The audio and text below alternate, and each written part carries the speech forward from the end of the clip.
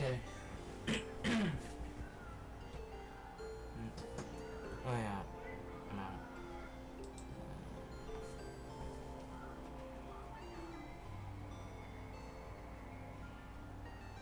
Okay, there we go. Hey everyone, I'm back.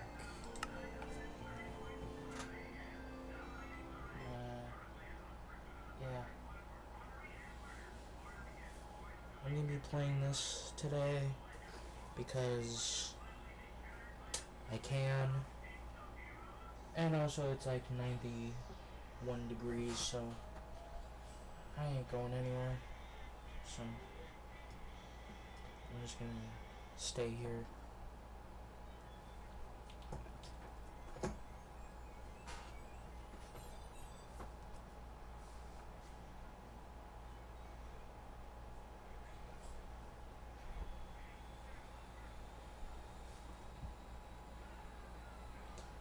Okay, I should have entered the world before I got live, but whatever.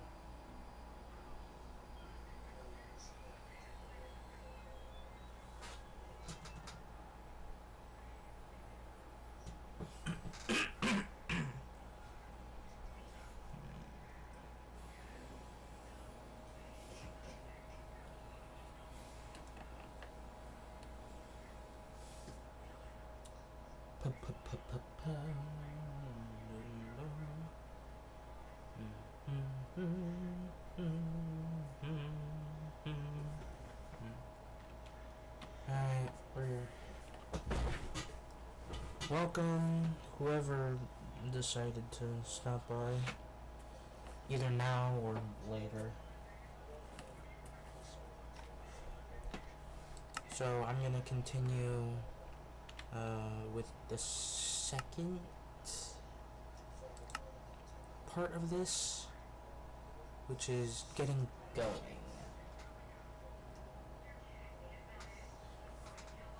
Okay. Just gonna turn this down for a second. Because I'm watching my stream on my iPad as usual, to make sure I don't, like, disappear when I'm doing something important, but, you know.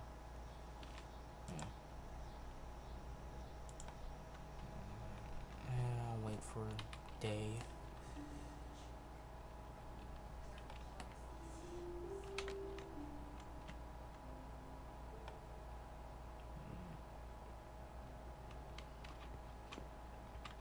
Yeah, but the second I see anything, I'm just gonna hit the hay.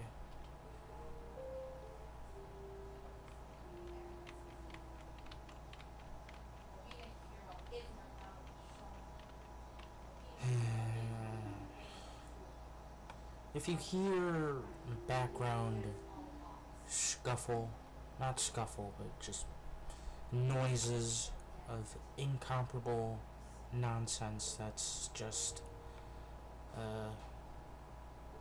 the living room. Alright.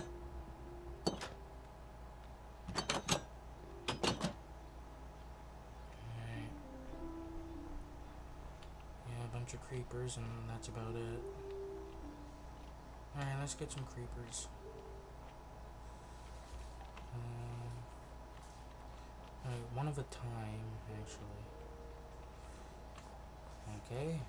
Whatever, I guess. Fuck that guy.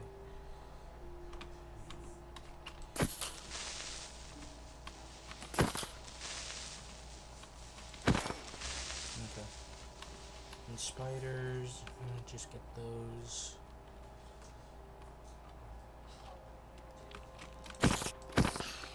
There you go. The other one's gone. Whatever. Alrighty. Always prepared to do that. And see what else is out here. I know I didn't let things just spawn, but might as well see what's around. Some ash. So we make some stuff.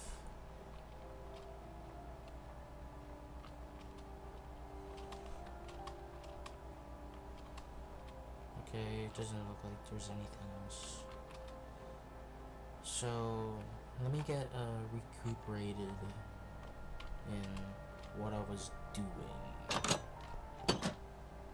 So, I think, yeah, I put bomb drops in here. Oh, string I put in a different chest because I have so much of it. Somewhere.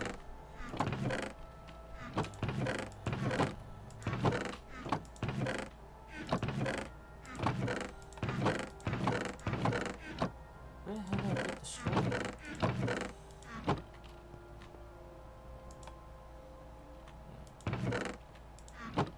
Oh yeah, I was doing that. String. How much is for a block? 9. Okay. So that.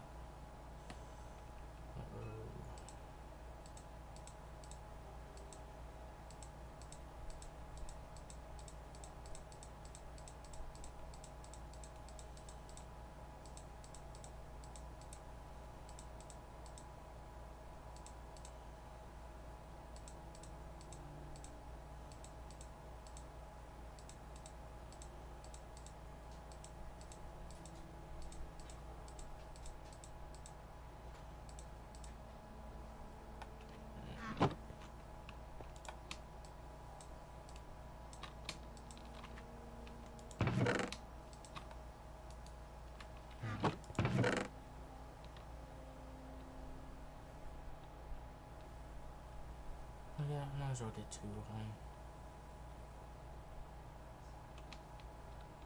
Let me just grab that, see what happens.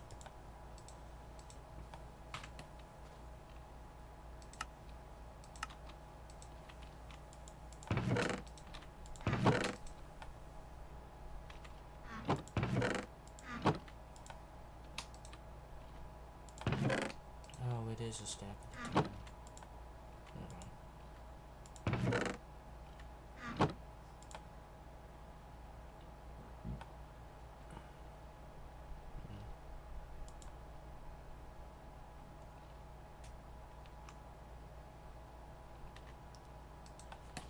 Is there an upgraded hopper? So I could get like stacks at a time or something? Maybe this, but I'm guessing that would be like 5 years down the line or something. Okay. I just want to make sure. Alright, now I want to...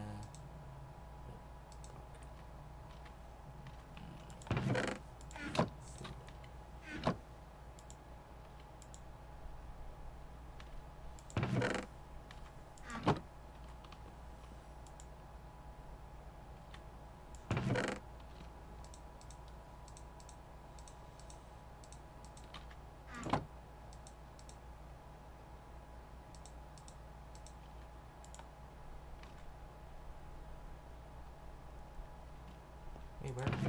Oh. Okay. Oh yeah, let's see.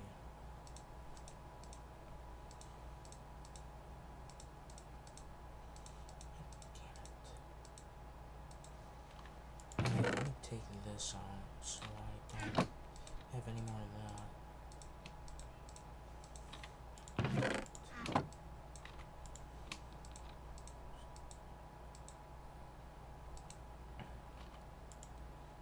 Just focus on these.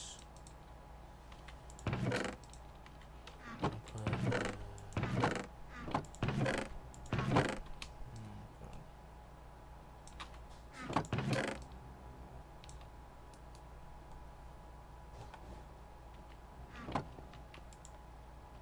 Alright, I'm gonna let that,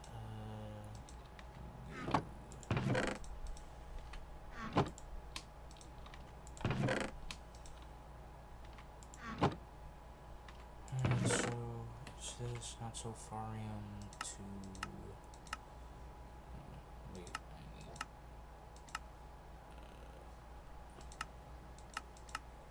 let's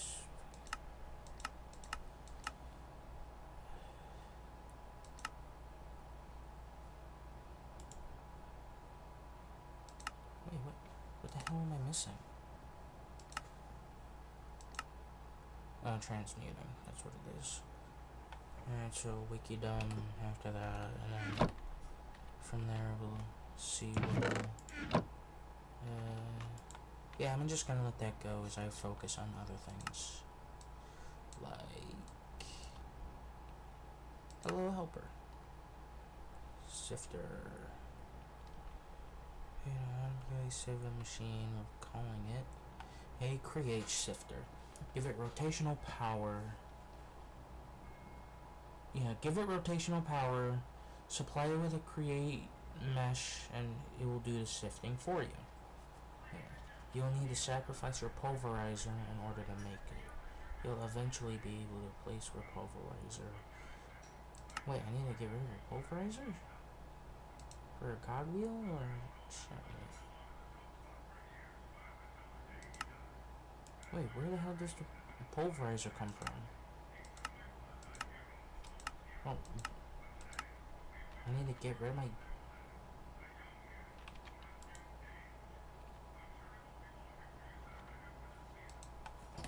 Is it made with something? Well, what the hell is it made out of? Pull.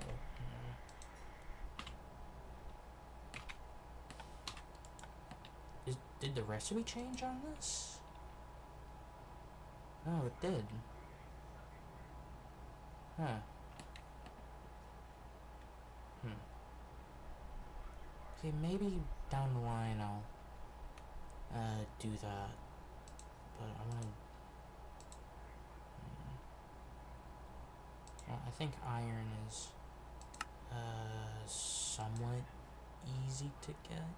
I just need to get dust. That comes from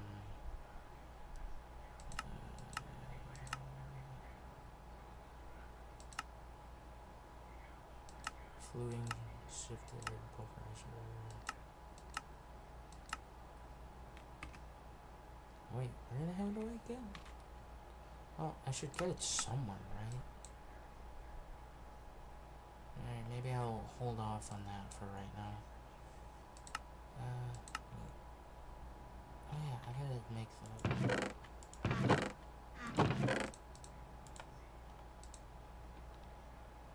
Wait, why am I putting it there? It goes with food. Where did I put the food? Oh, I put the food in here. Okay.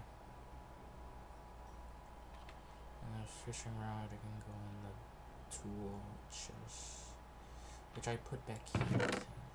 Yeah.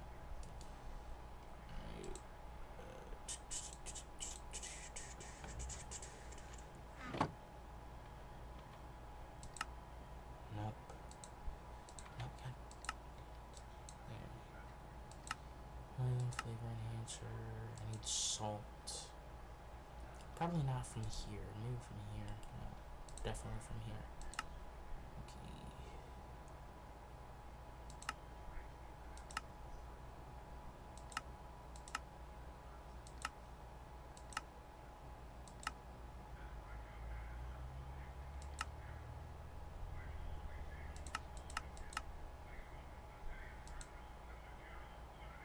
Okay, so...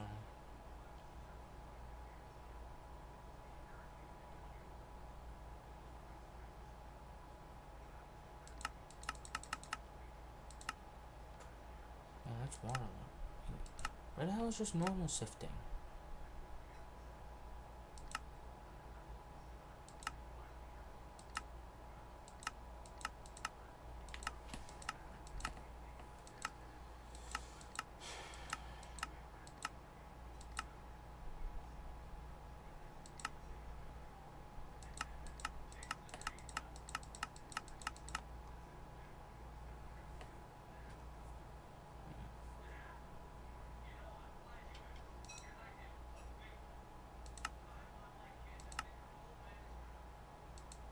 Wait, where in the world do I get andesite from?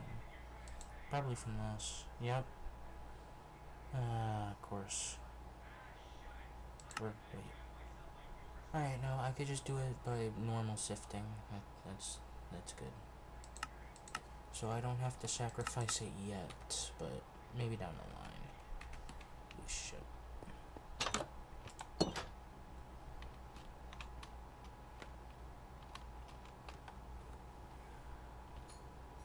Well, I'm gonna be doing that, I guess.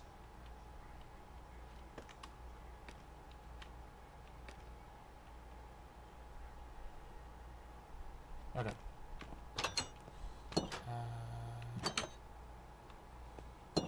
Hey. Alright, I might go to that guy first. Fuck this guy.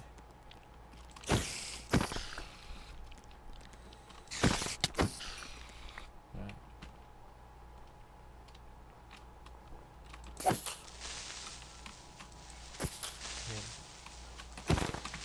Alright.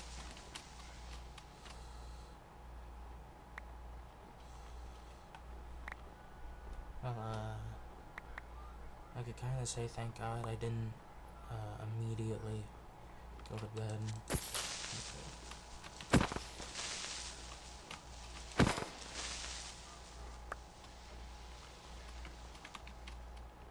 So I could just grab some of these closer to my house and maybe a little bit further, but I'm not gonna do that. Oh shit. Alright, I got too greedy there, I'll be honest. I got like, or maybe my brain just stopped working. I don't know the difference anymore. Can I turn this into a singularity by any chance? I know it wouldn't make them much sense, but I would like to do that.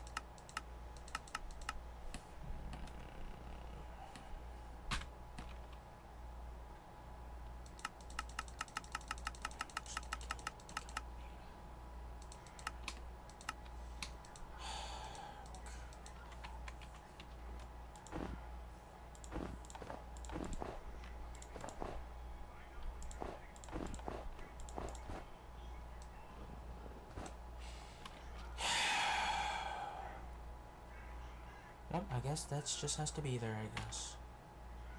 Is there a way to make this?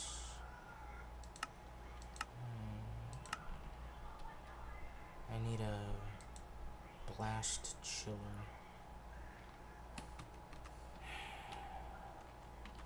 Well, I guess I'm waiting until then. Damn it.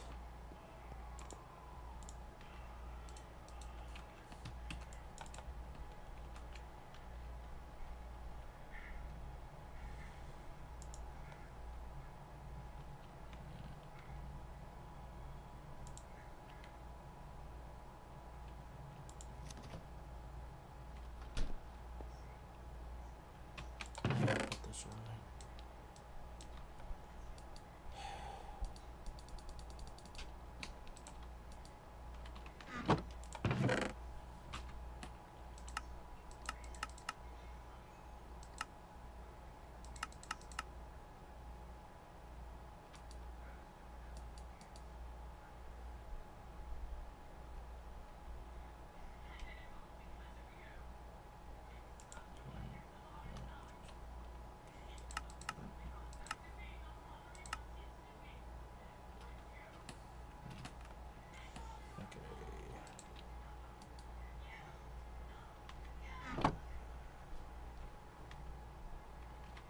Okay, what was I doing?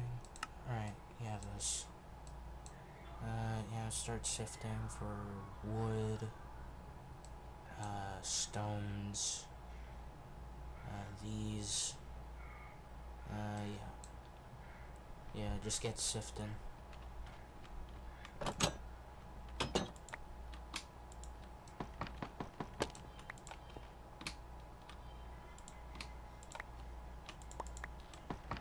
Yeah, I'm gonna put this in a better spot. I don't know what I was thinking by putting them in here.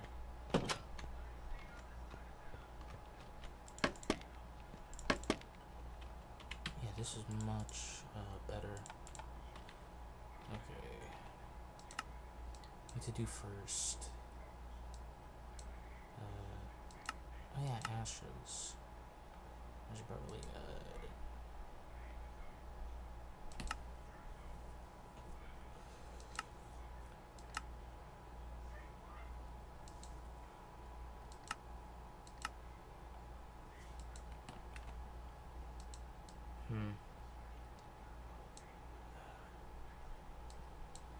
yeah, I got a hammer. Alright, place some of that sand you have and whack it down with a hammer to get your hand in some dust. Wait, how the hell did I make sand again?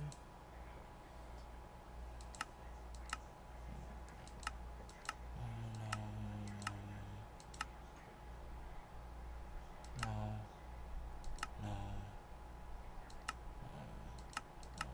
Where the hell was it?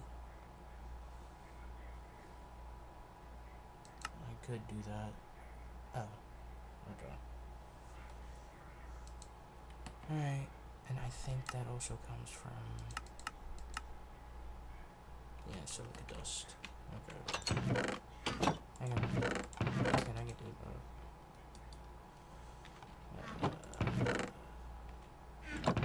Huh?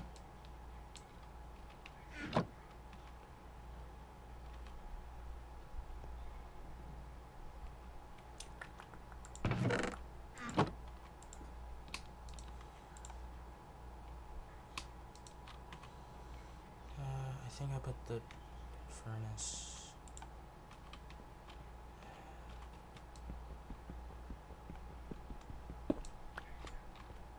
okay.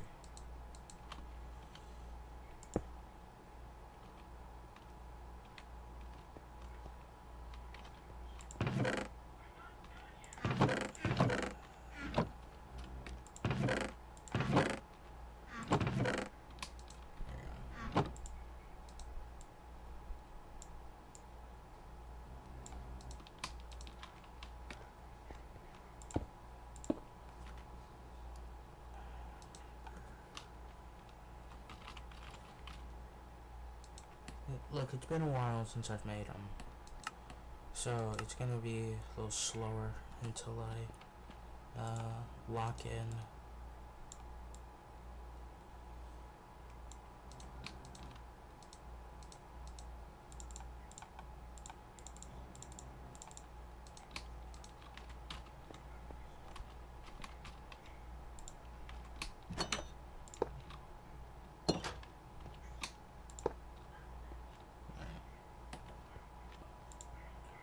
Put my own coal in. Okay. Do I have coal just sitting around? Yeah, maybe I'm gonna take that out. I might as well process all this, I guess.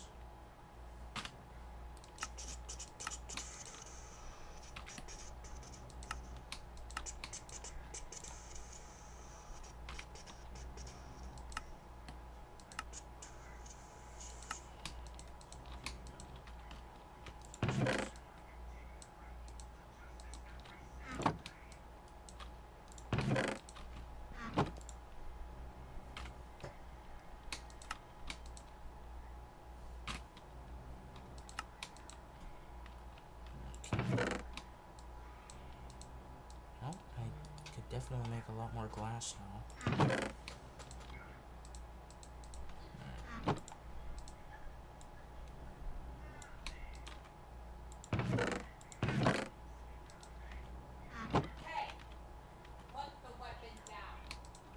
I'm just gonna put that in there for a second.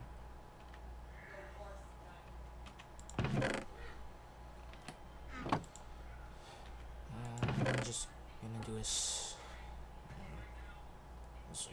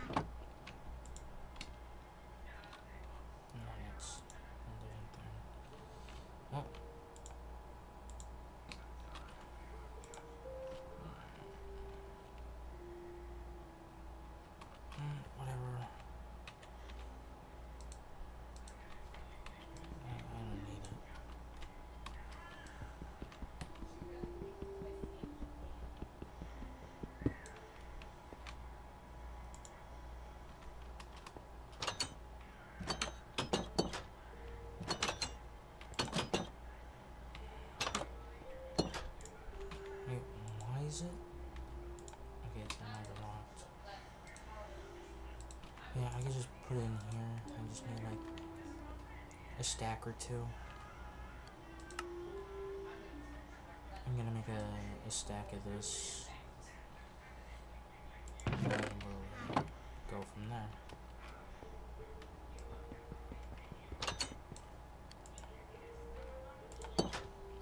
Yeah, it's always gonna be full.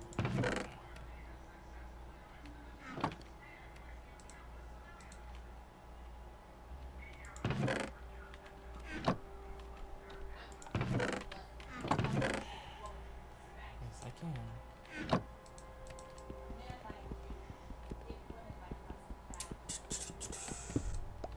Gotta move this over.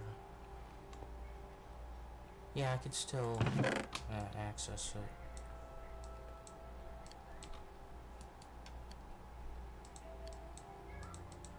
Just holding on to that for right now, I guess. Oh yeah, I made this for a reason, right?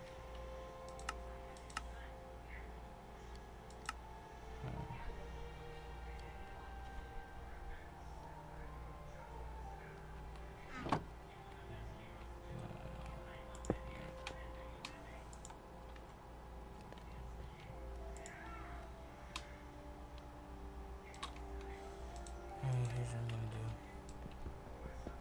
Make this quick.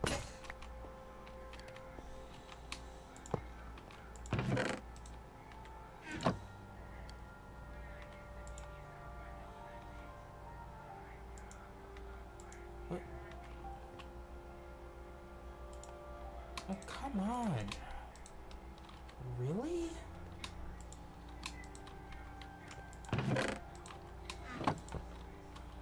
Okay, whatever, dude.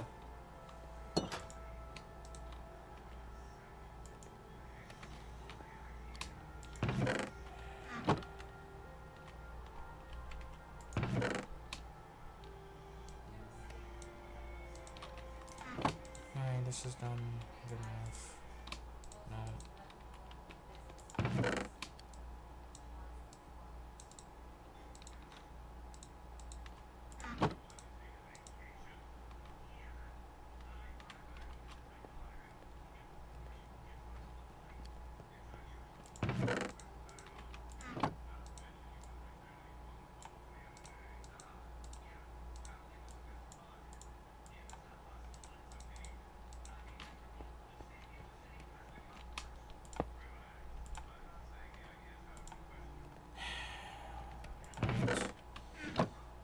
Well, I know at least two of them would be this much. So, yeah, I'm just gonna do a stack.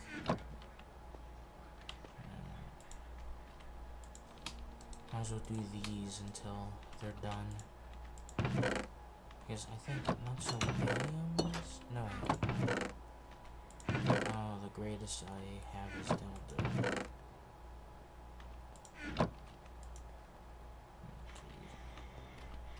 If only I could upgrade like these by mashing them together in some way.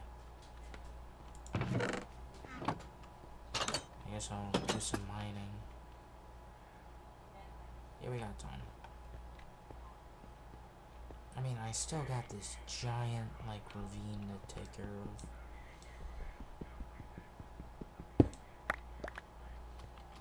Actually, I think I should probably do that last. I'm gonna do this first.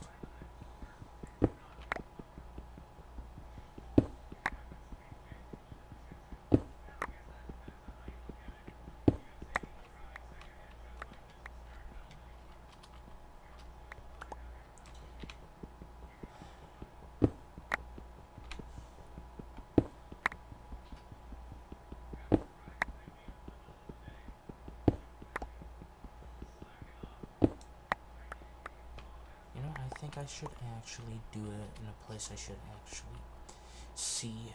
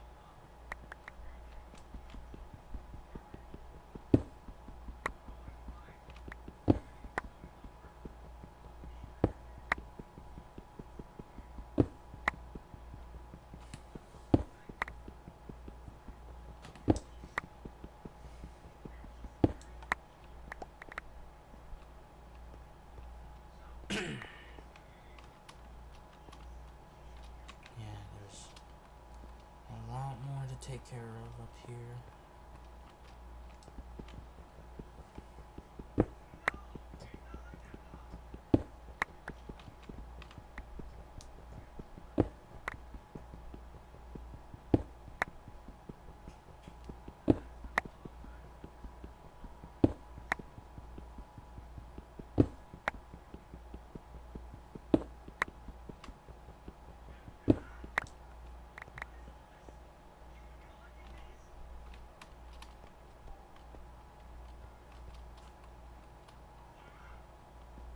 It's no longer in the sky.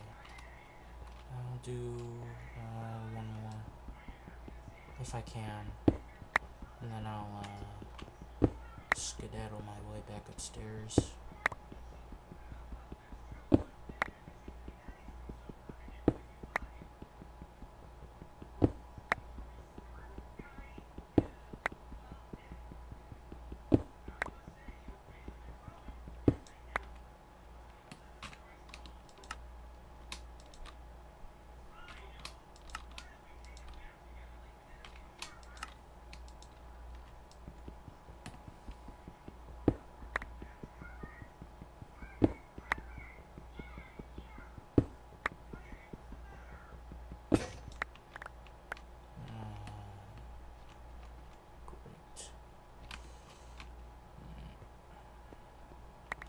I'll grab the rest and head up for the day, because it's a bit late to get much else done right now.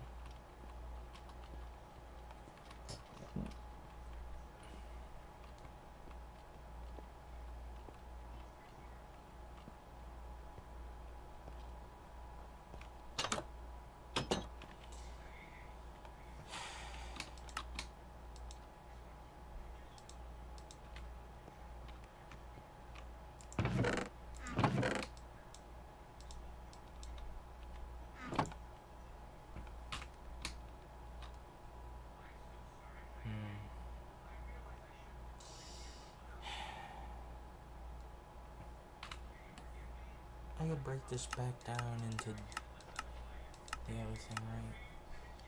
No, it doesn't look like it. Yeah, it looks like the only thing I could really use this for is just... Nope.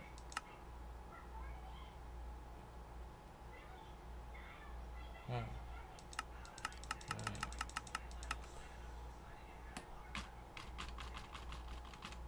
Yeah, I should have remembered from last time.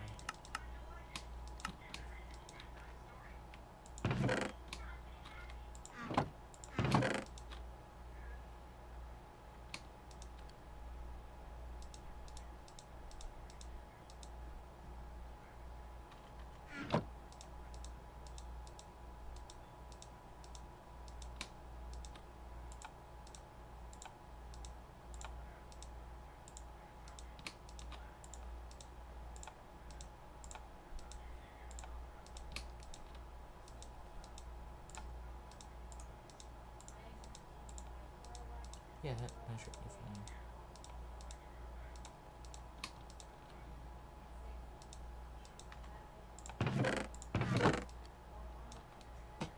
Alright.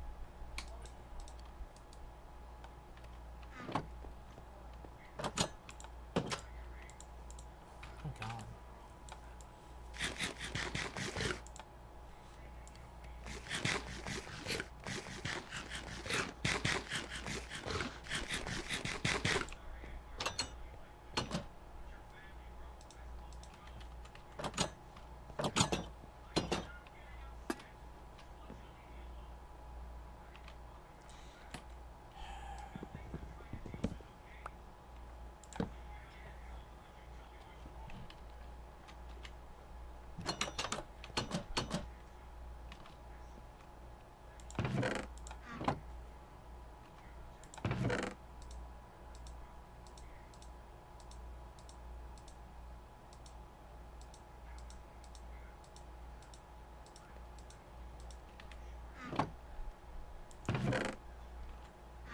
Alright, the second batch is being made.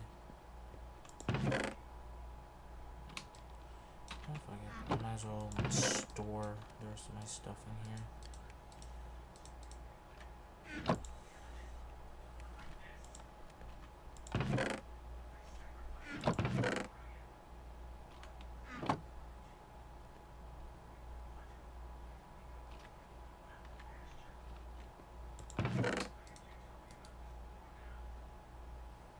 Oh yeah, I got like blocks of coal. Wait, how many blocks could this smelt? 80.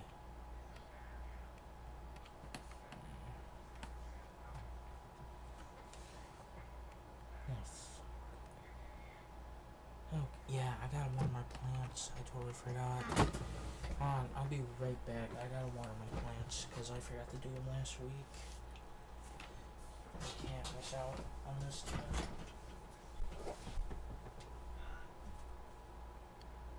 I'll be back very quick. I just need to make sure I do this.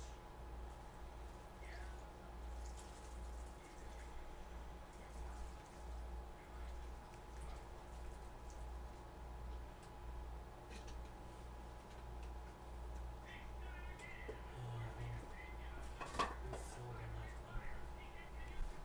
Or in a little bit. I'm gonna give you guys a more entertaining thing.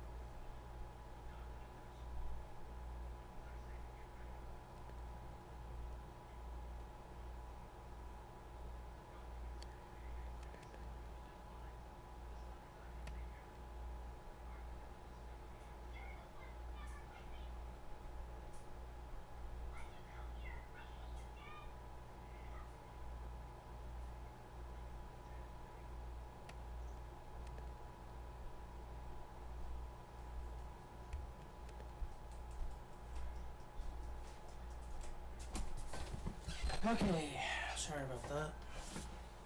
Alright, not too much time has elapsed. But like 5 minutes. Alright.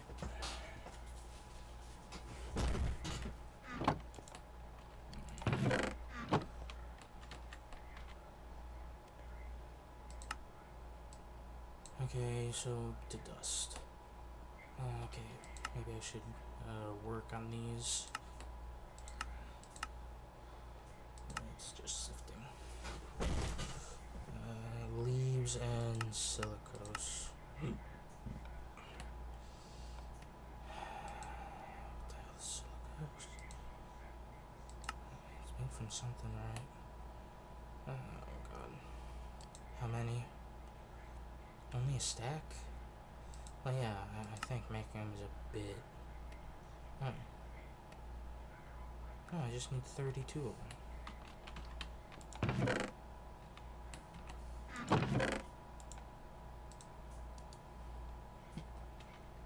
And about 32 blocks of water. Okay, we could take a break on these.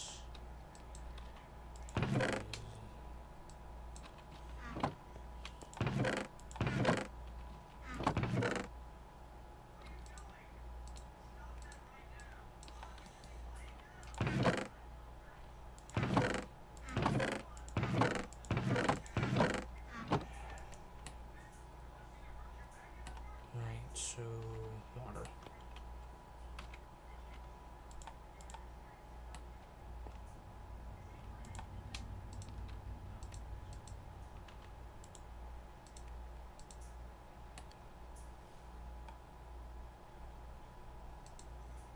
It better not eat my fucking bucket. My good, it doesn't.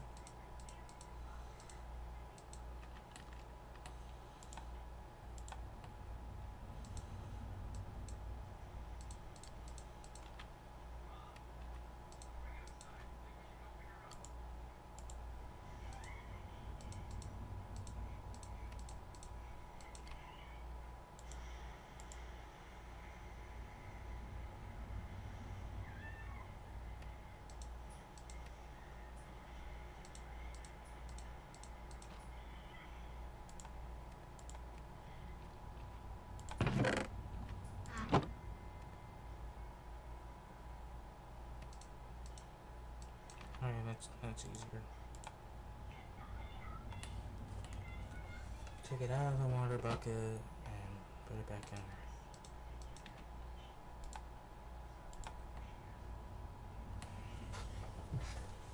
Alright, so this is gonna be a little bit of time, but you know what? I'm willing to do it now so I don't have to do it later. Alright, I'm gonna put some on. Because it's not.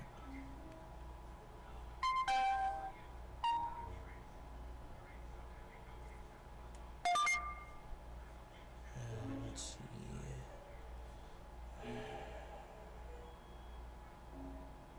There should not be any ads on the videos that are like 30 seconds, because that's just dumb.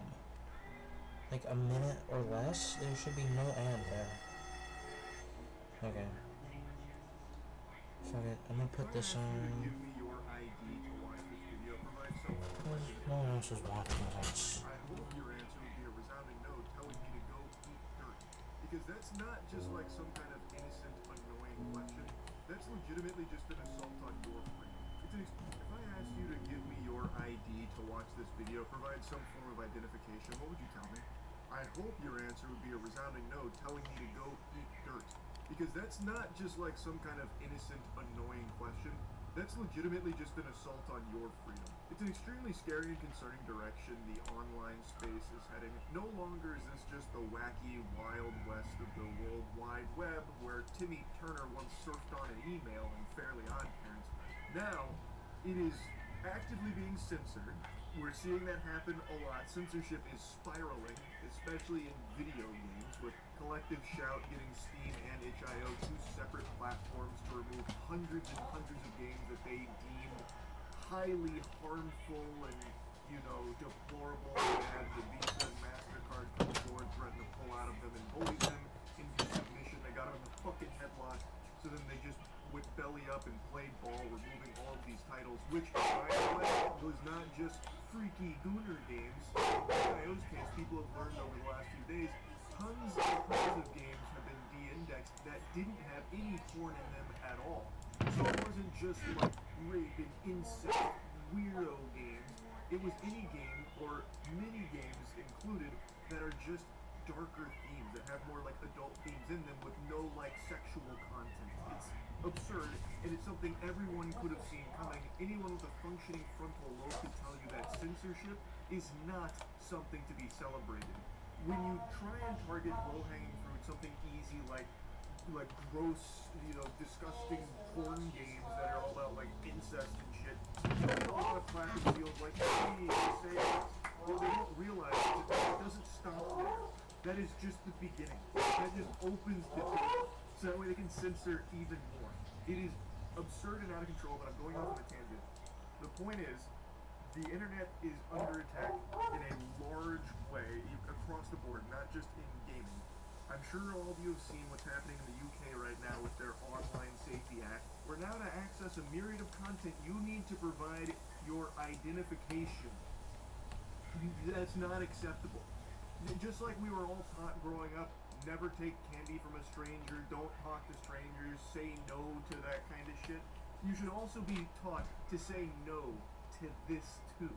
You should not be providing your ID willy-nilly online. That is not something that should just be loosey-goosey, no care in the world. Oh, here's all my personal identification. Here, yeah, take it.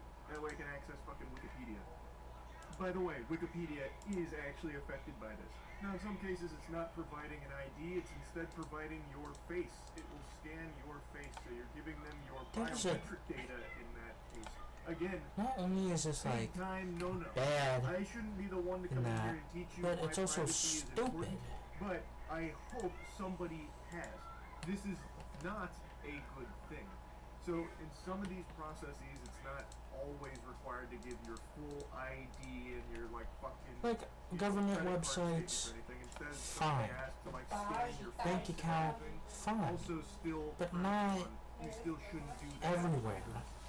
It makes no sense. Was created around like it was some righteous, legislation that was aimed at protecting kids from accessing harmful content online, specifically porn. Yeah, parental control is probably good enough. If you're activating neurons, or just probably be a pattern parent. since basically the beginning of time, the beginning of the internet here, where porn is always used as this ultimate boogeyman. It's the Galactus level threat that they always have to pass legislation to combat. People that don't want to do any thinking and would rather have all their thoughts put into their head by the government on what they should and should not support, it sounds like a nice notion. You don't want kids having access to harmful content like porn online.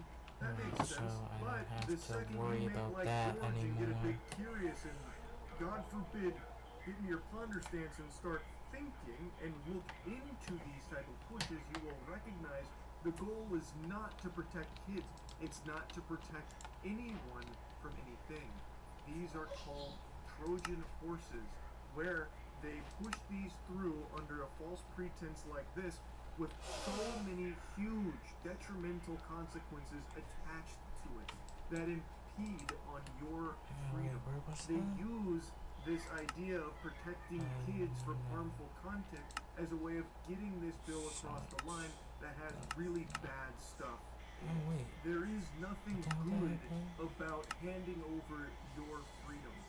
And it's even more sad how few people even recognize it happening in front of their face. And even beyond that, even more pathetic is the people that are happy about it, that don't mind giving away all of their personal information. This act was not about protecting children from accessing porn. It did not just require ID to be provided for porn sites. It was required for any... Aspen Dental is on a mission to help people smile. Fuck off. Just fuck off. Thing that they deemed maybe potentially opening up children to harmful content. That includes Discord features. It includes some forums. It includes Twitter. It includes Reddit. Anything that could even be moderately argued opens them up to like adult content or harmful subjects is hit by this, requiring them to have age verification in place where you will need to provide an ID to prove you are 18 years or older in order to grant access to that. You know the whole meme of like, oi, you got a license to be breathing that air? Where it's all about like how old. So I'm guessing it would be like for some Well, now I it has don't know. become beyond parody. Oh, I where guess I you have actually that need now. a fucking license to send Discord shit. You need a license for Wikipedia articles, basically. Wikipedia is being hit by this, by the way. And they're trying to plead their case here about how detrimental this is. Trying to bring some It's kind of bad. sanity and reason back to the UK here in some capacity. I know this word gets tossed around a lot by a bunch of Redditors when tipping their fedora at anything they don't like, but this actually is dystopian. This is preposterous. This was never designed to protect kids from accessing harmful things like porn. It was designed for control and surveillance of their citizens. And it's being proposed in the US as well. If you thought this was an exclusive thought process just for the UK, No, it's very not wrong. gonna. America would love to get their fingers in our buttholes as well, and we now have the Kids Online Safety Act that has been reintroduced in late May that aims to do something very similar. It's a very common tactic where these proposed legislation like we have to protect the children. You know, another classic meme, think of the children. Well, it's a meme for a reason because it is the go-to strategy for a lot of politicians because it's very easy to drum up support under this false pretense. It is not about protecting kids. This isn't actually trying to stop kids from accessing porn.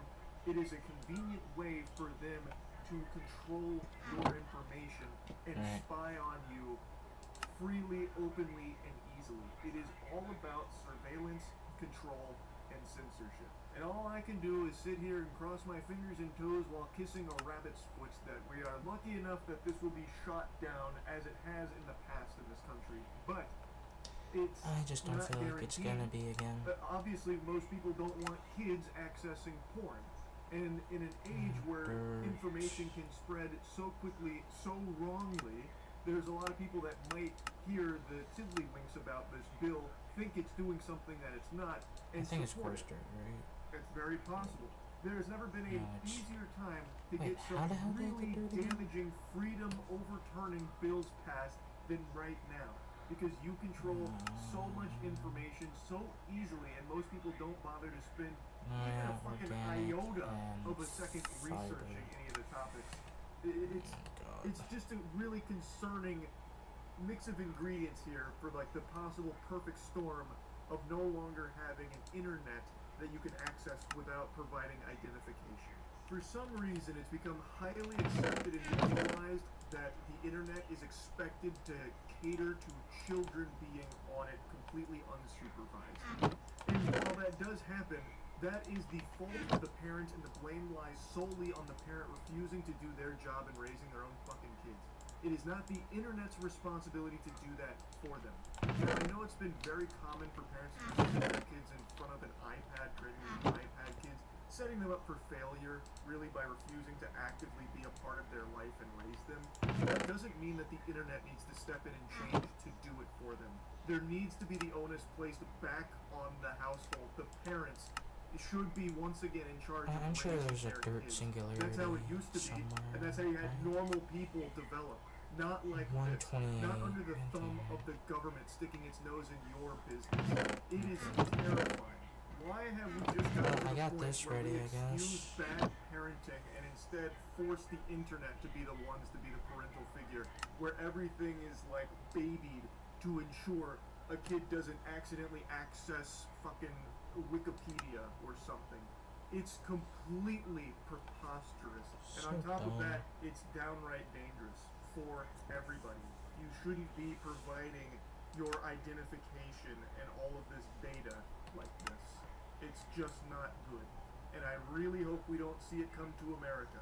I wanted to put all of this on your plate here, put it on your radar, because this is not something good. Don't let the propaganda fool you. It is not aiming to actually protect anybody or anything. It is solely for control and surveillance, trying to get more data from you to monitor your activities and ensure you are the drone they want you to be. This is not a good thing.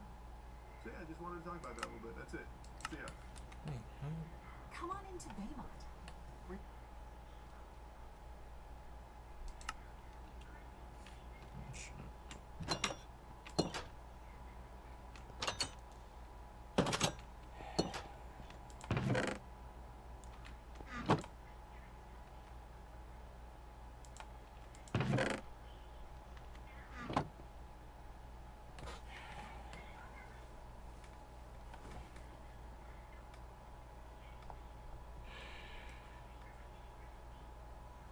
just gonna Most be the people view worst Facebook as placeholder. uncool or only used by old people. And yeah, there's a lot of geriatrics on there that are just Oh, there's ranting more about the than government putting microchips in one the Raisin person Bran watching me cereal, or other how than 5G myself. radio towers have opened a Hello, portal to hell that has allowed whoever's, reptilian vampires to watching. invade us in secrecy. But I'm just it's playing not Minecraft just and for these kind of listening unhinged to rants and old people. It's an Charlie undeserved reputation. Nothing could in be the further from the background. truth.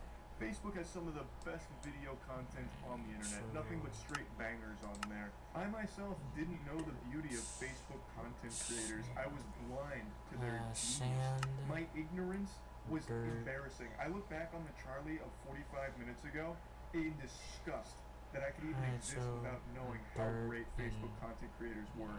I discovered them through Popo Medic's channel. He recently made a video going over bad Facebook videos. Popo Medic is actually the same channel where I Okay. learned about Detroit I could Urban just do it Threat through the Management string mesh Survival or Fitness flip Training mesh. Arena Turbo Arcade Edition Team America Gladiators. And that's when my third eye really opened to the beauty of Dale and his self-defense training.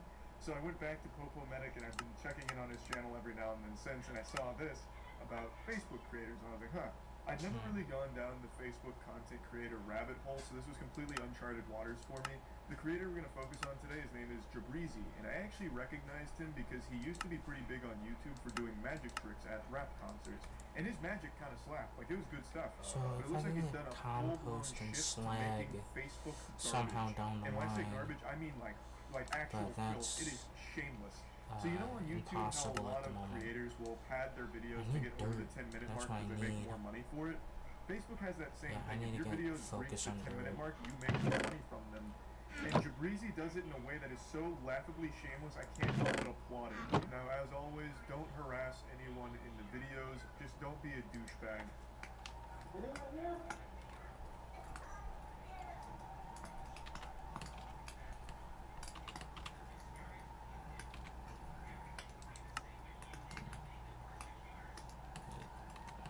So then he just stays in that room for the next 9 minutes. That's right, 9 minutes you just sit here looking at the same hallway with nothing changing, just to make the video long enough to go over the 10-minute mark. The laziness is impressive, and this isn't like a small Facebook creator. Jabrizi has over 10.4 million followers, with videos getting over 100 million views sometimes. So this is the big time, and he's able to fucking squeeze them for all they're worth. Okay.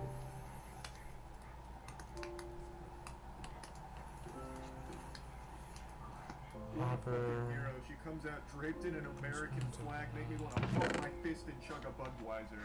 He is only on screen for about 8 seconds of this 10-minute and 18-second video. The other 10-minute and 10 seconds of this video is spent on just a hallway with nothing happening and a stock alarm sound effect. The laziness is absolutely admirable. Like, it is so fucking impressive what you can get away with on Facebook. It blew my mind when I saw this one here. And people in the comments eat it up. There are people like, yeah, thank you for supporting firefighters. This is amazing. I was glued to every second of this one. I was on the edge of my seat. But then there's also equal parts people being like, why is it so long? Nothing happens. You're wasting my time. But it still has tons of views. Like, he gets so much money off of doing these things. It's completely effortless, and he's striking gold. He really is. I can't even be mad at it. He literally takes a concept that is about 30 seconds worth of content, if you can even call it that. And here, it wasn't even 30 seconds, it was literally about 8. He takes that and then just fills the other 10, 15 minutes with nothing. Literally nothing. He just literally has a still image, basically. An unchanging shot of nothing. It's like that, what's that guy's name? John Cage, the guy who went on stage and did 4 minutes and 33 seconds of nothing while he sat at a piano. Okay, He's so I supposed to give a concert, but need instead he just sat down on his ass wiki and dumb hung out for 4 minutes. glider. And people applaud it as like a really incredible piece of art. That's basically what this guy does with every video. He makes a ton of money from it. You're just seeing it. Well, I guess it's only this way for right now. 2, 1. Okay, close your eyes a little to the right. Now, you'd expect her to see that her 2 children are right there, but she doesn't. And then you expect her to open the present and see them shortly after, but she doesn't. They dragged this one on for 16 and a half minutes. Yeah, no fucking lie. It is constant edging and glue balls if you can even call it that, because it's not like you're excited. You obviously know all of this is fake as long as you're not like actually senile or actually 2 years old.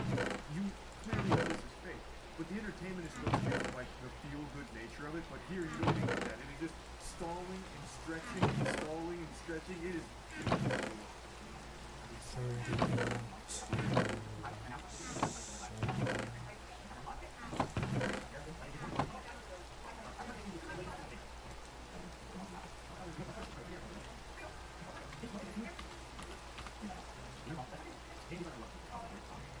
Oh, fuck. 2. Are you ready, Mark? 1. Go. Just go. Just look. Just look. 16 minutes, 42 seconds. Christmas is over at that point. If you spend that long on a single present, all the food's cold and your family's already left. Uncle's already drank himself into a coma. Like, there is no reason these videos should be this long. Even if you're just trying to shamelessly stretch to 10 minutes, Jabrizi goes the extra mile and stretches almost to 20. I also love how in almost all these videos you can see how bored the people waiting are. Like, I'm surprised those two didn't just collapse and faint from blood loss from watching their knees standing up like that for so long. Like, I'm surprised deep vein thrombosis didn't start setting in. Their legs just atrophying from standing still for that long for nothing. And you can really just see the boredom and pain on their faces. It is actually shocking what you can get away with on Facebook. It blows my mind that people will sit there and eat this shit up. Okay, I think that's everything.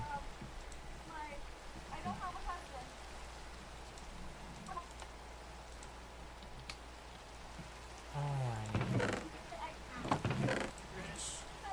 121 million views on that one. It took her about like 40 seconds to put on the tummy and then the dress and put her head back on the police car, and then she sat in that position leaning on the police car for 16 minutes almost before it finally ends with her being like, water broke. You know, it gets to the punchline. protein fiber. 16 minutes. What the hell was it? 121 million my God. views.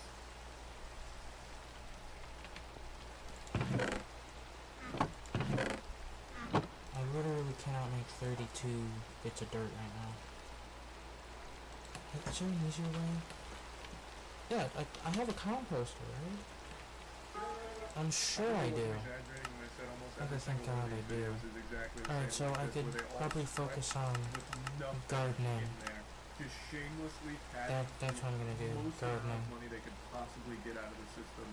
It's fucking wild. Anyway, I just wanted to share this to blow my mind to see this on Facebook. I imagine he's not the only one doing it. I imagine this is probably pretty common practice, but this is the only one that I saw, and probably the biggest, over 10.4 million followers that all watched this. So, yeah, I just thought it was interesting. That's about it. See ya. I know Thanksgiving's right around the corner, but I'm too excited. By golly, I tell ya, I can't wait, so I'm serving up the turkey early. So I hope you brought your appetite, because here comes the choo-choo train open wide. I'm feeding you something very wacky today. This week, two Arizona school teachers lost their jobs after some of their OnlyFans content they were producing leaked. And it wasn't so much the existence of the OnlyFans itself, it was more so the fact that some of that content was filmed in the classroom that the woman teaches at. Her name is Samantha, and she was an 8th grade science teacher by day, but by night she was a penis professor. And she filmed videos with her husband where he would just fuck her in the classroom that she teaches at, just reducing a holy dojo of education to a simple cum dumpster. Now, in response to all of this blowing up, she's come forward with a it is that, but right? this time she's not No, using it's still her at the ass dust. spread Am I open, she's stupid? spreading her side of the situation. So, I'm just video stupid. that explains why she did all of this, as well as going over how everything unfolded. And I'd like to share that with you all, as well as going a bit deeper about the situation, because it's maybe even a bit more than wacky. This is starting to teeter on the edge of being pure silliness, even, I dare say. I created content at the beginning of the summer in order to earn extra money on the side to help pay for our basic necessities.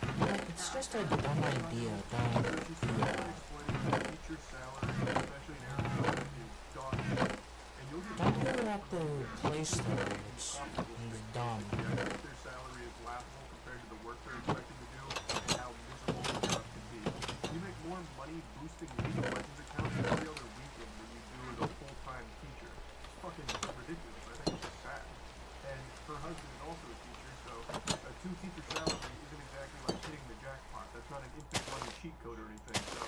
said that her and her husband started to struggle with being able to meet the basic requirements for their family and their children, I could which is just why use she looked leaves for though, alternative right? income methods and chose OnlyFans.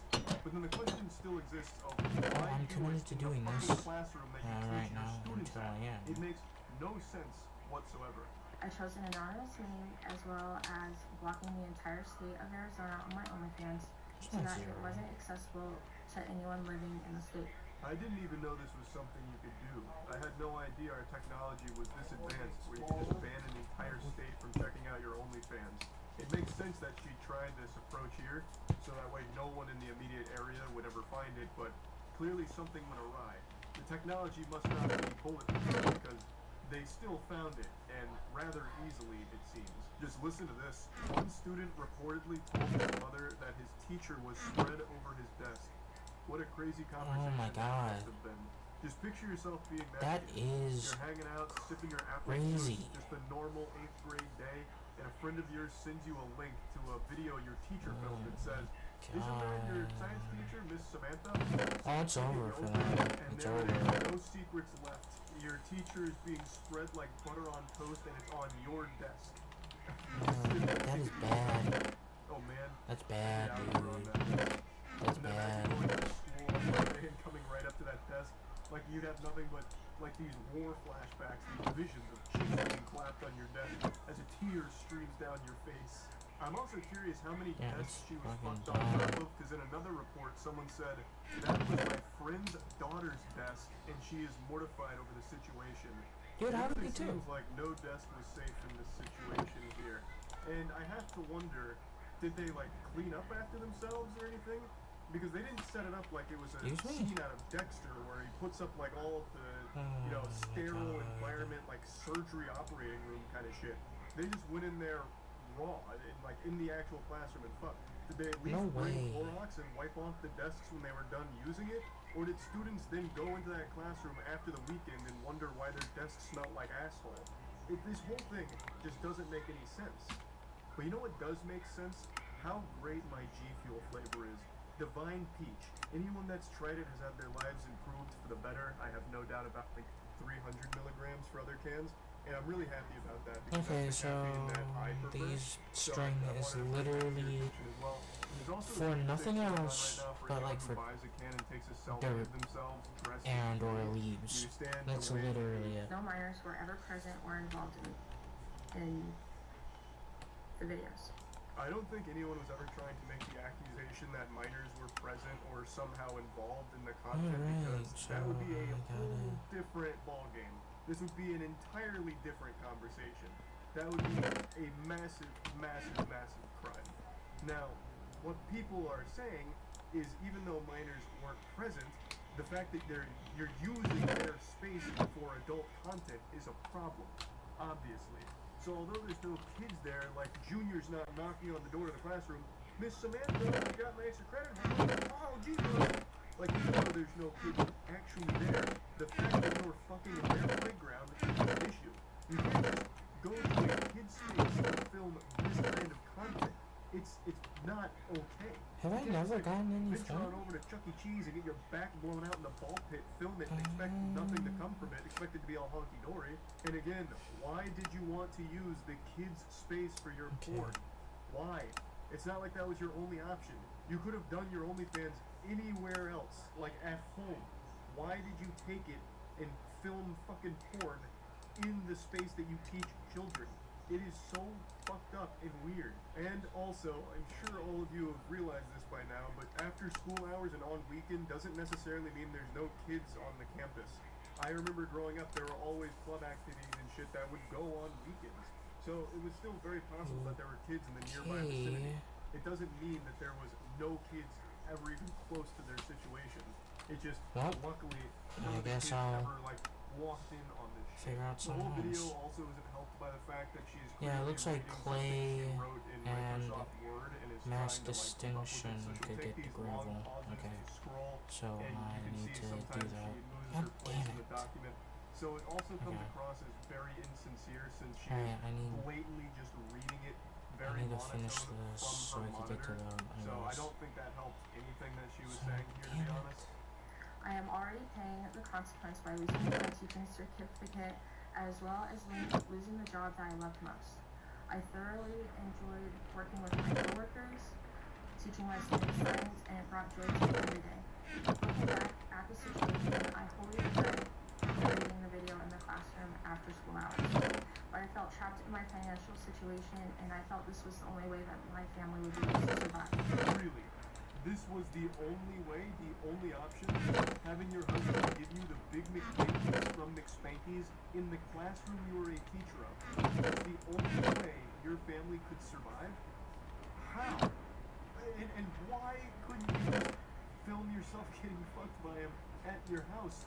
In the safety and comfort of your own house, in private, away from everyone else, and certainly away from the area that kids go to learn. Jesus Christ, the whole idea was to sell a fantasy to perverts about a school teacher being fucked on the job or whatever. Why not just set that up at your house? Just get a little desk, a TI-85 calculator, and a ruler, and then still have your I need to husband get to give you the dust. business there, away from the actual schools. Yeah, I totally forgot about Like, that. it just seems like a no-brainer. Yeah, overall, pretty wild and wacky situation. Again, I do understand teachers do not get a fair salary. Their pay is pathetic for what they do and how important teachers are. They're like probably one of the most important jobs, and yet they make no money from it, basically. So I do understand the financial struggle, but that doesn't excuse what Samantha and her husband did here.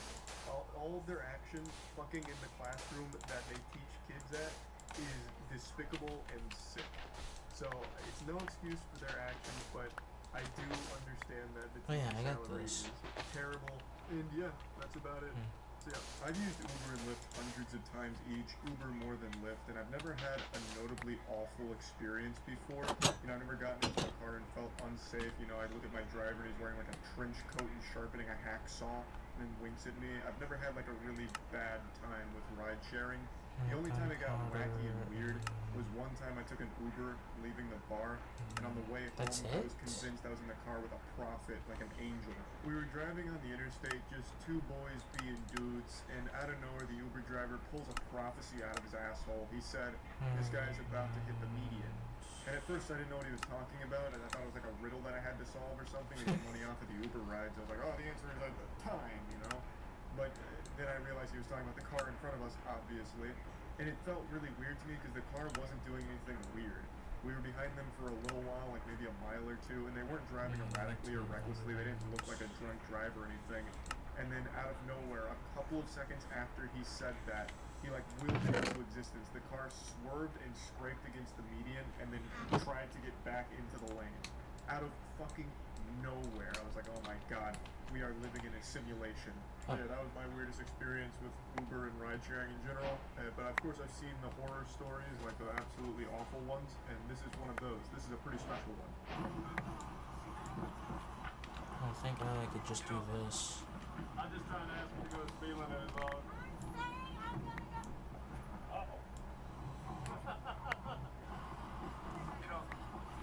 I'm just trying to ask him to go speed limit is all.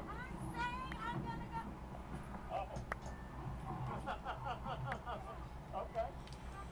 Okay. Don't really know what's going on in her car here. She's created a little crime scene there. Like stepping into this vehicle looks like you'd be stepping into pretty your sure I got neighbor's shitty everything. haunted house on Halloween. Alright, I got It's really everything. goofy looking. I don't get it. I guess it's supposed to be early Halloween decorations. She got like a blow up sex doll in the passenger seat. Or maybe it's there to like prevent her passengers from getting up front. Like, hey, you can't sit there. Clearly, this inflatable Mr. Krabs doll's taking that seat. So just get in the back, alright? You know, I don't even know what the fuck it is. I mean, maybe it's an inflatable clown or something, I couldn't tell you. But it's pretty weird stuff. Now what happened is the passenger asked if they could roll down the window and drive the speed limit, which I think is a pretty reasonable request because this lady's out here driving like it's Grand Theft Auto 5. I was half expecting her to try and ramp this vehicle off of a parked tow truck. She's treating it like it's Fast and Furious universe and she's trying to catch Dominic Toretto. So it's not like the passenger's being an asshole or anything, just asking, hey, can you drive the speed limit so you don't kill both of us here? And that just sets her off. She loses her goddamn mind there. Slow down! Fucking yanks on the e-brake and does a 360. Suck on this, pussy fart! You can hear like this tire start screeching, She completely takes her eyes off the road, turns around and starts swiping at the camera like she's a kaiju, a gun to attack over a building. And meanwhile, the passenger's laughing the entire time. The absolute fucking kick on this man, fucking balls of pure adamantium to laugh through an experience like this is inspiring. They could have very easily died here. The driver went feral and totally forgot they were operating a vehicle. This could have ended up like the Billy Madison scene where O'Doyle fucking shoots their car off a cliff like a missile. And meanwhile, the whole time the guy is just giggling about it. Alright. Well, you got... Hey, you guys have to open that trunk. I'm not going anywhere until you open that trunk. Unironically, she starts squealing. Literally squealing. This is what a small dog sounds like when it's trying to intimidate a larger dog, but it's also very afraid as well. It actually sounds like somebody stepped on a foot. It is shocking that a human being can make this noise with their vocal cords. This is what it sounds like to smoke 15 packs a day. Alright. Well, you got... Hey, you're gonna have to open that trunk. Sorry to hit you with the surprise instant replay on the Jumbotron. It's just, I'm so impressed with her ability to hit this screeching note. This is the brown note. Like, hearing that makes a human being involuntarily shit themselves. This is such an abhorrent sound. It's like someone's recorder broke, but they still desperately tried to play Hot Cross Buns on it. God. So it's iron. You're gonna have to get my bag out of your car. I just want my bag, man. That's all I wanted. Thank you. Thank you. Thank you. Yeah, I'm no Phoenix Wright Ace Attorney, but I'm pretty sure this is a highly illegal act here. You can't just pull over on a busy interstate and kick out the passenger, Oh my God. because they could easily just get hit by a car and die, and you're fully responsible for it. What a remarkably reckless decision from this asshole here. But credit where credit is due. She did slam him with a real humdinger, saying, "Fuck you and fuck your mom too." So she tossed in a "your mom" there, so she really got him. I was really hoping she'd double down and go for a D's nuts as well. Just be like, yeah, you can get D's off at nuts. the D's exit and find another lift. D's nutties, and she fucking peels out and drifts in there. But she handled herself like a professional, only sticking with Fiber your mother's optic statement as tree.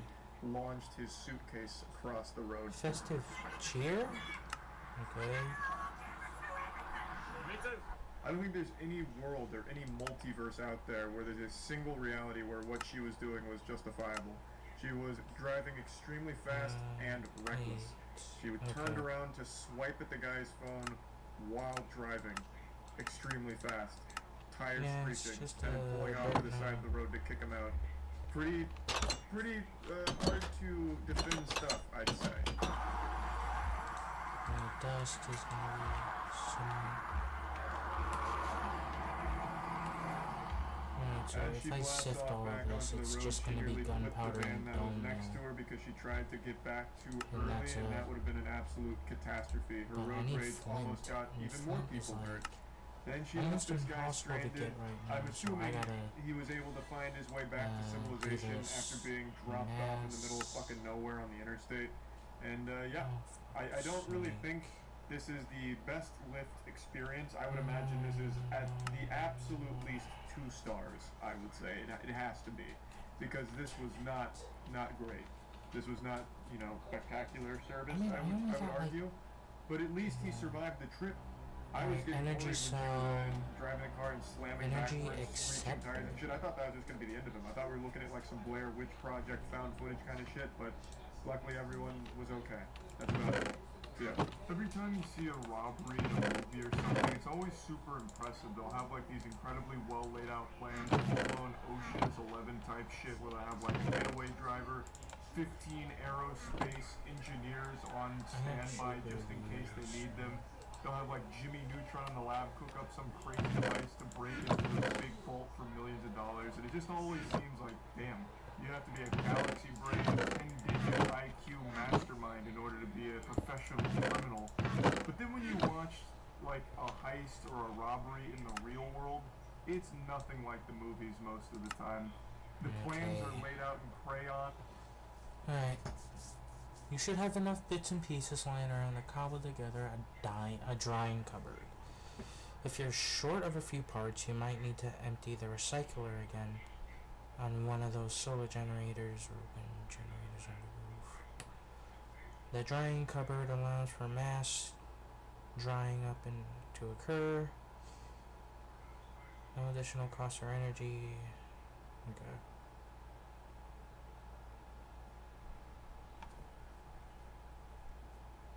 Okay, so it doesn't require any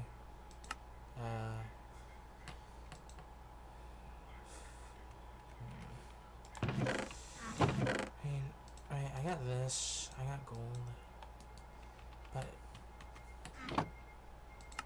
I better have enough, because I don't want to do anything else. Infused alloy, I got enough of that. Gold, 6 gold, 2 more. Okay, I think I got it. I think I got all that I need. And then I need dark oak in particular. Well, I was planning to do dark oak, but I guess I'll do it now, I guess. I'll probably do 2 of them.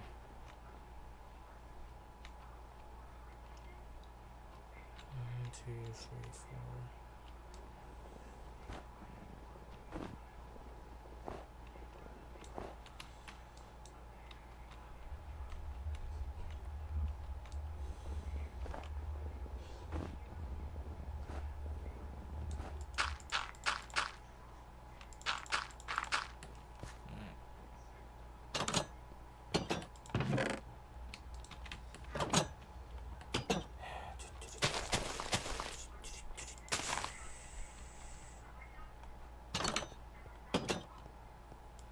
Alright, the remaining 8 is gonna stay with me.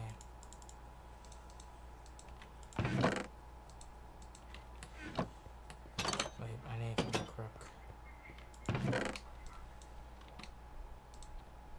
Because I need a lot of saplings of this nature. Well, not a lot, but definitely more than what I think. Well.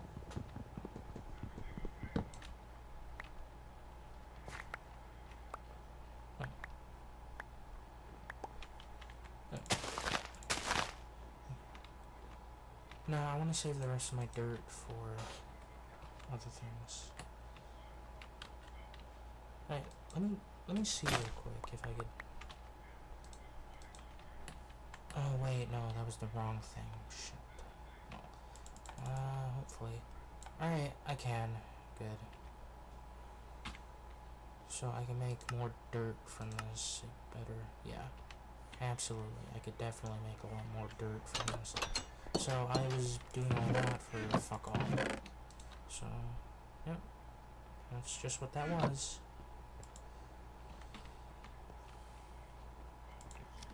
I got food, so I'm fine. Alright. Damn it. Let me just do that. Alright, here we go. I need 2 of them, so 6 and 4.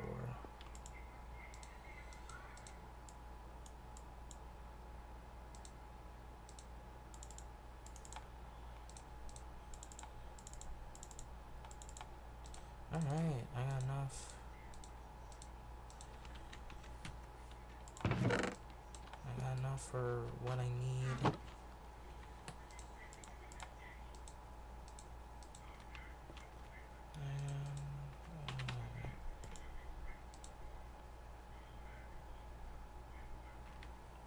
I have everything, right?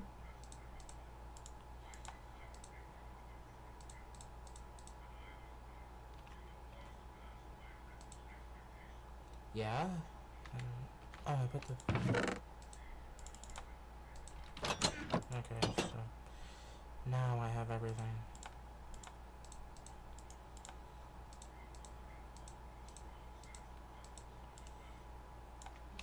There we go. There we go. Dry cupboard. I could put that.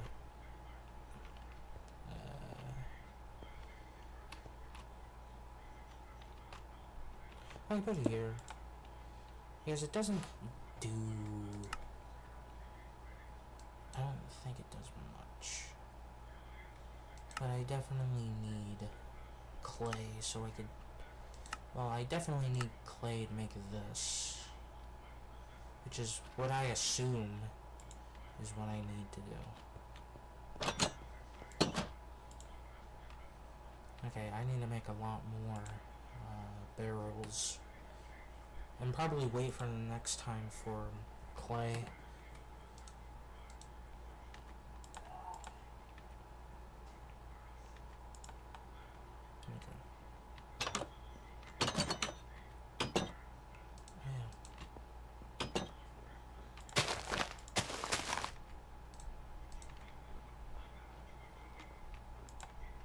God, I could have done these so much easier. I just needed to sacrifice, like, these.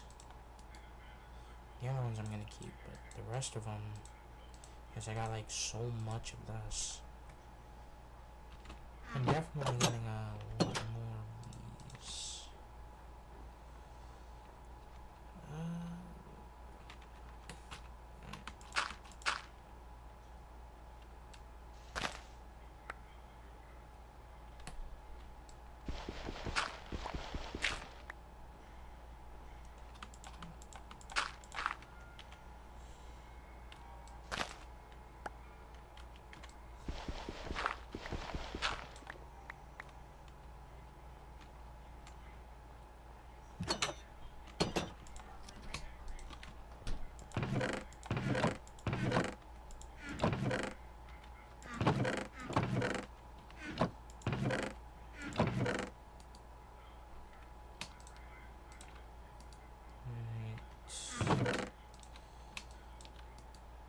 I guess this is just the wood chest for right now. And here's the sapling chest. They have some amount of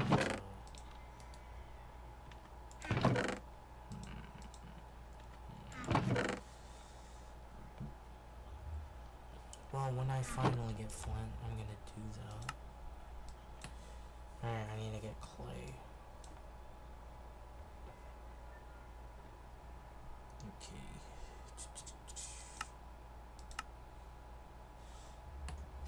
Alright, so I could do that, I could do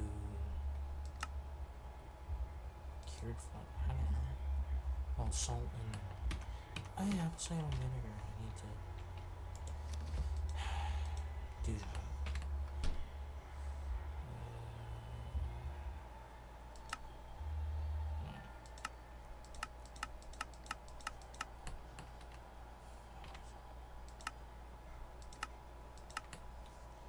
Yeah, glass bottles and apples.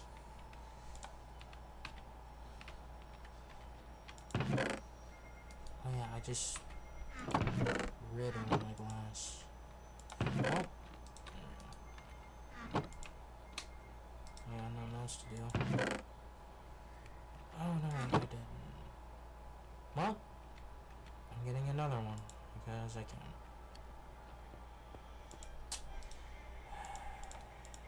Man, I gotta open up my eyes.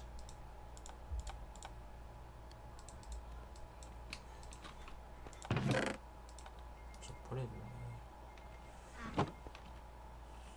I'm doing 6.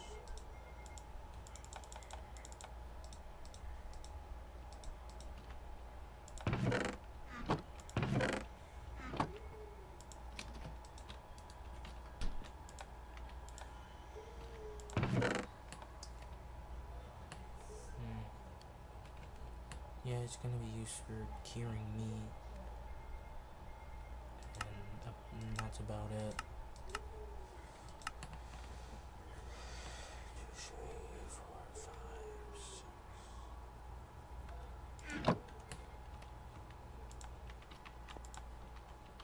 I just need an apple now. As I know if I'm just gonna drink one, it's not gonna disappear on me. Alright, I got that.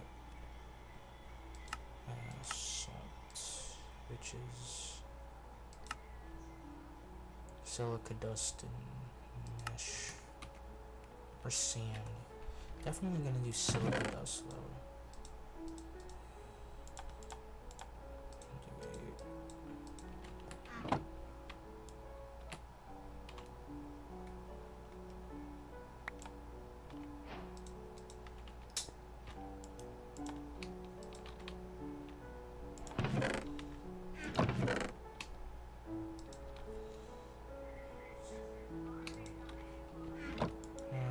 Put back the silica dust and collect all this.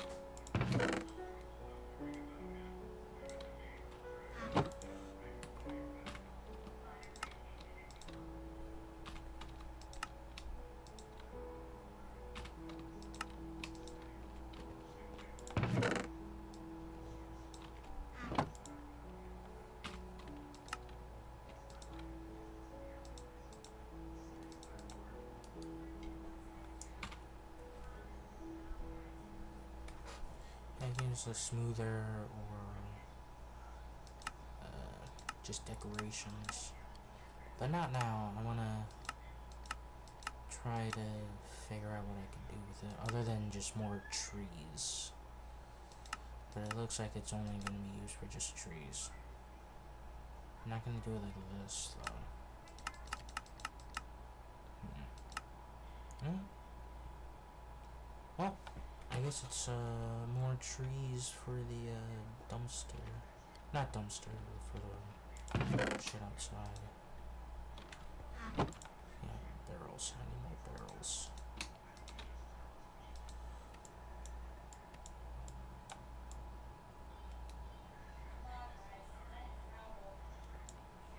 Yes, let's see. We'll see how many this is.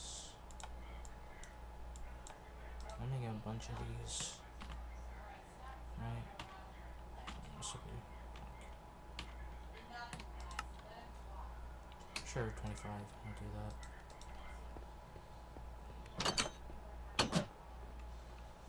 I want a good chunk of these to be water.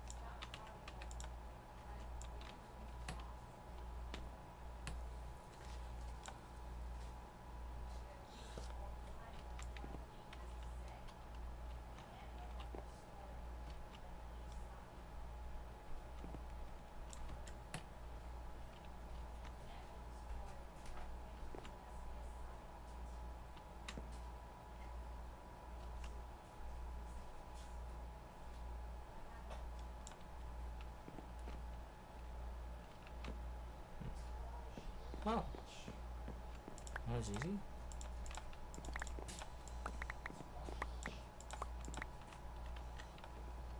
Okay.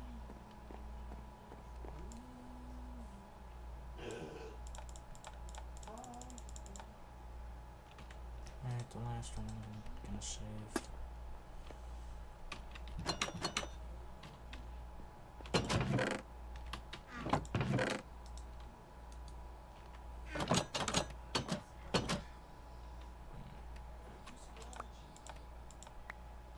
Alright, so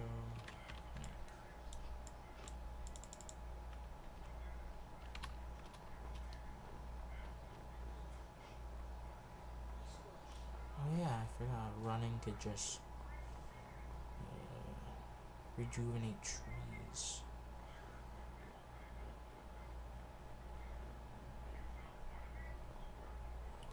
I'm definitely gonna try to drink one.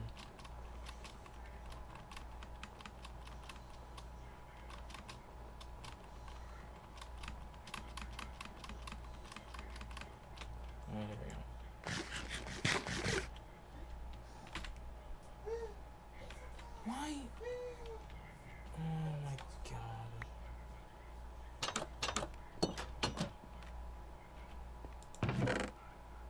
I surely thought. Surely it wouldn't be the fucking bottle, right? And yet here I am, proven wrong. Once again.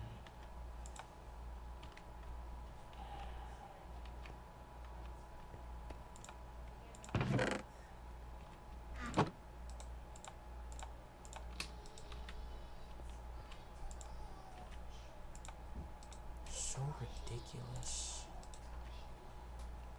Like, why does like bottles being used equal getting fucked over on the bottle? Shouldn't be anything. Alright, dude. I'm just gonna make a stack of it. I'm gonna make as many of these as I can. And start lighting this place a tiny bit more than how I've been doing it.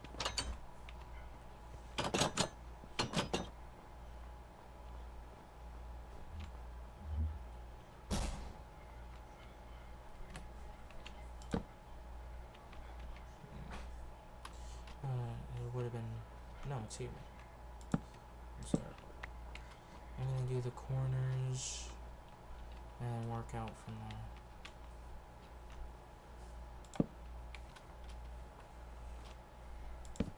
Can I just do it from the floor? I'm stupid.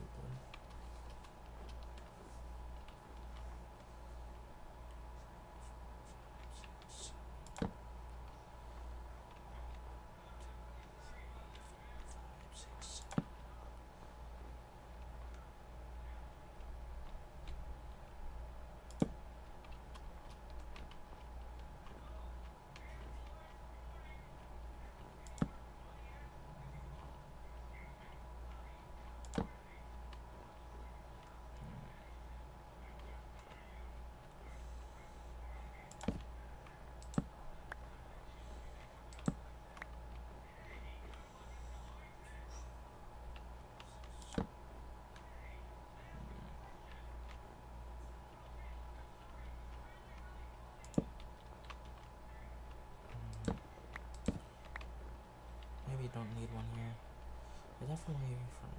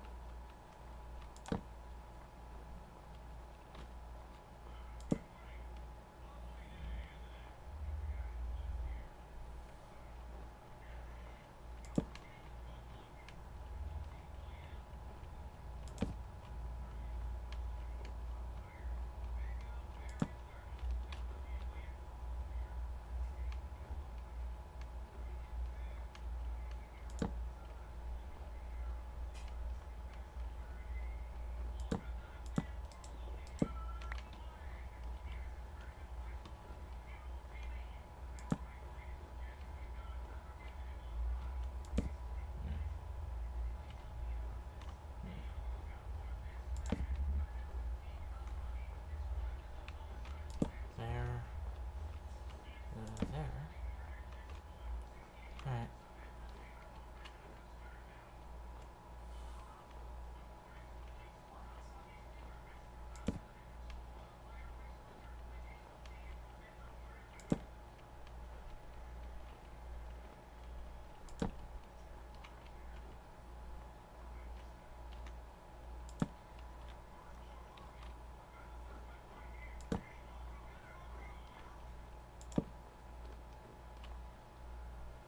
Other than the back, it's all gonna be like one space out Maybe 2.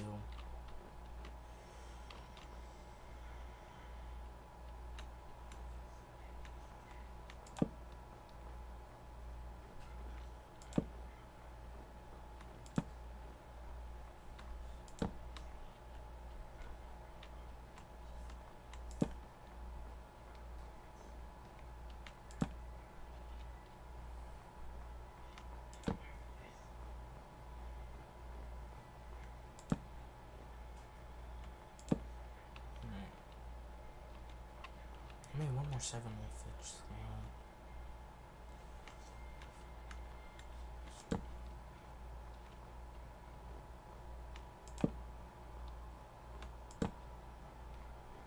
Panel is fine.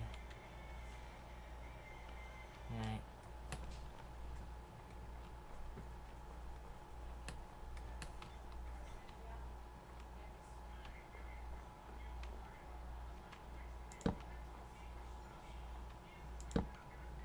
And the closest to 7 I can in the middle.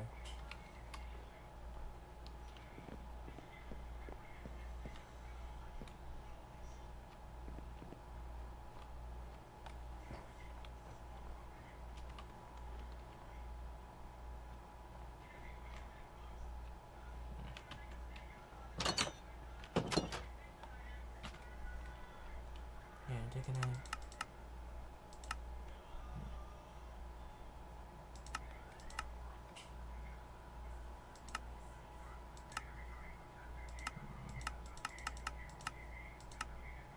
Okay.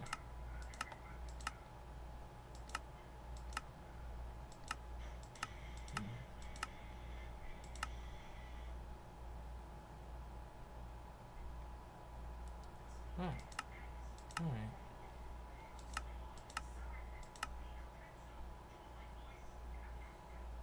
Generator. Precision sawmill. I could use it for a crucible heat source. I could do that. And I'll probably put crucibles over here, but only in the middle.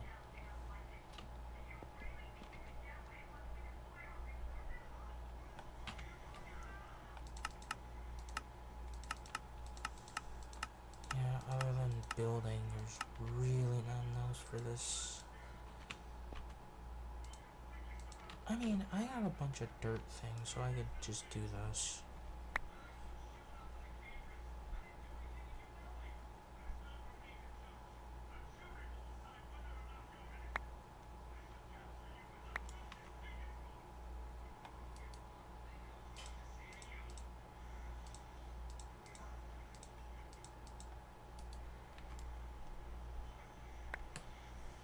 I mean, I got the whole thing, so it's not.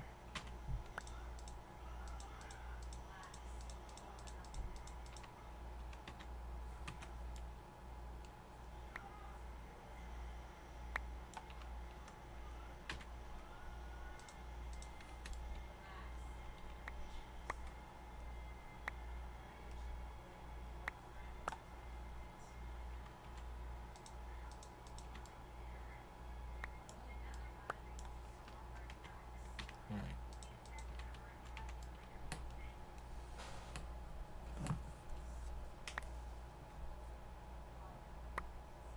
On 3 seconds before executing them, they're not looking at building blueprints.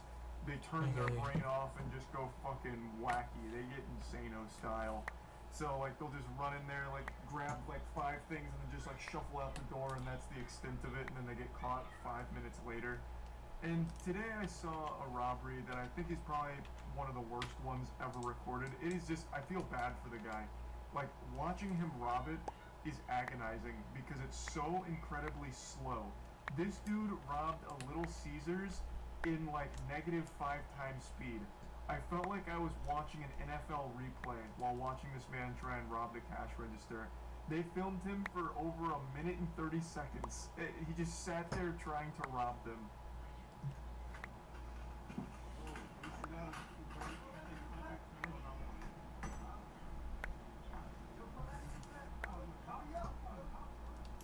At first first glance, I thought this was pay money wubby robbing the place, and I thought to myself, God damn, he is really doing everything he can to get to the bottom of his turd kebab mystery. But then I realized that this is just like a generic default character in GTA Online. This was just like a preset. This guy's coming in here not even trying to disguise himself. Like, he didn't even bother to cover his face. He put on sunglasses, but they're too loose and they keep falling off. It's a disaster.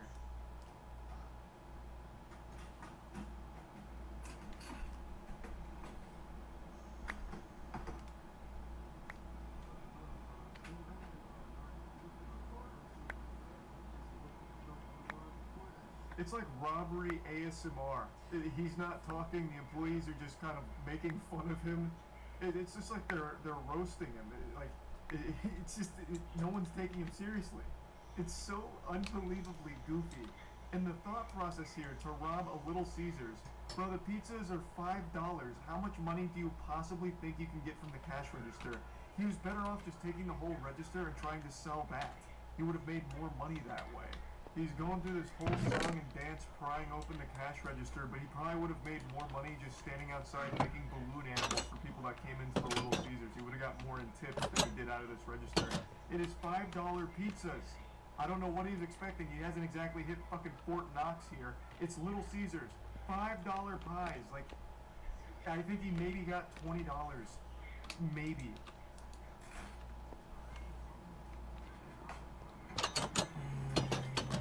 Not feeling it.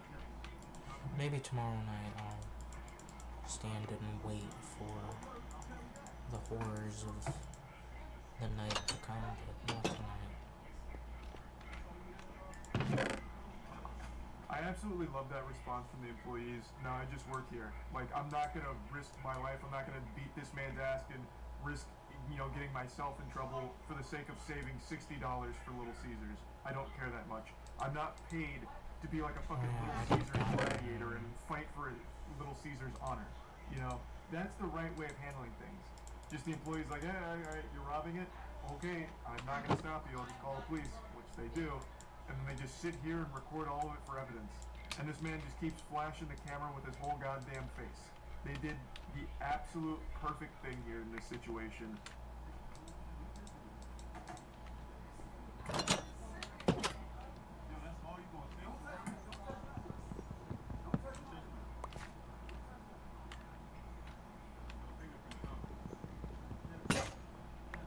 This is where it gets so good.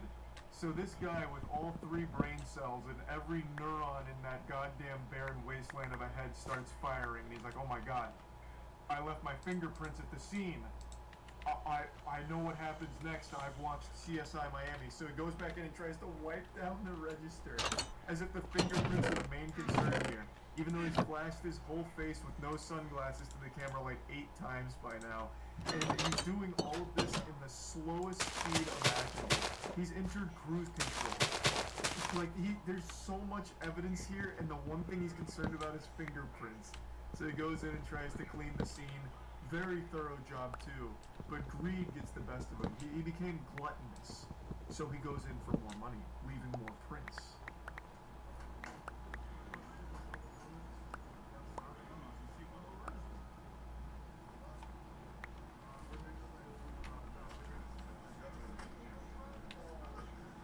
Yeah, so he grabbed an extra like $3 there and then tried to wipe down those extra prints, but kept missing the areas that his greasy paws were touching, and then just skedaddles in the slowest getaway of all time. Just barely walking. He would have been faster if he crawled away. Like, Jesus Christ. All in all, I can't imagine he got more than $20. The guy in the video said 60, but I don't believe that. There's no way he pulled $60 out of that fucking register. All in all, he spent like a minute and a half emptying a register, struggling the entire way, looking super stupid just to walk away with less money than the register costs for repairs, and risking jail time. If he had spent this long just collecting quarters from a wishing well, he would have made more money.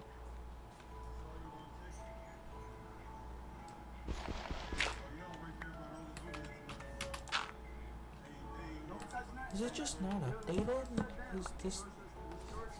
That can't be right. I I've never seen a robbery where at the end of it everyone's laughing at the robber. Like what? How shameful. How truly awful. Yeah, that's why. The most miserable and slowest robbery ever recorded here. It's like a PSA. You know those like over-the-top PSAs where it's like, you don't want to smoke a cigarette because you'll explode. And they just have like these crazy exaggerated cigarette smoking things. That's what happened here with this robbery.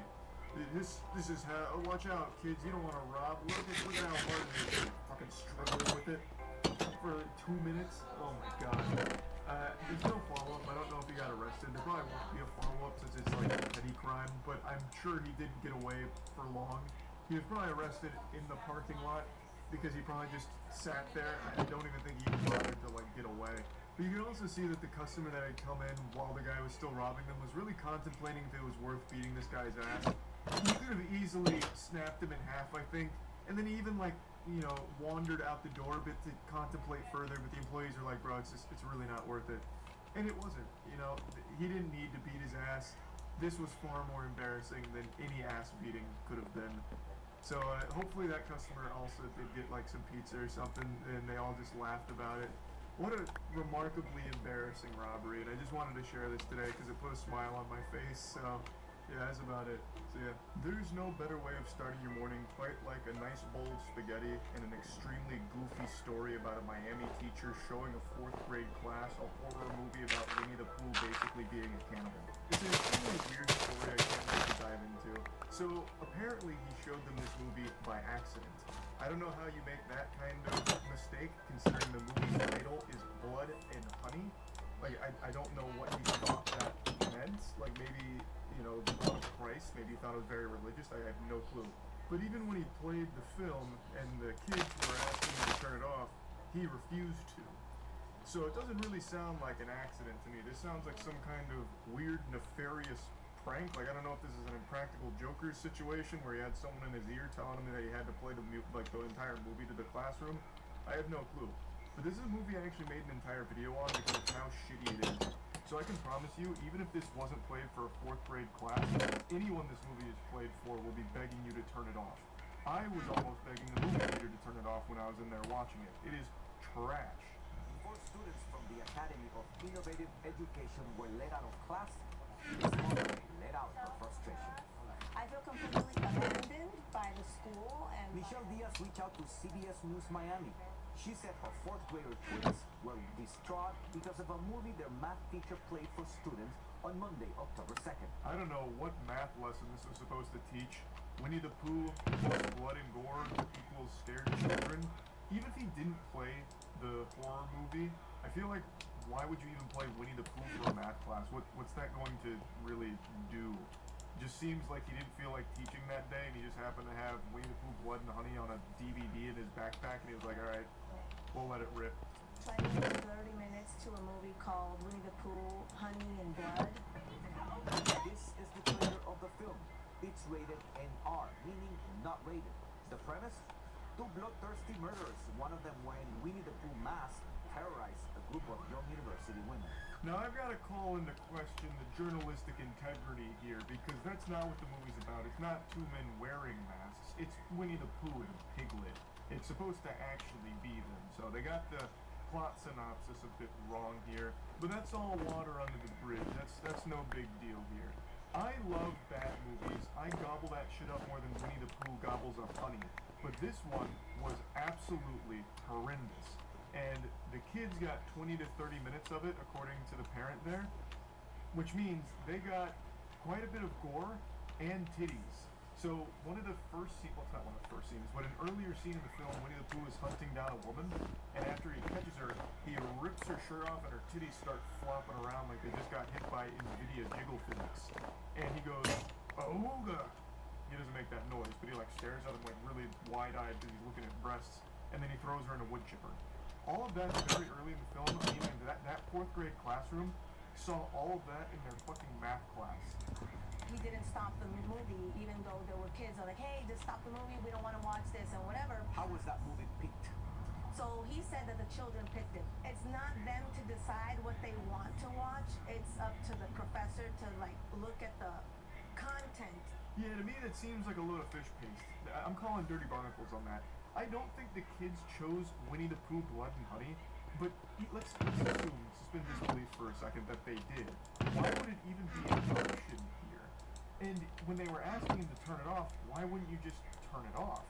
You know, like, it doesn't seem like this was accidental. It doesn't seem like, oh, you made your bedtime to lie in it. You wanted Winnie the Pooh Blood and Honey? You're getting Winnie the Pooh Blood and Honey, you little bastards. You fucking rapscallions. You should have been able to instantly recognize that this isn't the type of film that should be playing for a 4th grade classroom. I remember that there was like celebration days in middle school where you have like a pizza party and a movie. This would be the worst pizza party ever. I'm just chowing down on a triple cheese pizza and I'm watching Piglet bisect a woman with a battle axe and I'm begging the teacher to please turn it off, but they're just doing this to me. Nope. Like, what the fuck?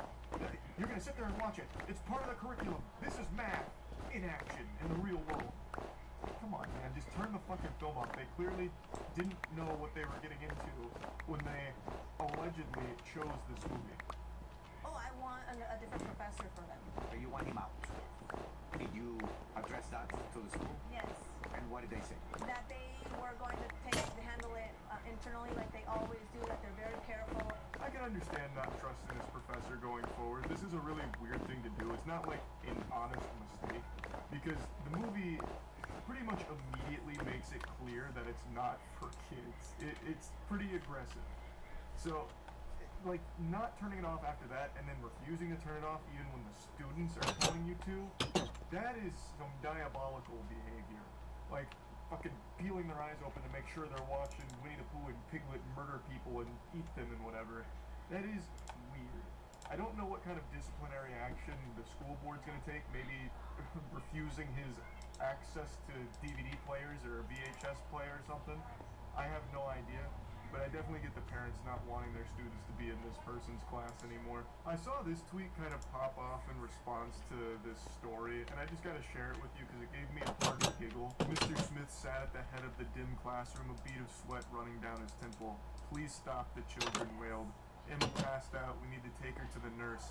We can't stop, he thought. No, we can't stop. It's only a mistake if you admit it. We have to keep going. And besides, he pressed the volume up on the remote, drowning out the children's pleas as Piglet's chainsaw tore through a young woman's neck like wet tissue paper. Innocence ends. We all have to learn sometime. He was a teacher, and the children were there to learn. And the more I pondered this deep, profound narrative, the more I started to recognize that this may very well explain why he refused to turn it off. There's something that all human beings are innately born with, which is what I call the too far gone threshold, so fuck it. It's where you're too deep into something to admit that you've either made a mistake or too deep into something to back out now, so you have to see it through. We have all been there, where you just have to commit to something because you've already embarked on this journey for too long now. So I think in this case what may have happened is he starts the movie up truly innocent, not realizing that this is an inappropriate film for kids. But then it becomes quickly clear after the first murder, and maybe even after the first set of titties, that, you know, this is a problem. But he can't turn it off because then he admits a huge fault on his end. So maybe he just sat there like, shit, we've come this far. I can definitely think of a way of spinning this in like an educational manner. Okay, so perhaps the honkers, the two honkers, are representative of algebraic expression. First outer, inner, last, okay, yes. And William Piglet on a murdering rampage is a lot like slope-intercept form. Like, I actually do think there is real merit to this theory that perhaps he was just too deep in it, and he thought it'd be worse if he just turned it off and admitted that he fucked up. So he just sat there trying his best, sweating profusely, to think of a reason why this film was playing for 4th graders. And ultimately he couldn't come up with anything. The head of the school came forward with a statement as well, saying that there is also investigating and taking disciplinary measures here.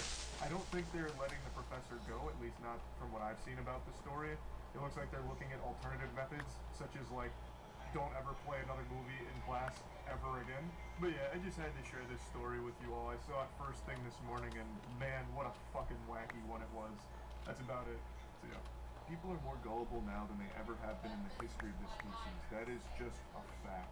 People are throwing away any level of thinking and rationality just to believe in the most outlandish garbage imaginable and just falling victim to every scam you could ever possibly drum up. 3 days ago, the stupid man's genius, Terrence Howard, went on Joe Rogan's podcast, and Joe Rogan only piped up for 13 minutes out of this 3-hour Arkham Asylum debriefing. That's 13 minutes worth of speaking from Rogan here. The rest was Terrence Howard brainwashing idiots into thinking that he's some kind of enlightened genius. For almost a decade now, Terrence Howard has gone on this international mission to convince the world that teriology is the future. That's what he calls his logic language. Teriology. Let that just marinate in your noodles up here for a second. You're believing in a guy who's fucking preaching about teriology. So, there already exists so many people that have broken down everything Terrence Howard is wrong about in the teriology logic language system. I'm just going to focus on his biggest one. 1 times 1 equals 2. That is something that he has built his entire fucking identity around when it comes to his math. And for the first 9 years of this one-man traveling circus, everyone laughed at him because it's so outrageous. If we followed teriology, cars, phones, planes, medicine, literally everything that is keeping you alive right now would not exist because his logic language is fundamentally wrong. It's not up for interpretation. He is provably wrong in every possible measurement. And I want to dive into this deeply because so many people are thinking that he is correct. They are throating his cock and balls, literally slobbering all over his meat because he went on Rogan and used words they didn't understand. So since they didn't understand the words, they took it as a sign that this guy's the fucking chosen one when it comes to math. I'm not even mad at Terrence Howard. I want to make that clear. I'm mad that a lot of people think Terrence Howard is right. I'm more mad at the gullibility of people to just take this at face value without doing any level of thinking for themselves. It's so easy now for people to just throw away their own thoughts and just let people tell them what they should believe in. They're like, yep, that sounds right. I want to believe in that, so I will. It's so fucking frustrating because that sets us so far back. Now, before I even dive deep into this rabbit hole, I want to tackle his Dustin biggest one Moss that he has always came from. put on the boxing gloves and fought for the honor of, which is 1 times 1 equaling 2. He even made his own YouTube video here explaining how 1 times 1 equals 2. And admittedly, if you set aside everything that he's wrong about, he's still fucking wrong. He doesn't even come close to accidentally tickling something correct. He is fishing around in the dark looking for a urinal to piss on, but he keeps pissing on the floor because he can't find it. He doesn't decide to just turn the lights on. He wants to live in this absolute, void of logic. I'm going to demonstrate why 1 times 1 can never equal 2. A 3rd grader could do this. And I'm going to break it down in a way that no matter how stupid you are, and no matter how much you want to believe in this concept, it can't work. In no dimension in the multiverse could this ever be a real possibility. So when you're saying times, when you're using multiplication here, you're talking about the groups of something. So 1 group of 1 is 1. Well, let's get more physical with it. And I'm going to do it using a physical object here. We're going to get real, kinetic with it. I'm going to use the GamerSupps Moist Waifu Cup. So this is me on the cup, big titty anime girl. It's available at gamersupps.gg. I'll put a link to it in the description. It's available for the next 2 weeks. This just seems like a natural segue into mentioning that while I demonstrate this. Now let's put this concept into practice in a real world scenario. You catch me at the grocery store, you say, "Pardon me, Charles, looking extraordinarily breedable as ever today. I have this box of moist GamerSupps Waifu Cups. Come take a peek." I march on over and I say, "By Jove, look at that. There is a single moist Waifu Shaker Cup in that box. There is 1 box with 1 moist GamerSupps cup in it. 1 box with 1 cup. I pick that up. I would have 1 shaker cup. 1 times 1 equals 1. That's just how it works. There's not any scenario where all of a sudden this Waifu Shaker Cup is going to start budding like it's fucking SpongeBob and I'll end up with 2 sides. That's not how it works. I have 1 box that has 1 cup in it. You come up to me again, this time it's at a Sam Ash music store, I'm fucking blown away at it. You say, "Charles, check out these moist GamerSupps Waifu Shaker Cups I have in these boxes." I say, "Oh, how many cups per box?" You say, "There's 2 Waifu Shaker Cups in these boxes." 2 boxes. 2 boxes of 2 Waifu Shaker Cups. That's 4 total Waifu Shaker Cups. 2 times 2. It's Like, this shouldn't be a hard thing for people to grasp. These aren't hard to understand. But when you have someone like Terrence Howard preaching just completely incorrect things, it's able to mislead people who want to believe in something different, that want to have this big paradigm shift in mathematics, which I don't really get. Why do you want mathematics to change? The only reason you're alive right now is because of that. You would have likely already been mauled by a bear, died from an infection, died from dysentery, would have made it past the Oregon Trail, like way before you made it to your current ages. If we didn't have math, we wouldn't be where we are today. You wouldn't be walking. You would likely be out there hunting and gathering and probably dying in the process. There is nothing that changes about this kind of concept when it comes to math. Now, it's important to note, I'm not a mathematician. That's something Terrence Howard and I have in common. But I think if I was a mathematician, most of you would trust me less. You'd think I'd been indoctrinated by big math or something to keep the genius revolutionaries like Terrence Howard down when it comes to these innovative concepts of new math. No, an actual child could prove why 1 times 1 will always equal 1, and never 2. It doesn't take a genius to prove that Terrence Howard is wrong. It takes an ordinary person using their own brain a little bit. And Terrence Howard is hoping that you're not one of those people that think for themselves. For some reason, we've entered the age where people don't trust experts anymore. The individuals that have dedicated their lives to a certain subject like math now have the most scrutiny from the average ordinary person, thinking that they're wrong and evil, like a puppet master behind the scenes controlling the experts. Instead, the average person would rather put their faith in someone that has never studied math and never done anything properly in the subject that they're preaching about, like Terrence Howard. He has dedicated his life to being wrong. Meanwhile, the experts that just get fucking torched by people that don't understand math have an entire history of inventions to show for it that these people are literally using to criticize them. These inventions that they take for granted is the product of that math, not Terrence Howard's teriology math. If teriology was the correct mathematics, where are those drones that he was talking about for Uganda? Where is all of the potential huge breakthroughs using teriology? Where are those inventions? Now, over a year ago, I did make a video on Terrence Howard going over some of his more ridiculous and embarrassing moments. But I'm not like going to really 16 harp of on like those here all because of them. a lot of people went from Joe Rogan to that video and said that I was just attacking him on like a personal level or something, which I really wasn't. I was just explaining why a lot of this is so silly and I was making fun of it. As everyone used to do back when we used to think for ourselves instead of just be spoon-fed all of our opinions. So, what I did talk about in that video is something I'm going to briefly mention though.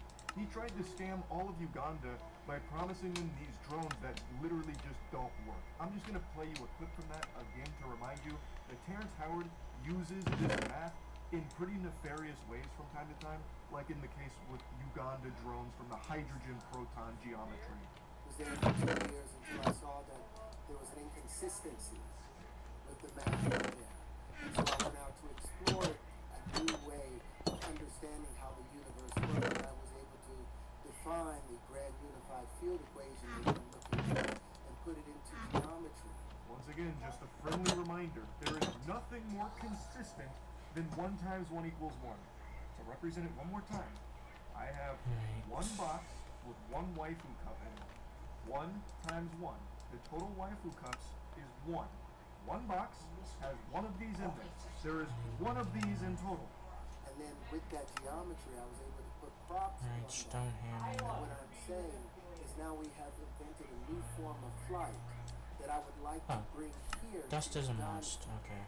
to replace the drones, to replace the helicopters, Logically, to replace the redstone. planes. Yes, now this is the geometry of hydrogen. Of hydrogen. Hydrogen. This is the proton itself. So any bond that hydrogen can make, our linchpins are able to make. It's been 2 years since this, and it doesn't seem like Uganda's any closer to having those Terrence Howard I have access to hydrogen highly proton reactive. geometry new flight. You now have access to highly reactive gunpowder and highly conductive carbon monoxide. Put them in a quantum. Yeah, I did this already. I guess I'll do that again. No. I need carbon nanotubes. Which one is what again? I just need one.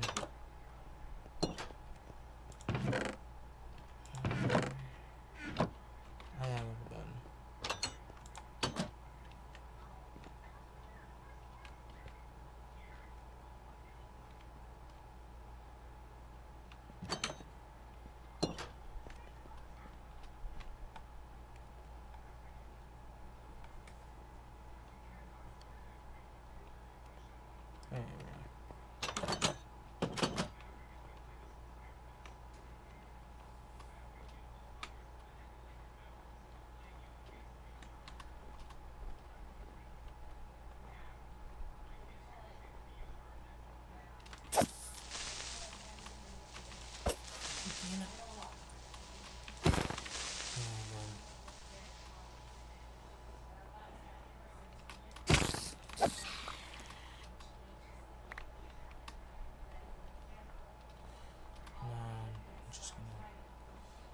go away from that for a second.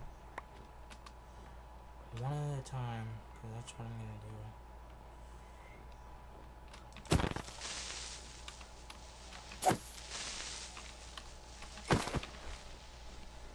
Okay.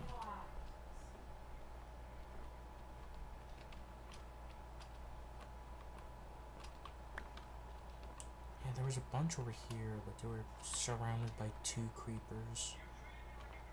Not surrounded, but it was guarded by 2 creepers.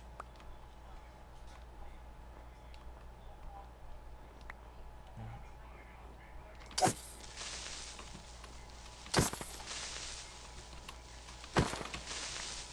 go.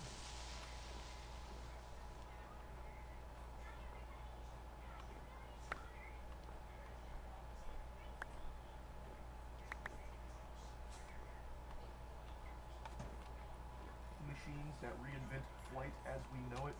But maybe it's just a project that takes a long time. Maybe he's at Area 51 right now cooking that shit up with the aliens. Who's to say? There's just no updates on it. So I'm excited to see Terrence Howard's update on these hydrogen proton geometry flying machines. But let's be fair here, let's take a peek at both sides. Terrence Howard actually did publish something trying to prove that 1 times 1 equals 2 and that the world of science and math is wrong. You can read through the whole paper yourself if you'd like, and hopefully you come to the obvious conclusion that he is still incorrect in everything that he's breaking down here. He's using all these incredible leaps in logic to get to his conclusion. What I want to highlight though is in his own paper here, he has a whole section dedicated to the Anunnaki sky people. Some call them the Anunnaki, the sky people. Whoever they were that gave naive generations some 6,000 years ago a multiplication table and a flat view of universal geometry, they gave that poor misguided people a false axiom upon which to build their world. In a paper that's supposed to all be about logic and math, where the fuck did the Anunnaki sky people come from here like a jump scare? What in the world? That should immediately trigger your bullshit alarms. That is unhinged to include in this. Like, it showcases that he fundamentally doesn't even understand where math comes from in the first place. He makes it seem like math is something that was given to us. Math is not an invention. Math is a discovery. It's something we learn. It's not something that we created based upon an Anunnaki sky people gift. A ruse from the Anunnaki. Also, I love how he can just slide in whatever nonsense he wants without any type of citation or proof behind it. Oh yeah, this is all based upon what the Anunnaki gave us 6,000 years ago. Well, trust me, I know, I was there actually, I saw it. Terrence Howard, I'm immortal, I saw it. I was actually there during the trade of the Anunnaki geometry and the naive generation 6,000 years ago. That's my proof, that's my evidence. Like, people just take what he says and just run with it, like, oh, that's great. And like, they ignore it. Like on Joe Rogan, he had a whole section dedicated to how he can remember his birth. That is legitimately not possible. There were some doctors that weighed in on this because a lot of people were like, this is incredible, he truly is like this super genius, he even remembers being in his mom's womb. You can't. You actually can't. You don't even start storing memories in your brain at those stages because it is still developing. So they're not fully developed, thus those parts that are responsible for memory storage and memory retrieval aren't there yet. You can't. And you certainly wouldn't be able to recall them. Now, a couple doctors did say that in very rare cases, you can recall some feelings, which is why if you had like a traumatic birth, that could play a role in your life later on. Like, you do form memories as a baby, but due to infantile amnesia, you can't recall them. So the memories you're forming are things like your mother's face, shit like that. As a baby, you do form those memories. You can recall your mom's face, but as you grow up, you are never going to remember those moments. You can't. Except in like extraordinarily rare cases, which don't have a ton of documentation surrounding or proof around. There are a couple of cases where people do claim that they can, but in Terrence Howard's case, not even those extraordinary circumstances go as far as him, where he's remembering in the womb and saying to himself, don't forget, and then giving it into his hand. That's just ridiculous. And then he says that the proof of this on Rogan is that when his wife was pregnant, he'd shine a light on her belly and then play music. And he did that for like a week, and then he stopped shining that light and playing the music, and then the baby's hand pushed on his mother's stomach. That was his proof that Terrence Howard remembered everything in his mom's womb. Once again, a complete misunderstanding of the things that he's fucking talking about. And there were a lot of people that said like, oh, that was a weird section, but he was right about everything else. Why are we ignoring things like that? That is not something you should ignore. That is very clearly a red flag in the logic person behind the logic. It's ridiculous. Like, they're like, oh no, he was definitely weird about the whole remembering being in the womb nonsense, but he was totally right about gravity not being real. Like, disproving gravity, he fucking nailed. And 1 times 1 equaling 2, absolutely on the money with it. Been saying it for years. It's so ridiculous. People just want to believe in the most, like, I don't even know the right word for it. The most over-the-top special ideas just to feel like they're smarter than everyone else. At least that's the impression I get. Because there's no way you would ever logically reach these conclusions unless you just wanted to believe Terrence Howard because it's fun and it makes you feel special. That's the only way.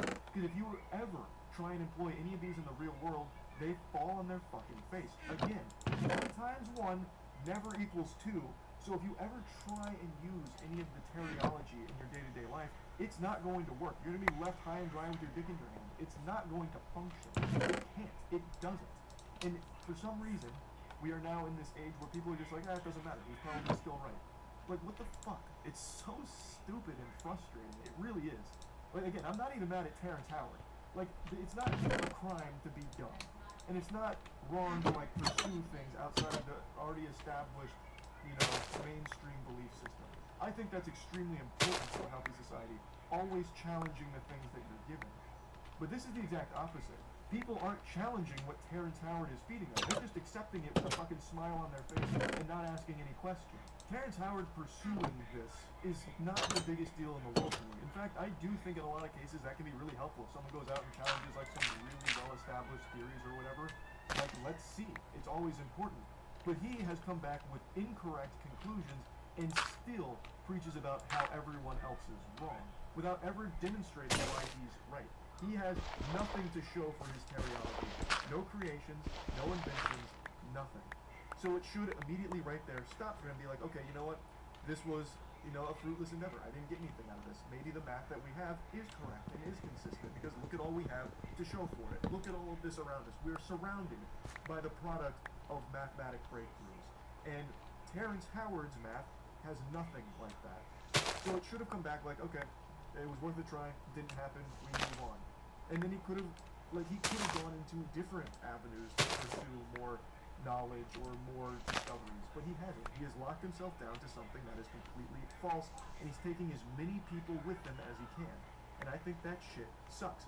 People need to stop just taking in other people's perspectives as their own and start actually just thinking for themselves and putting into practice the things that they're being told to see if they make sense and if they're right.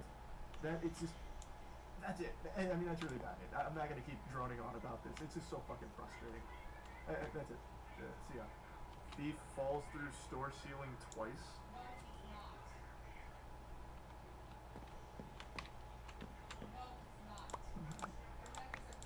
Oh, he's over here. Oh, this guy's a genius. He set up a decoy. I thought this was him. I was wondering how he gets to the ceiling. Oh, we got a real fucking criminal mastermind here. He thought of everything. It's like some shit out of Johnny Bravo when he went to steal a giant diamond. No, man. Got like a little rope and everything. I just don't get it though. Thank God for that rope, am I right? A nice slow descent. What's the point? He's clearly he's robbing the place. Look at all the good loot he's walking away with. Or maybe he just wanted to try out his rope. I'll see if I can break into this place with my rope. Fuck it. Oh, he's trapped in here. This man's hatching so many plans, and every single time he thinks of one, it almost immediately doesn't work. But he's on to something now.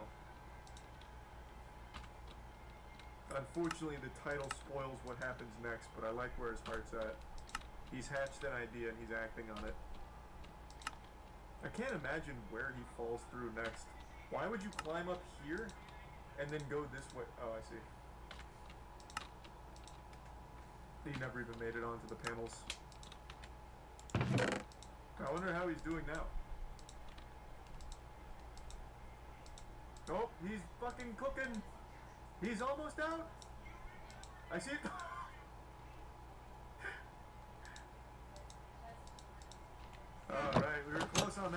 think one more time, and we should be free. Man's gonna just call the cops on himself to let him out. What do you mean if you know the whereabouts of this subject? He's still in the store. It's become his sarcophagus. He hasn't left. Check the store. Oh my god, he falls through the roof as well. There's the ceiling. Man, how many fucking people fall through ceilings? I used to do vodka coke. That was always my mixed drink of choice. Cheap. And it just tasted like drinking very cold coke. Very unpopular mixed drink though. None of my friends liked it, and every time I ordered it at the bar, they always very confused and gave me some shit. So the owner's trap was locking all the doors.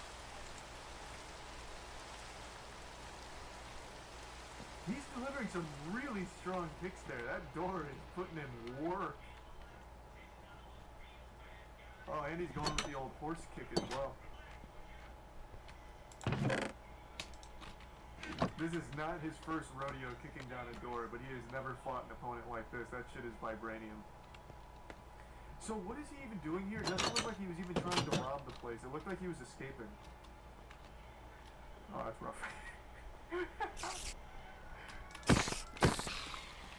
Oh, there goes the hammer. Are we sure that this belongs to just like a normal shop owner and not somebody that was like torturing this guy and he finally got an escape going, only to get trapped in the second phase of the solved trap? Because it didn't look like he was even trying to rob this. He's getting really close.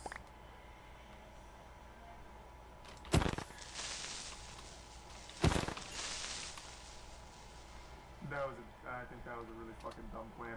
Look how close you are with the door. You can absolutely kick off the bottom, I think. I don't think you'll get through the deadbolt, but you will definitely bust the bottom up. Crawl through it. Can't believe he hasn't torn his Achilles yet. Oh, and now he's just gonna pop his shoulder out of place. Very good, very good. The panic is really setting in. Next he's gonna just take the hammer and start hitting himself with it. I don't understand. Is he running out of oxygen or something? What is happening? That leg is gonna snap any minute now. But I'm sure he's resourceful enough to find a second means of getting this open. Wait, is this one of those push locks where you push it up and pull it to the side? Has that been there the whole time? Look out! Oh my fucking god. To be fair, I also didn't notice it. But I'm also not looking at the door in person. I see he's still not free though. It looks like it is just a closet. This escape room has really bested him. God, did he just live here now or something? Holy shit, how long is this video? Oh my god, he's dehydrated, starving to death. I haven't been looking at the date up here. Is it changed by like a week or something? What's going on? Man's deteriorating. Oh, that was easy. Hey, what's up, pussy? Should have locked the cop in. That would have been a big brain move, but there's obviously another officer over here. That would have been like some mastermind shit that he just tucks his legs forward a little bit. This officer becomes strapped and he just has to take on one guy. Like a GTA RP kind of shit. No, there's clearly two cops is what I'm saying. Chat, Jesus, you would never succeed as a fucking villain. A, cops don't respond to calls alone, there's always backup, and B, he was clearly talking to somebody over here while the officer was behind the door. Surgery is a very scary thing. You are literally putting your life into someone else's hands. And unfortunately, sometimes those hands aren't focused on the task. They're focused on doing some of this. And maybe even a little of this. God forbid, Lord help us, sometimes even this. What I'm talking about today is the dancing doctor trend.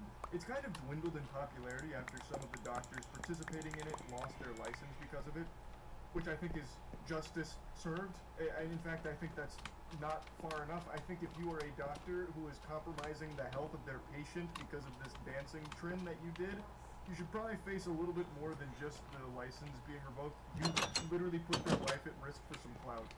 Like, that's not an exaggeration to say. Now, this was a bit of a viral trend for a little bit. It actually predates TikTok. It actually was before TikTok, where for some reason some doctors got it in their fucking noodle that this would be like a really quirky, fun marketing thing for their practice, and somehow didn't recognize that this would scare the shit out of people, because no one wants their doctor to be the zany goofball who's going to, fool around during very sensitive surgeries. Would stop to film TikTok videos of them dancing with like pieces of their patients in their hands and using it as props, or just generally dancing or filming skits while operating on a patient. Just imagine that nightmarish scenario. You're about to go unconscious from the anesthesia, and as your eyes are closing, you hear the TikTok 3-second countdown. And when it hits 0, you just go straight to Valhalla. It's such a terrifying thing to think about because surgery is so sensitive. You don't need me to sit here and tell you how dangerous surgery can be. Obviously, if you develop operating units, you can fucking recognize that surgery is something that is not to be taken lightly. It's not small potatoes by any means. So when you're going under for a procedure, you would pray that all of the doctors there are on your team there for you 100% to, fix whatever the problem is or whatever's going on there. But in this trend, it was the exact opposite. It's like they waited for the patient to go to sleep and turn that fucking operating room into a nightclub. Hey, is the idiot asleep? Perfect. Drop the disco ball, bring in the dancing lobsters. Jill, hit it. Where are my boner jams? We're filming a TikTok. And it led to some problems.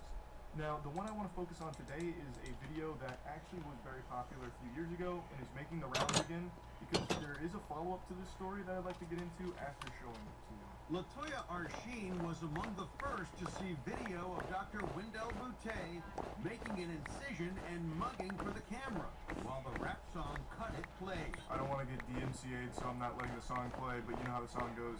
You need to cut it. Little acapella for you. That's Arsheen on the table. Cut It is your song, girlfriend. You did awesome. The photo release form is signed only by a member of Boutte's staff.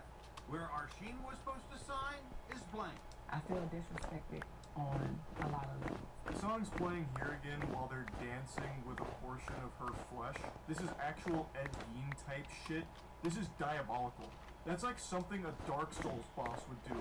Use flesh as some kind of instrument. That is so disturbing. Like, I don't know what they were expecting with this video when they posted it. Like, did they think this would become like the official music video for Cut It or something going forward? Or like, I don't know how they thought this was a good idea and how they wouldn't get in trouble for it. Like, this is not what you would want your doctors to be doing while you're under. Because then you have to start to question, well, what else did they do that wasn't filmed? Like, I woke up from the surgery and my butt was a little sore. I'm questioning a lot of things now. Like, what's going on? Like, this is only what they filmed. Far more horrible things also could have been happening off camera. And even what happened on camera is unacceptable. This is so fucked. You think that's your flesh? I think it is, with the Cut It, the remainder of the song. Former patients have now come forward with complaints. Arsheen plans legal action not just about the video, but about her results. How does your body look now?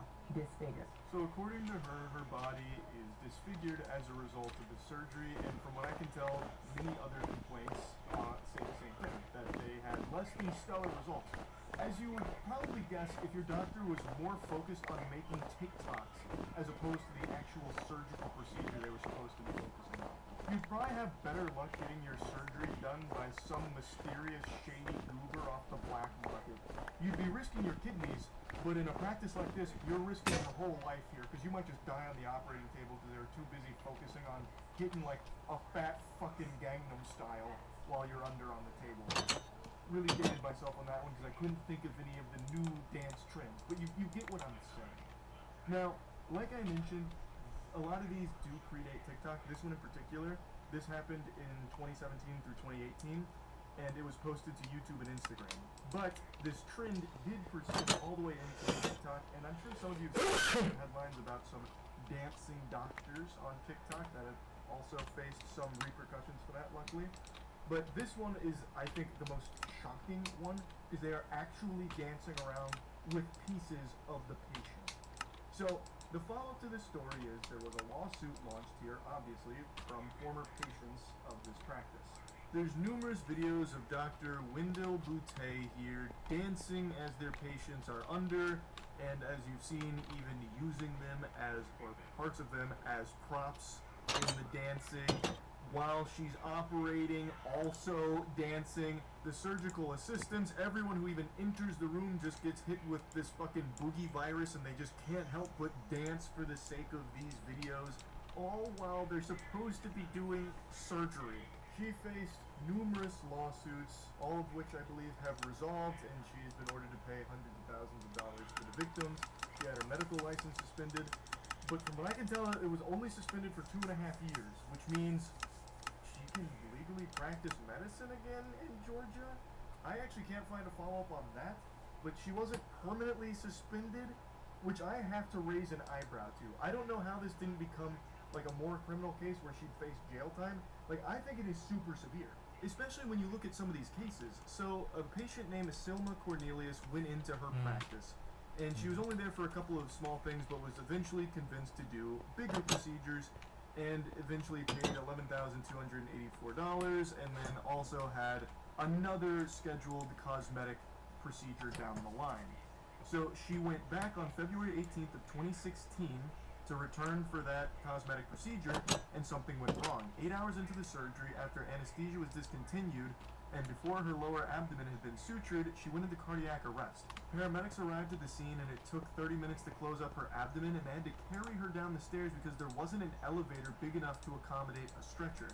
And by the time she arrived at the medical center, she was in severe distress, unresponsive, and unable to breathe without a ventilator, and suffered a severe and debilitating catastrophic brain injury, and left her reliant on a feeding tube and around-the-clock care. The quirky dancing doctor was legitimately ruining people's lives, disfiguring them permanently, and in this case, leaving a woman with permanent brain damage. Under no circumstances should she be allowed to practice again.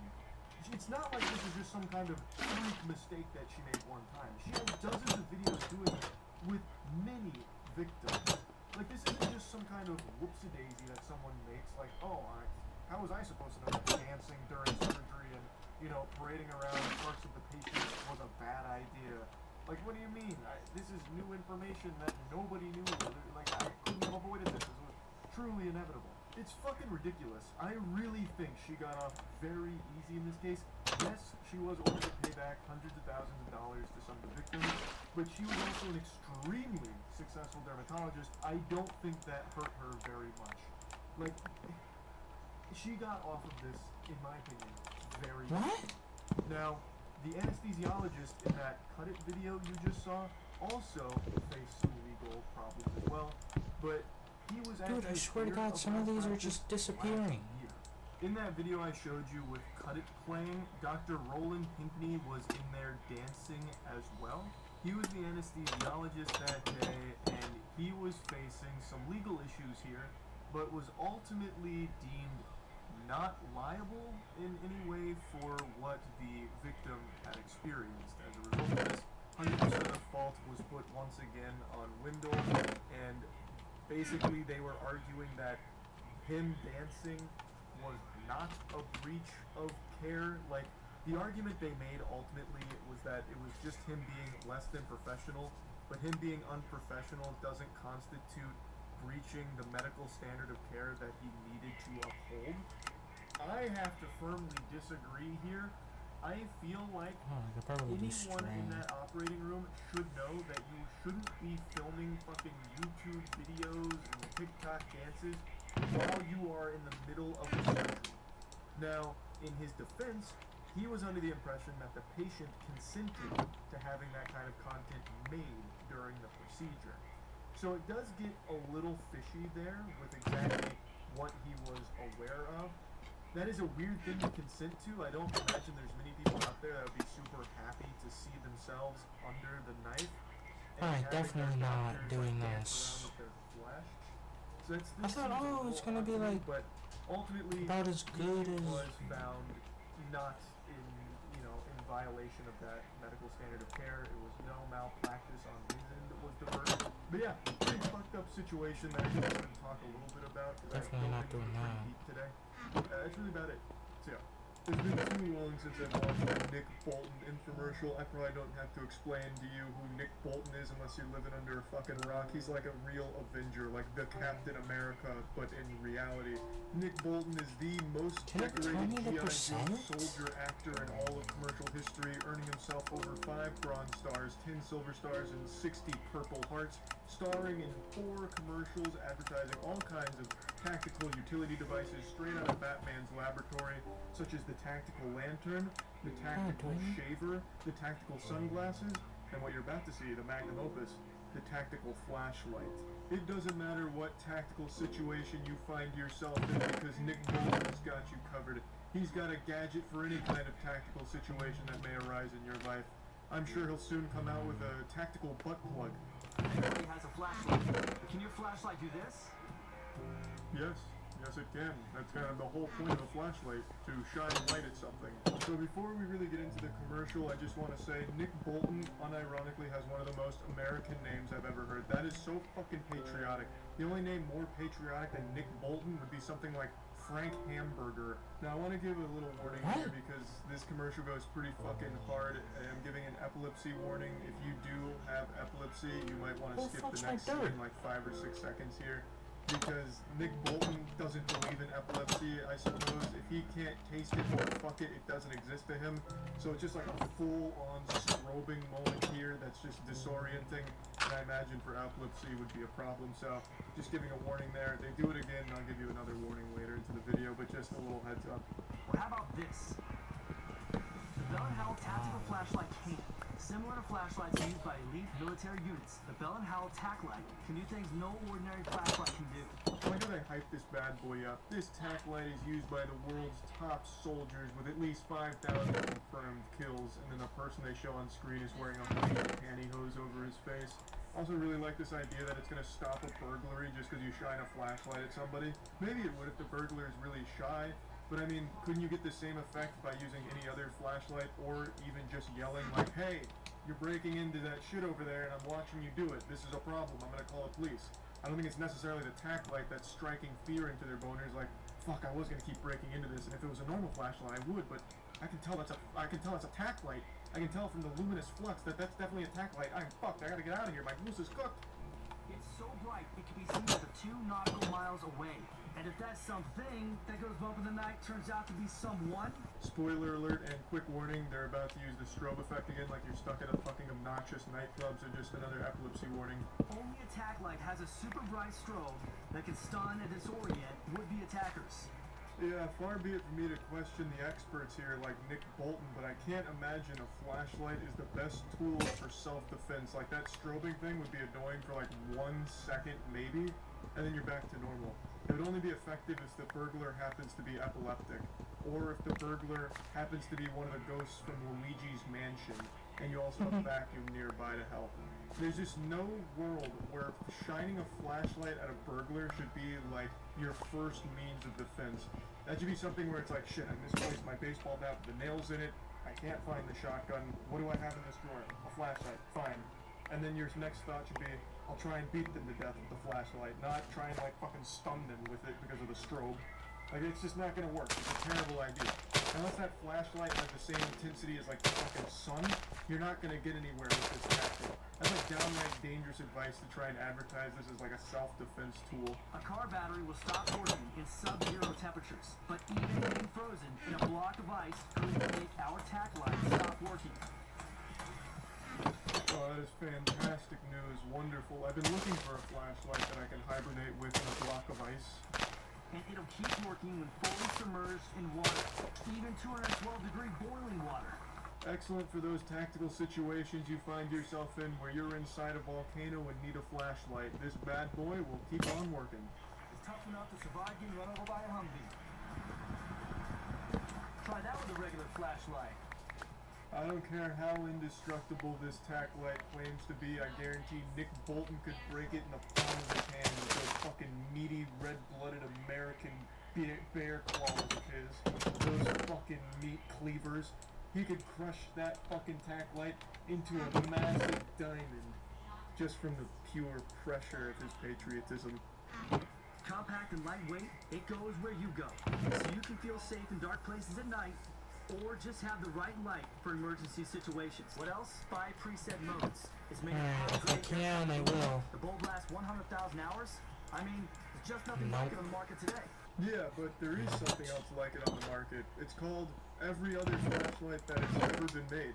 There's nothing in this commercial that tells me that this is anything unique when it comes to flashlights. They haven't reinvented a flashlight. It just does what every other flashlight does. I didn't see anything here that just is wild and wacky about the tack light that makes it stand out. Unless, like, when you shine the light, it calls Nick Bolton's hotline, his direct cell phone, and he'll come and beat the ass of whoever you're shining the light of. Or, like, when you shine the light, it calls in an airstrike if you use one of its presets. Oh, yeah. But I didn't see any of that. It's just a normal flashlight. 125. So, I mean, yeah, pretty cool commercial though. Can't get what I'm another trying Nick to Bolton. look That's for. about it. So, yeah. This one? Or just have more. What's one that I have? Cool. 166. How does a mistake like this even happen? And it's like super hot too. This guy's gonna pull his fucking face out of there and he's gonna look like Red Skull from the Avengers. Come on! Yeah, definitely We not can fucking using do string this. again.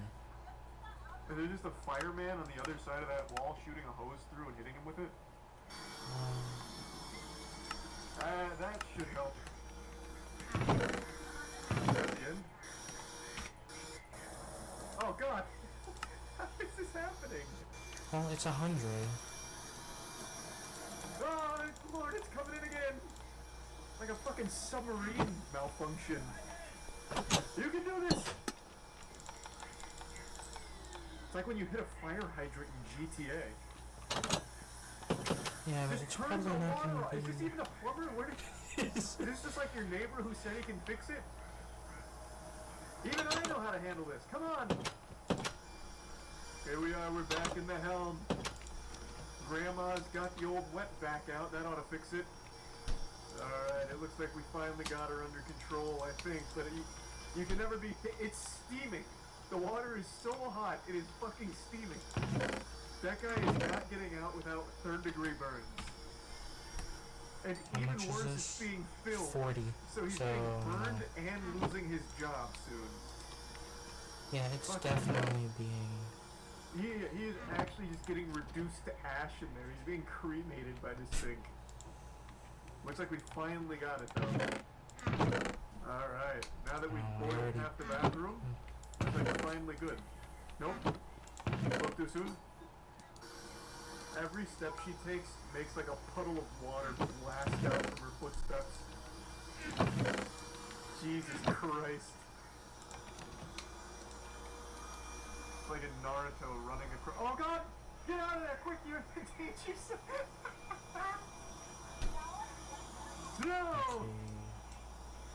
The rivers of hell have been unleashed again! Damn you! Quick!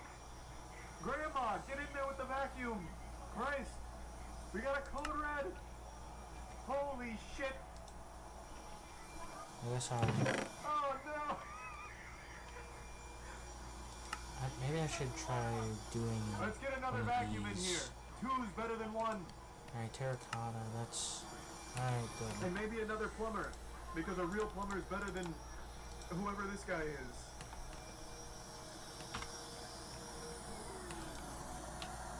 Jesus fucking Christ.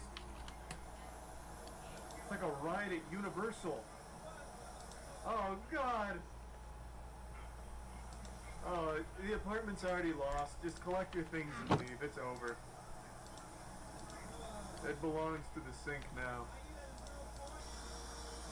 Oh, here we go. He's got a big bucket. That'll fix it. Let's go. The reinforcements have arrived. The special tools are here. If we can catch all of the water, we'll win. It's a war of attrition. We'll just catch more water than it puts out. It's easy. Are you calling the police or something? What do you mean, what are the police supposed to do? I'd call the police in this situation too, like help. A fucking plumber is assaulting me with my own sink. Yeah, I can still hear it spraying.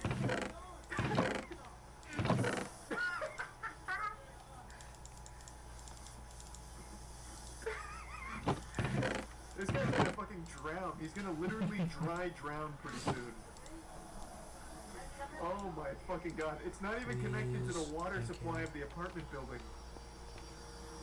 This is coming straight from the ocean floor. That guy is getting cooked. By the time he finally leaves the bathroom, he's actually just gonna look like Larry the Lobster from SpongeBob. Oh, Jesus Christ. How is that even happening?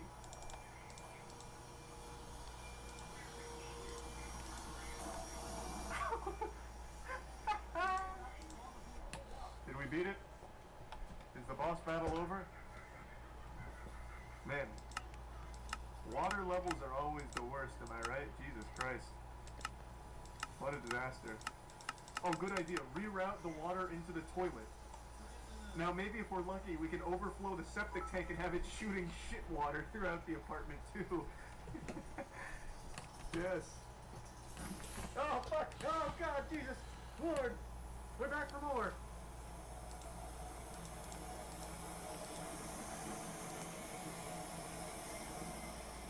This fucking bedroom is fucking ruined. Yeah, I'd say so. It is definitely ruined. You pissed off Aquaman, and he's not taking it easy here today.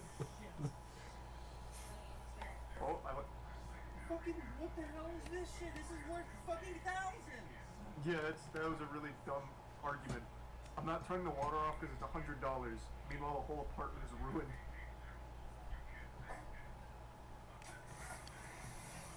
Oh god!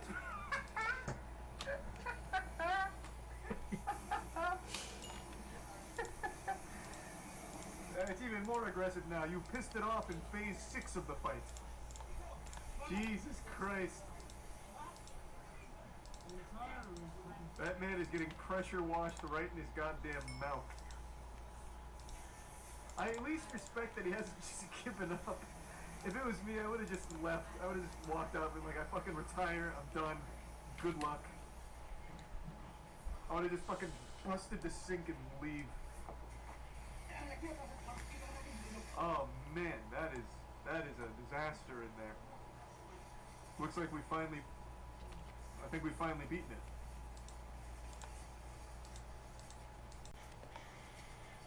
Hey, at least we've stopped it before it caused any major damage.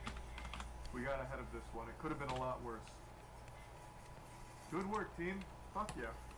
Textbook. I'm thinking maybe like a 3-star review on the plumber's services, maybe? No, the plumber, I don't think it was the plumber's fault. It must have just been something with the pipes. The plumber did everything he did. Everything by the book. The apartment complex requires a $150 fee to be paid every 30 minutes the water is turned off. Holy shit. So it's entirely the landlord's fault and obviously the plumber. Wilmer, confident in his abilities and armed with his trusty 5-gallon bucket, knows that he will always get her return business if he pulls this off. He gets underneath the sink and unleashes a 90 psi torrent of steaming hot water.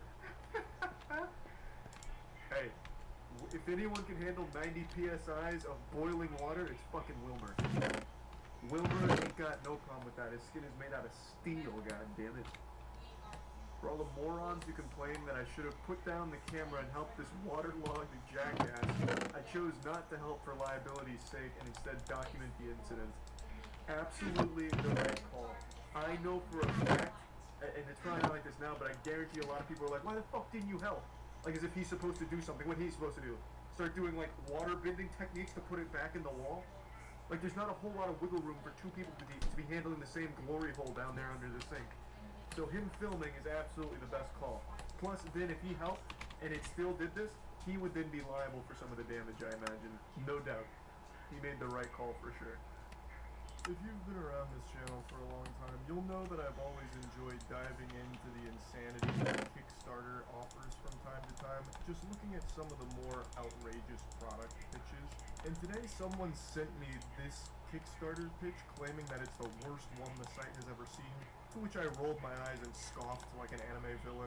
The horrors I've seen on that site, I'm like a war veteran of cringe with PTSD, just remembering things like the Air Umbrella and Michael Superbacker, God bless.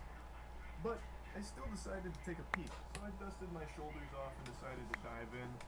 And interestingly enough, it is very bad. I don't know if I'd call it the worst. It's pretty awful, but I don't know if it's the worst I've ever seen. But I thought it would be still fun to dive into it, because this kind of content is something I haven't made in a while, so it'll be a nice little blast from the past for your ass. There's more truth in here than what we're reading in the papers. Observe the millennials, the YOLO, Generation Y, or why the fuck not, thinking they're special because mom and dad and their 5th grade teacher told them so, armed with participation trophies and branded apparel to encourage superiority. I think with just the first 15 seconds, you can immediately get the vibe behind this pitch. It's trying to suckle off of the cock of the Andrew Tate tough love formula, where it's like, everybody is a sensitive snowflake in today's society. Generation Y? More like Generation, why the fuck are you still a bitch? Participation trophies out the wazoo, no one knows how to be a man anymore, no one knows how to think for themselves. Everyone you see is an NPC, just a zombie sleepwalking through life. Don't be like them. Buy my coffee. Like, he's immediately doing exactly what he's upset at the rest of the world for doing. Being pretentious. That's this entire ad. Just some pretentious douchebaggery. Newsflash. We all got the fucking memo. We see straight through your crap. Exhibit A. Look at the self-proclaimed artiste over here. Looking like a lumberjack from the 1800s. Low-budget lumberjack. Pardon me, huh? Jiminy Christmas, have you ever seen a lumberjack? How does this guy look like an 1800s low-budget lumberjack? He's clean-shaven with slicked-back gelled hair. What are you talking about? It is all around one of the weakest insults he could have squeaked out of his mouth there, because it sucks shit through a crazy straw. Not only does he not look like a lumberjack, but if he did, you're giving him a compliment. Lumberjacks are cool. The number one image that immediately gets into people's head when asked to think about a masculine man is a lumberjack. Like a fucking grizzly, bearded man oozing testosterone out of every pore in his body, chopping wood. That's like the quintessential man stuff. Not drinking coffee from Kickstarter. He's trying so hard but failing to be a bully. I feel bad for all the actors in this pile of dog shit because all they do is stand there and let him go around and insult them. And they're not even insults, like he's just really bad at it, but it must have been so uncomfortable because I know they had no idea what this gig was going to entail. They already showed up on set, we're getting paid, so they just said, we'll let it rip. It was probably extremely hard to not laugh at this guy being so bad at making insults. I bet he's never even held an axe a day in his life. And what are these? Even your blindness is fake. Do you think your tattoos make you a coffee connoisseur? You realize that your devotion to non-conformity actually makes you conform. It's hypocrisy in flannel. What are you yapping about? Do you think your tattoos make you a coffee connoisseur? Where is that coming from? What delusional dimension is your brain inhabiting? Come back to reality. Come back to us. I have tattoos, and I don't drink coffee. It's not like people get tattoos because all of a sudden it's going to make them a coffee expert or something. I don't know what tree he's barking up with that thought process, but it is confusing, to say the least. He's just blabbering on about some nonsense mumbo-jumbo and trying to, like, insult the people around him. Now, all of this is to sell his coffee, which is supposed to be the world's strongest coffee, which I guess he may have succeeded at, according to his Kickstarter page. One 12-fluid-ounce cup of his coffee apparently contains 702 milligrams of caffeine, which is more than the other competitor, Death Wish, at 660. Over 700 milligrams of caffeine in a single 12-ounce cup is absurd. The Panera Bread lemonade wouldn't kill you as fast as this would. To put in perspective how much caffeine that is, if you consume 1,200 milligrams of caffeine in a pretty short period of time, you are likely to experience caffeine toxicity, which can be fatal. So if you drank 2 cups of his coffee, it'll just send you straight to heaven to meet your maker. You'll sail into Valhalla with insomnia coffee being the thing that killed you. What an embarrassing way to go. Why would you ever want a 700 milligram caffeine beverage? At that point, just do meth. Meth would actually be safer and more healthy for you than drinking his coffee. That is so mind-boggling. But you don't give a fuck about individualism like flannel fuck over here. No. You're a clone. With enough creatine, protein, and self-loathing to keep your arms inflated and your dick shriveled. You've been keeping an eye on that Mr. Slut's ass for a while now. I think I saw him whimper at it. The insecurity he's projecting with this scene in particular is just pathetic. Like, beyond embarrassing. This should not have made the final cut. This should have absolutely been scrapped ASAP. Oh, look at you. Drinking protein shakes, taking creatine, making your wiener shrivel up. What are you talking about? That's not what happens. He's just drinking protein shakes and taking creatine. That's not going to have any effect on his penis size. Like, his penis is the exact same size, but now he's an overall more muscular man. More than you. Oh, all that self-loathing. You must be doing it because you're not comfortable in your own skin. You should be like me. No muscle mass and drinking 700 milligrams of caffeine every hour. And with my insomnia coffee, huh? That's what you should be. That's what a real man does. Drinking coffee to wash away all the pain and sorrow. Not lifting weights and drinking protein, idiot. And you were looking at sluts. He is just genuinely so bad at this shtick. Because he's just choosing things that are good. Being a lumberjack, being in shape and taking care of your body, and trying to portray them as a bad thing, somehow, like, it makes no sense. He is actually horrible at trying to get across this, like, tough, machismo, drink my coffee kind of thing. My coffee will make you a real man. Not like this guy who lifts weights. Speaking of, behold, the voice of the common man. She's studying a magic lauda in absolute fuckery. Purebred vegan, drove down here at a Mini Cooper. Hit a dozen more.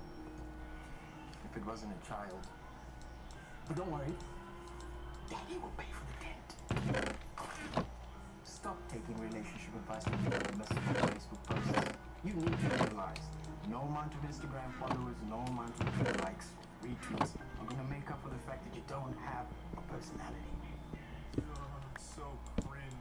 Going into like this edgy fanfic about this girl now. Well, you hit a dog or a child on the way here, but your dad's gonna pay for your dinner. And then he goes with the cliche, no amount of Twitter likes or Instagram followers is gonna make up for no personality, harpy, harlot. It's so dumb. It's so fucking dumb. Like the actors, I can't believe they're actually able to keep it together. Maybe this is like the 40th take, so now they're just like tired and they're just doing everything they can to get the fuck out of there.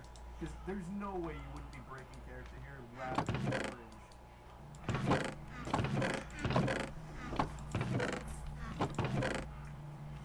How the fuck does she keep that shit down? Look, I'm not perfect. But at least I don't hide behind a veil of pretense like these fake fucks. We're tired of the facade. Who are we really? Wake the fuck up. Ooh, so profound. What a sign off. Wake the fuck up, samurai. You're not a cyberpunk. Really tried and missed. What a big old L of a Kickstarter pitch that was.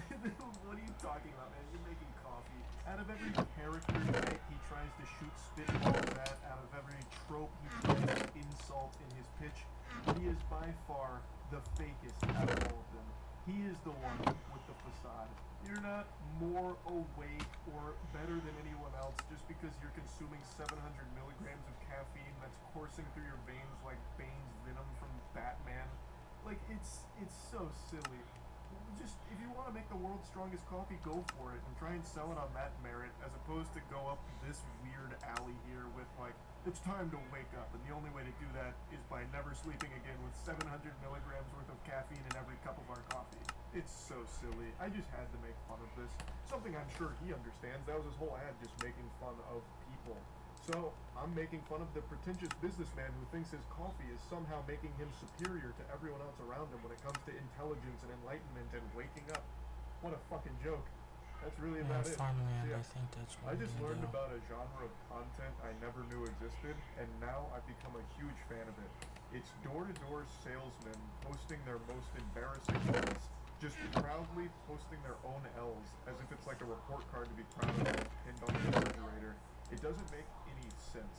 So there's a few TikTok creators I was scrolling through today who claim to be highly successful door-to-door salesmen, but if you watch their videos, almost every single one of them is them making the people they're trying to close on angry, getting kicked off their property, and just generally never succeeding.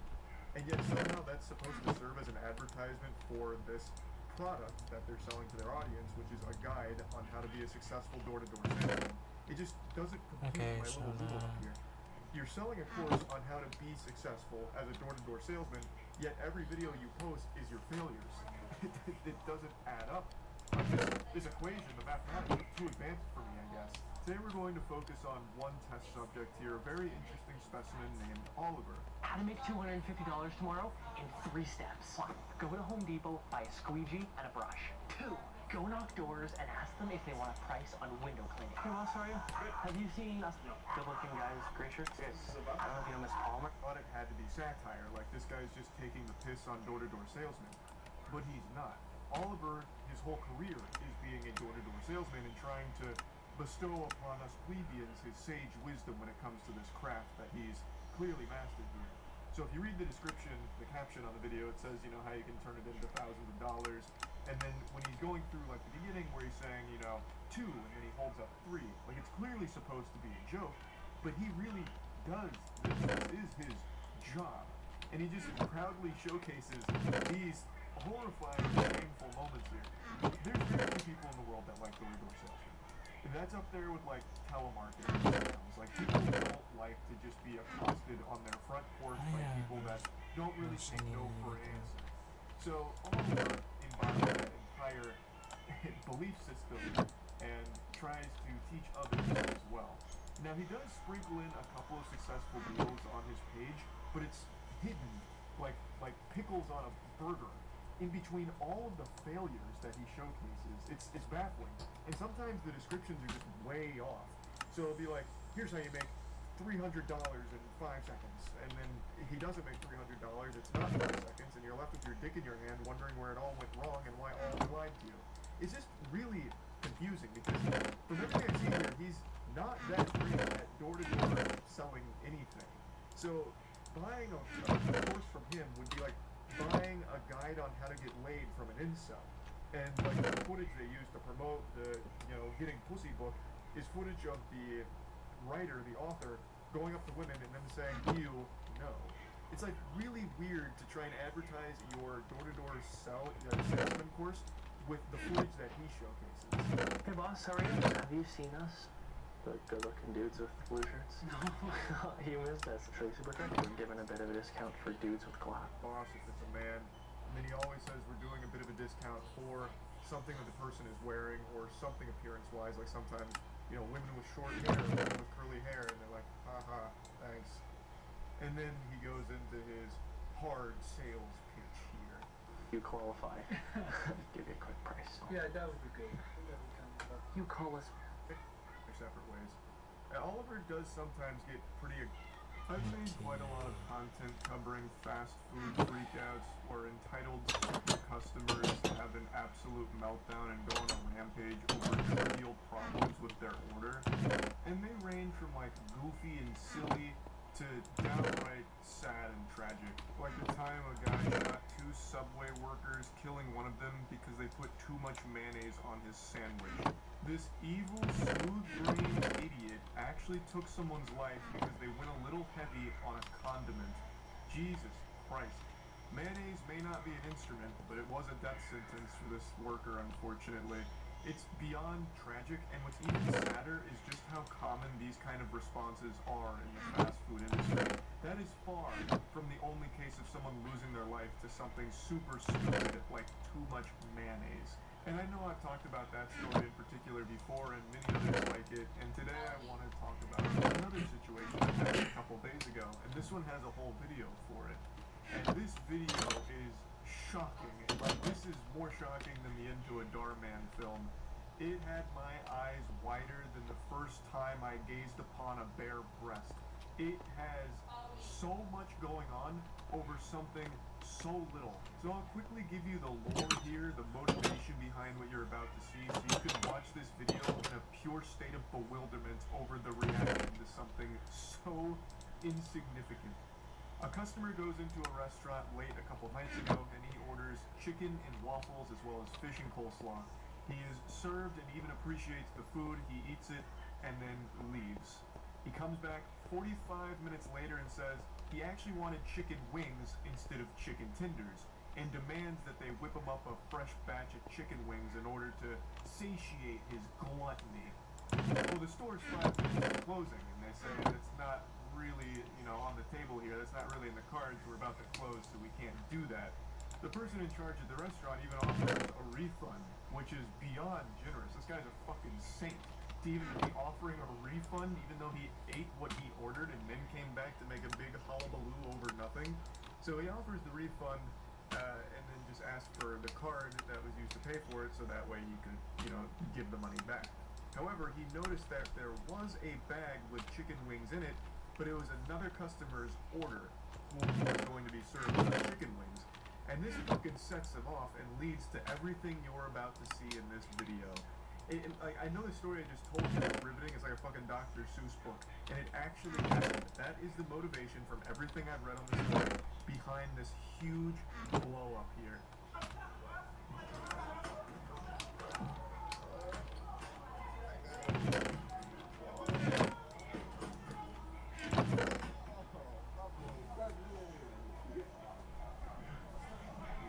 So I got so much dust. Obviously we're coming into the action after the first quarter here, so they're already in a bit of a scuffle. So we get to see him like lunging over the counter multiple times, grabbing like the payment processing unit, like fucking ripping it off, and then when he's unsuccessful there and falls off the counter, he runs to the door and rips it off the hinges. This man came in here with stupid strength, so he takes the door, rips it off the hinges almost effortlessly, as if he was like ripping a piece of paper.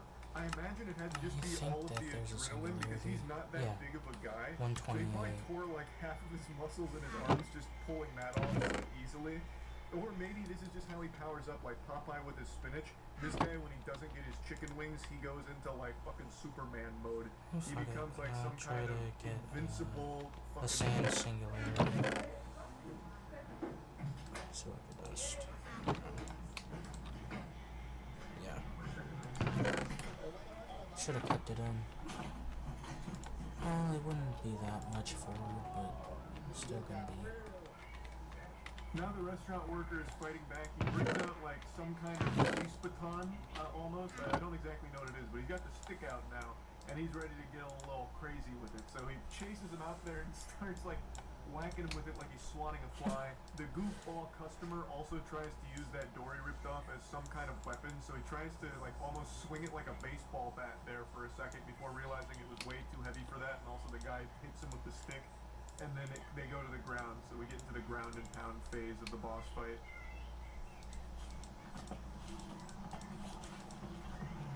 Oh my God, oh,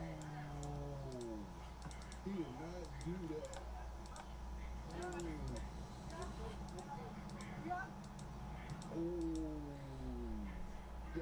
The restaurant worker won on the ground game, I believe, and then even gets to claim his prize of the douchebag's phone, so he takes it and smashes it.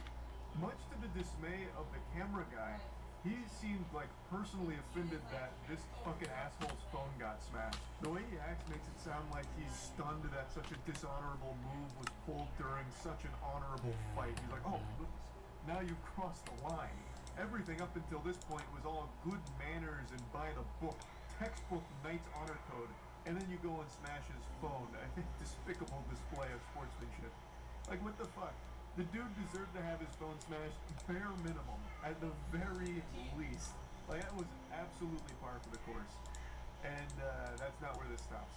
There's no audio here, so I'll just go ahead and tell you what you're looking at. It is the fucking guy crashing his company tow truck into the building and then scooting away. So he zooms on out of there, peels out. Now, of course, I'm no expert here, but using the company car to commit a crime is probably a pretty fucking dumb idea. Not that he was making good decisions before then either. but that has to be one of the most identifiable things you could possibly be driving in order for people to track you down.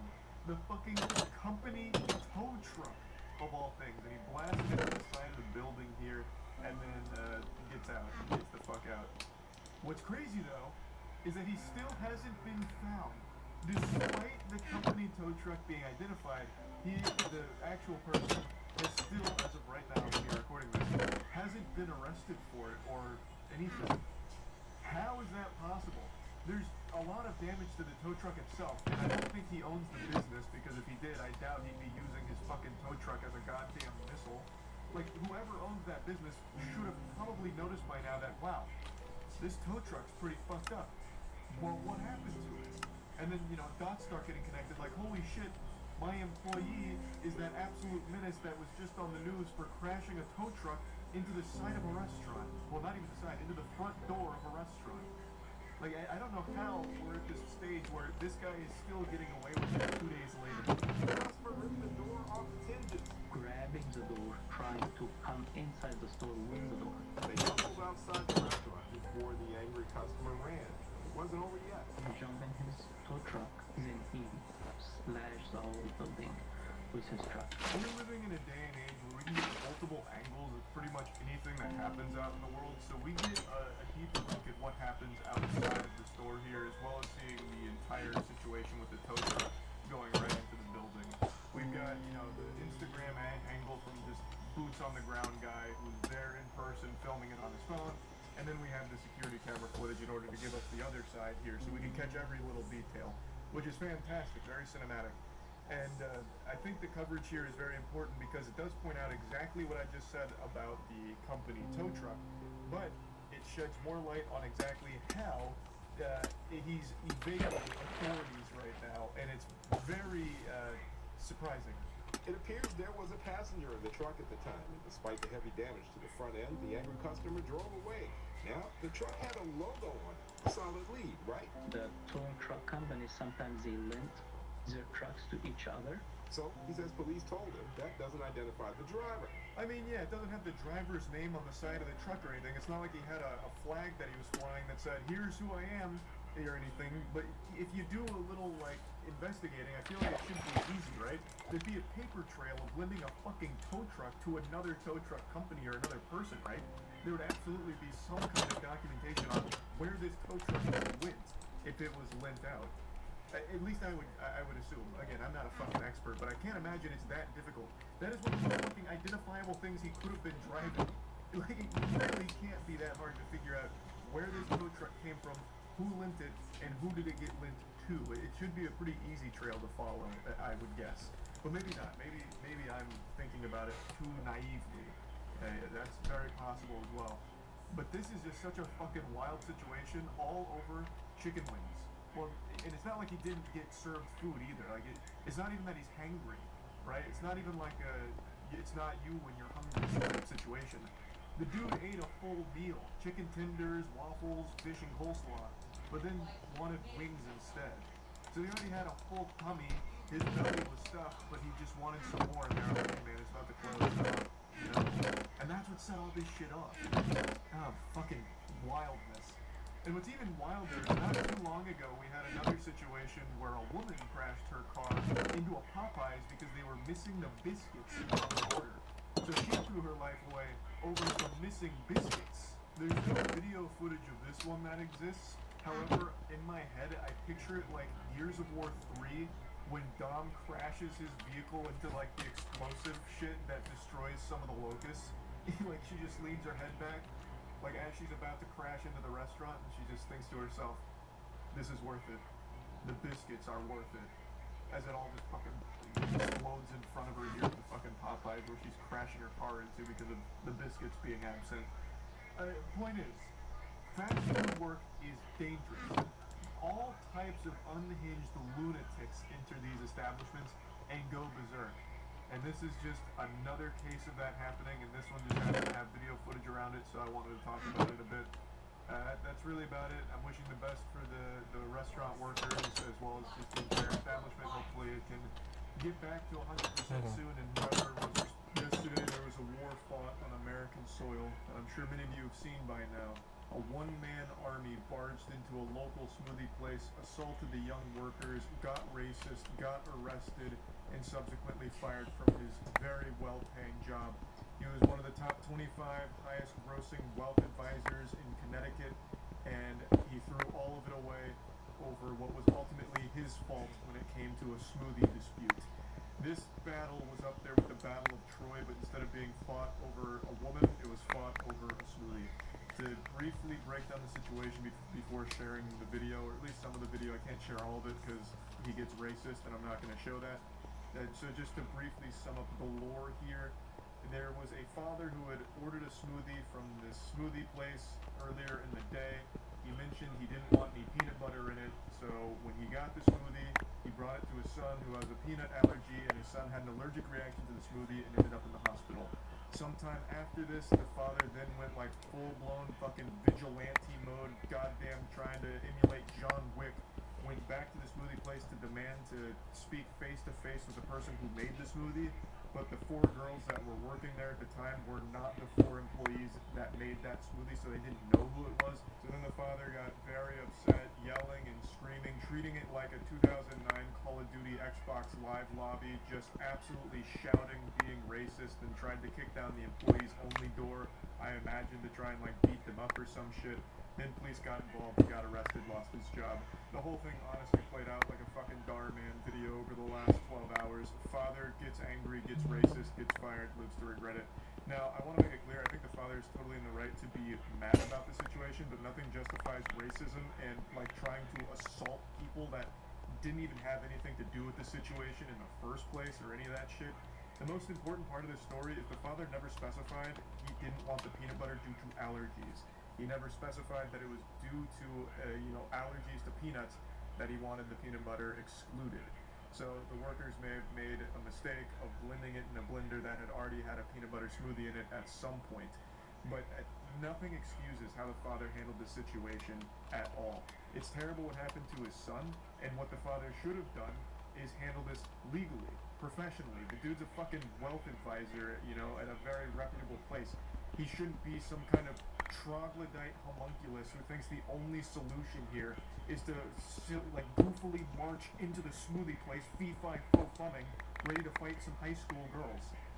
It's absolutely outrageous the way he handled it. There's no excuse for it. Now, from what I understand, most restaurants do have a policy when someone asks for anything regarding nuts, like leave off, the peanut butter or whatever, the assumption is supposed to be made that it is due to allergies, which is why they have like a special blender at smoothie places from what I was reading. So yes, the smoothie place is at fault, which is why the father should have handled this legally, not as some kind of, agent of chaos or whatever. Let me go ahead and show you the video now. Please don't yell at us. Yeah. Don't videotape me. You have no room to yell at us. I want to speak to the fucking person who made this drink. Is that you?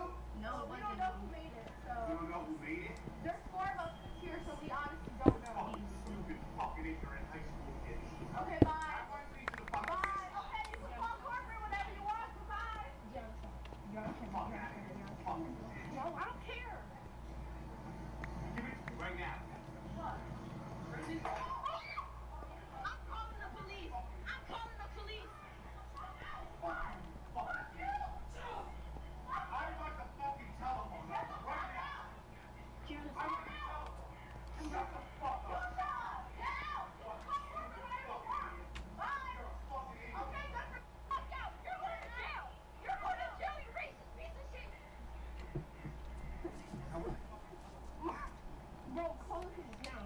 Like I said, I'm not going to keep any of the racist shit he said in here because obviously I don't want to keep that in here. So this is the worst way of handling any situation ever. I've talked about it on stream last night, so I'll play some of those clips. But there's nothing that excuses this behavior. I've seen quite a few people almost defend him, saying like how emotional he must have been with his son. And yeah, that's a horrible thing that happened to his kid off of a mistake from the facility here. But this is not the way you go about it. Nothing justifies racism and like attacking people, especially people that had nothing to do with what happened in the first place. And if he was really that emotional about his son, why wasn't he with his son at the hospital at this point? I'm assuming when this was happening, his son was still at the hospital. This probably wasn't like 18 hours later, or, you know, the next day or anything. So he sent his son to the hospital and then immediately came over here like it was some kind of a revenge movie or something. It's disgusting. I don't think they like maliciously put peanut butter in his smoothie after he asked not to. It was probably just using a cross-contaminated blender that had peanut butter in it. Just sue. Exactly. He could have handled this legally or anything other than whatever the fuck he thought he was doing here, like Liam Neeson. Fair, but if I was a dad, I'd get just as angry, just without the racism. He absolutely had a right to be angry. I don't think anyone disputes that. But he doesn't have a right to be racist or go to the place and threaten high school girls. And just, like, throw smoothie at them, call them all kinds of horrible names, and then try and literally break down the door to, I assume, beat them up. Most places, when they hear no peanuts / nuts of any kind, they're supposed to assume allergies are very common. He was the wealth management advisor, and managing director for Merrill Lynch. Yeah, that's what it was. He only worked with clients with $1 million or more. I remember that. I guess you can't control emotions when your son is in the hospital. What? What? I mean, no matter how mad you get, there's never an excuse for racism. Like, what do you mean? It's not like, my son, time to go be racist. Dude looks way older than 48. He doesn't look that much older than 48. Like, it's not like a good 48 he's rocking, but it's also not, like, terrible. You clearly haven't met a 48-year-old in Florida. Yeah, so as I mentioned, this father only worked with clients who had $1 million or more worth of, like, assets in their account or some shit like that. So this guy was big money. He wasn't making peanuts. This guy was making, like, fucking fat, big old stacks. And he lost that job, like, hours after this video surfaced. Overall, this whole situation was awful. Feel really bad for the kid.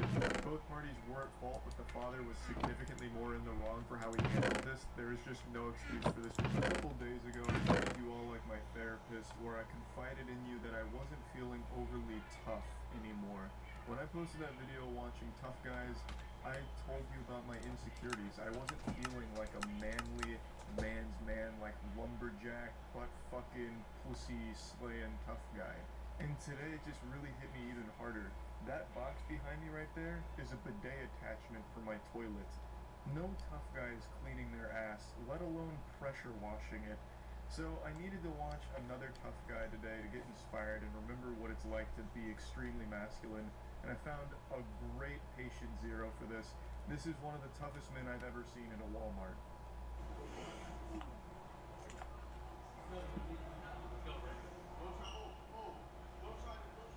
Go too far and start something, right? You want to see my back kick right now? Call the cops. This guy forgot he's not in college anymore, so his frat can't back him up. So to me, he seems a little bit skittish, but kind of like a scared animal, trying his best not to look weak, but in doing so looks extremely weak. I will say, though, I love his threats. Do you want to see my back kick? Sounds like something SpongeBob would say after taking one lesson of karate. I feel like this dude's stuck in some kind of time vortex where he thinks he's 10 years younger than he actually is in reality. But he definitely strikes me as a fighter, a fucking warrior. I guarantee every time he goes into the bathroom to take his shit, he shadow boxes in the mirror just to practice his combat techniques. He probably just envisions all of these incredible fights in his head.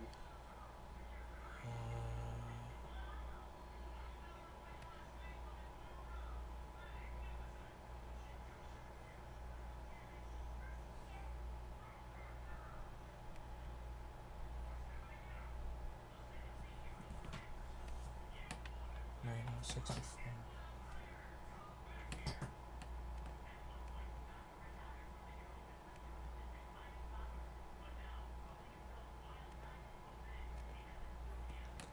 Okay, so I just need 2 stacks of sand. Oh, the other thing is coming in. I can do that actually.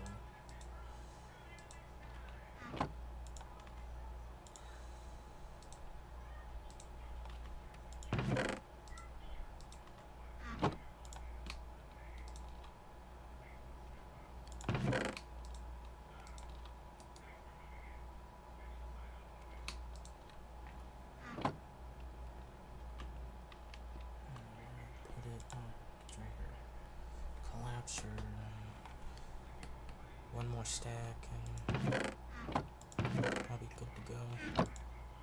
So I never have to do this again.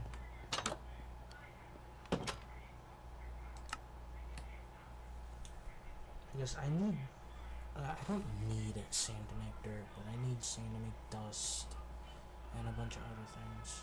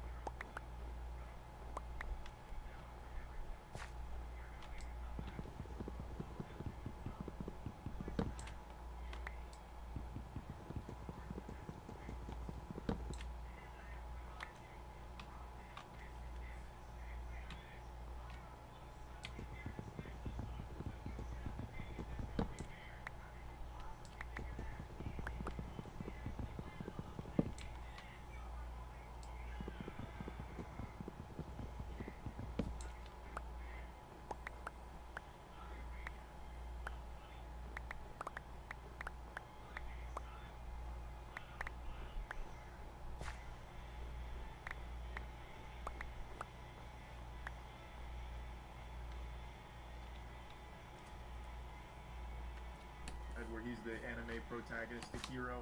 So he's working on like these weird techniques, like fucking charging up his punches like Donkey Kong, and then of course his signature back kick. Yeah, call us right now.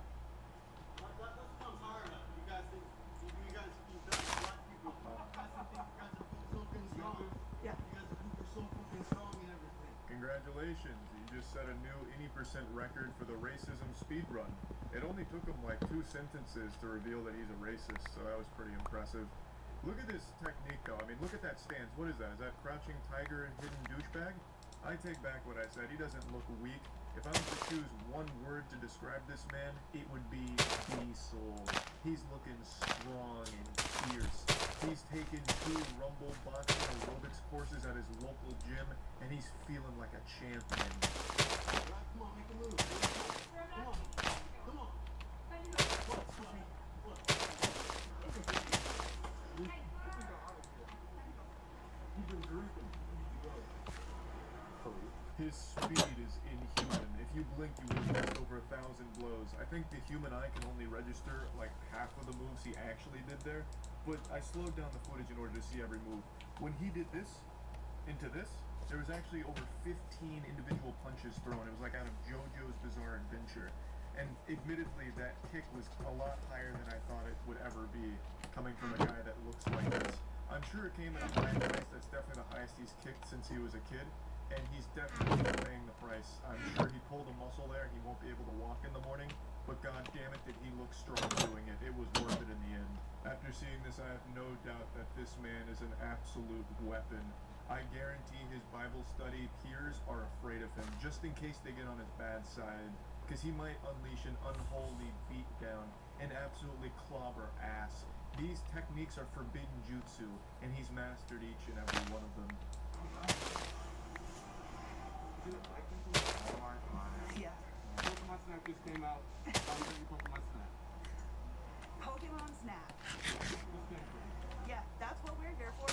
Yeah, just in case you're curious what started all of this, apparently the guy was just being an asshole over a copy of Pokemon Snap, and then decided to start threatening fat dicks and shit like that. Crazy. Yeah, but thanks to the law and staff in the meeting there, it's left unchecked. That man's power could have gone out of control and just been devastating, like an apocalypse event. That's probably the Armageddon that was written about in the Bible, is just when that guy's temper flares up. I wouldn't be surprised if it wasn't an asteroid that killed the dinosaurs. It was this guy just getting angry about Pokemon Snap not being available. So, I mean, Jesus Christ. There was a close call, but Walmart staff really saved the day there. And now that guy's gonna go home, butt chug his Budweiser, and just think about how strong he was. Because this guy, I'm absolutely terrified of flying. I haven't been on an airplane since 2016. I have a genuine phobia of flying. However, if I was guaranteed a show like you're about to see, blessed with a fucking public meltdown of this caliber every time I get on a plane, I would be the first one in line at the TSA to get fingers up my butthole so I can get a great spot on the plane and watch this shit happen. This is glorious. So you're about to see a frat boy lose his mind after going 2 beers deep. He just gets a little sloppy. You guys fucking suck! My parents are worth fucking $2 million goddamn dollars. And you know what? You fucking suck! Meet Maxwell. I think that name fits him perfectly. It's like straight out of South Park. If they had a douchey character that bragged about their parents' wealth, they just slap on the name Maxwell because it fits. He's just the quintessential failed son who only lives off mommy and daddy's money, just constantly suckling on their teats for the rest of his life, living in their shadow. If I was watching this video muted, I would assume he was bragging about his parents' wealth. The kind of guy that's like, hey, pardon me, but if you do, my dad's gonna sue you. And he also works for Bungie, so he'll get banned on Xbox Live too, nerd. Yeah! Yeah! You know what? My grandpa is worth more than one fucking million. My fucking attorney. Shut the fuck up! To catch you up to speed on the lore here, Maxwell has ordered 2 drinks. He's gone where no man has gone before. He's 2 brewskis deep in here, and he's feeling it. He's fucked up. Also, he apparently had a little bit of an accident. He spilt on his shirt, and mommy forgot to put the bib on him, so he had to go to the bathroom to change. Came out shirtless, and one of the flight attendants offered to help get a shirt from his carry-on. After Maxwell was helped get into his new dinosaur t-shirt, Maxwell said thank you in the only way he knows how, with sexual assault. He allegedly groped her chest, and not just the one flight attendant, but another one as well. So in Maxwell's fucking caveman brain, he thought honking titties was the optimal way of giving his thanks. So it sounds like Maxwell may be entering the no-fly list, but might have a future at Activision Blizzard. Alright. So I'm kind of glad to come out.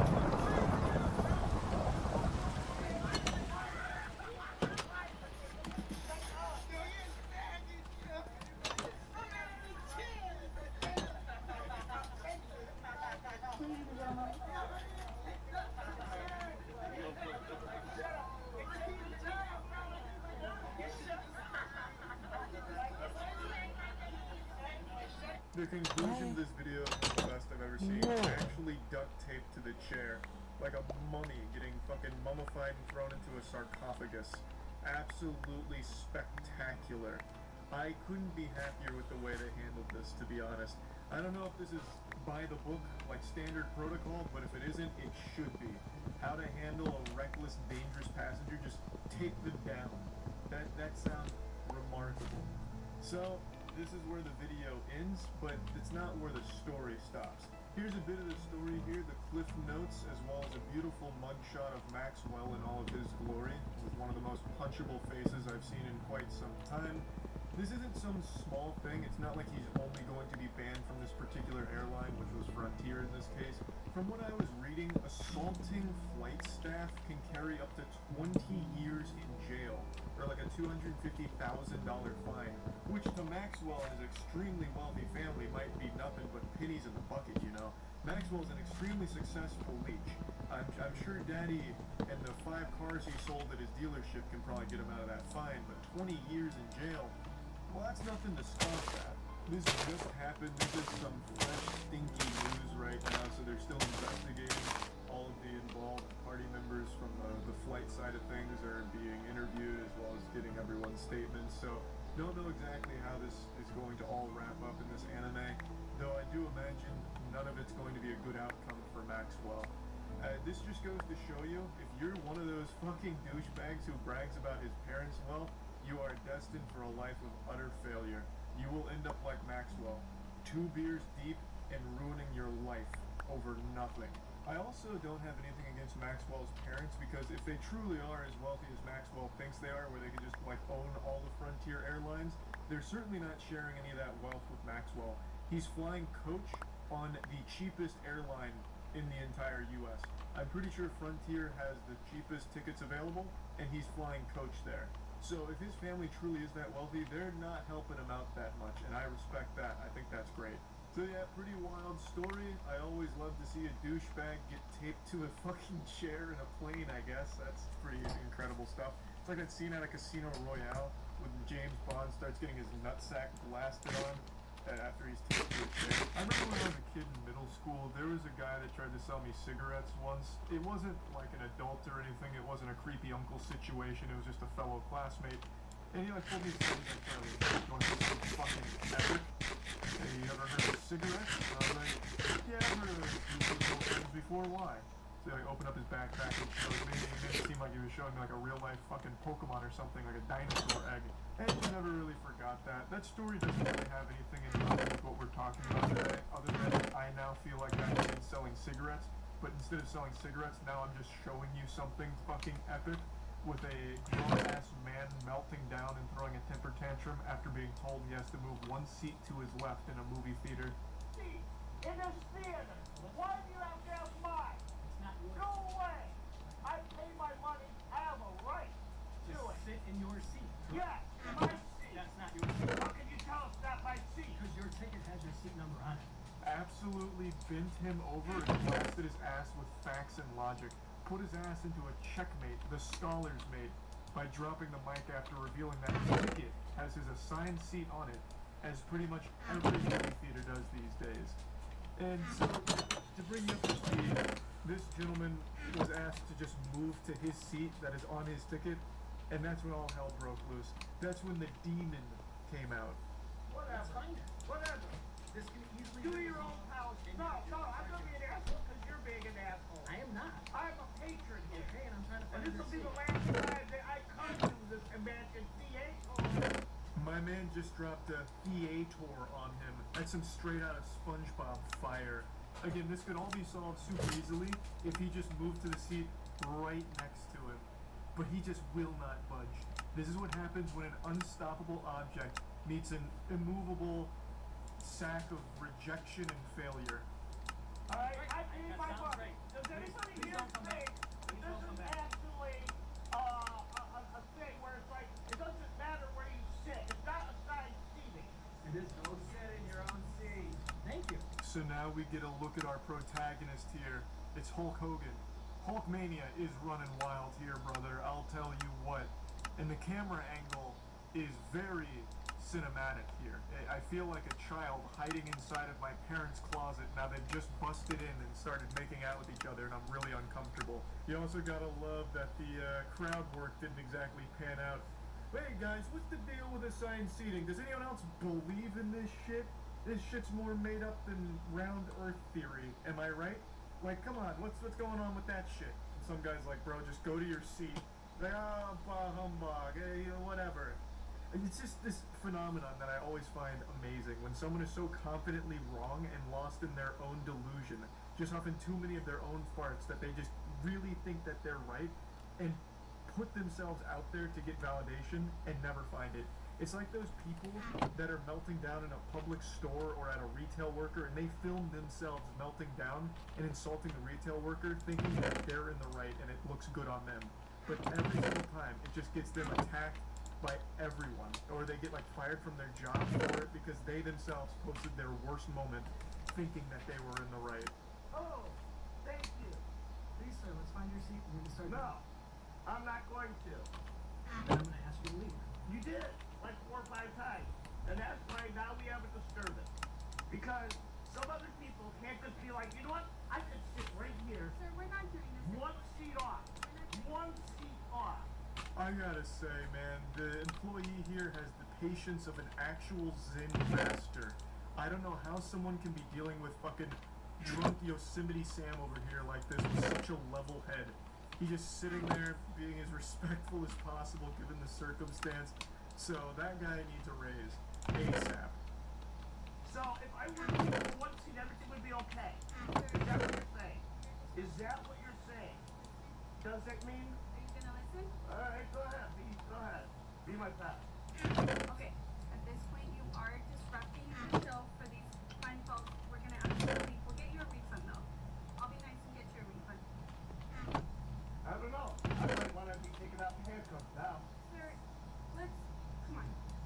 say call his bluff. This is not a guy who's accustomed to confrontation or fighting.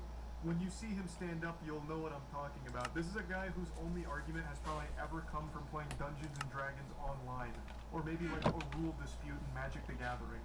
There is no chance that this guy would be okay in the face of like actual confrontation. He's just taking advantage of some very respectful and nice workers and being an insufferable asshole.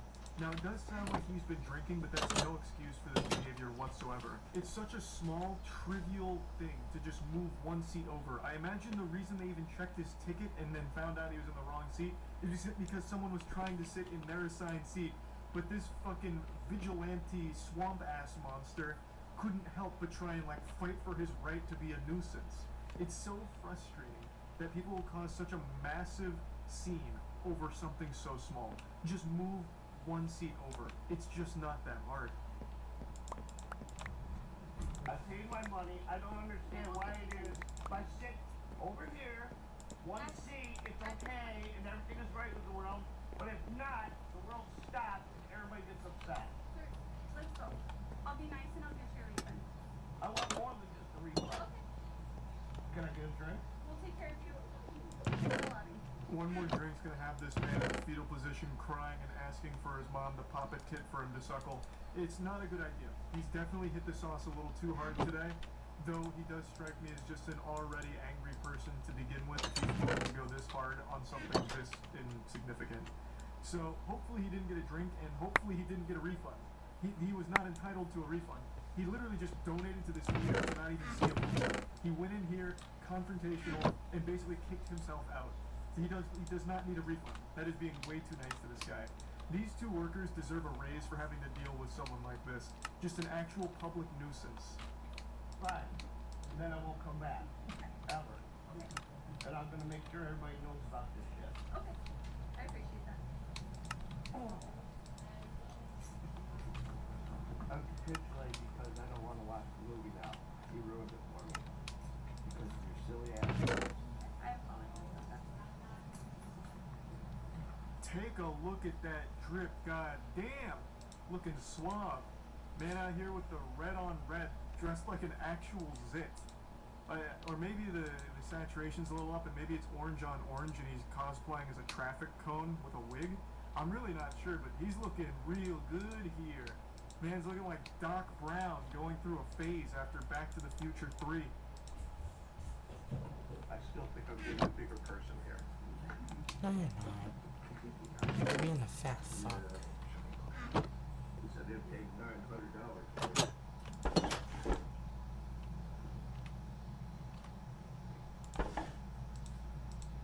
Goodbye, everyone. Enjoy your movie. The most predictable twist in cinema history. This guy owns a trench coat and unironically wears it in public. I actually thought when he first picked it up it was a trash bag or like a tarp or something, and then it turned out to be a trench coat and I just thought, yep, that makes sense. That tracks. That sounds about par for the course. He probably also had like a katana stored in the trunk of his car just in case he happened to get jumped by 6 samurais on the way out of the parking lot or something. Just really sad shit. Just a public nuisance for no fucking reason. Could have just moved one seat over and saved everyone the trouble and himself the embarrassment. I think this is just a lesson, everyone, to not make a big deal out of such simple and small things.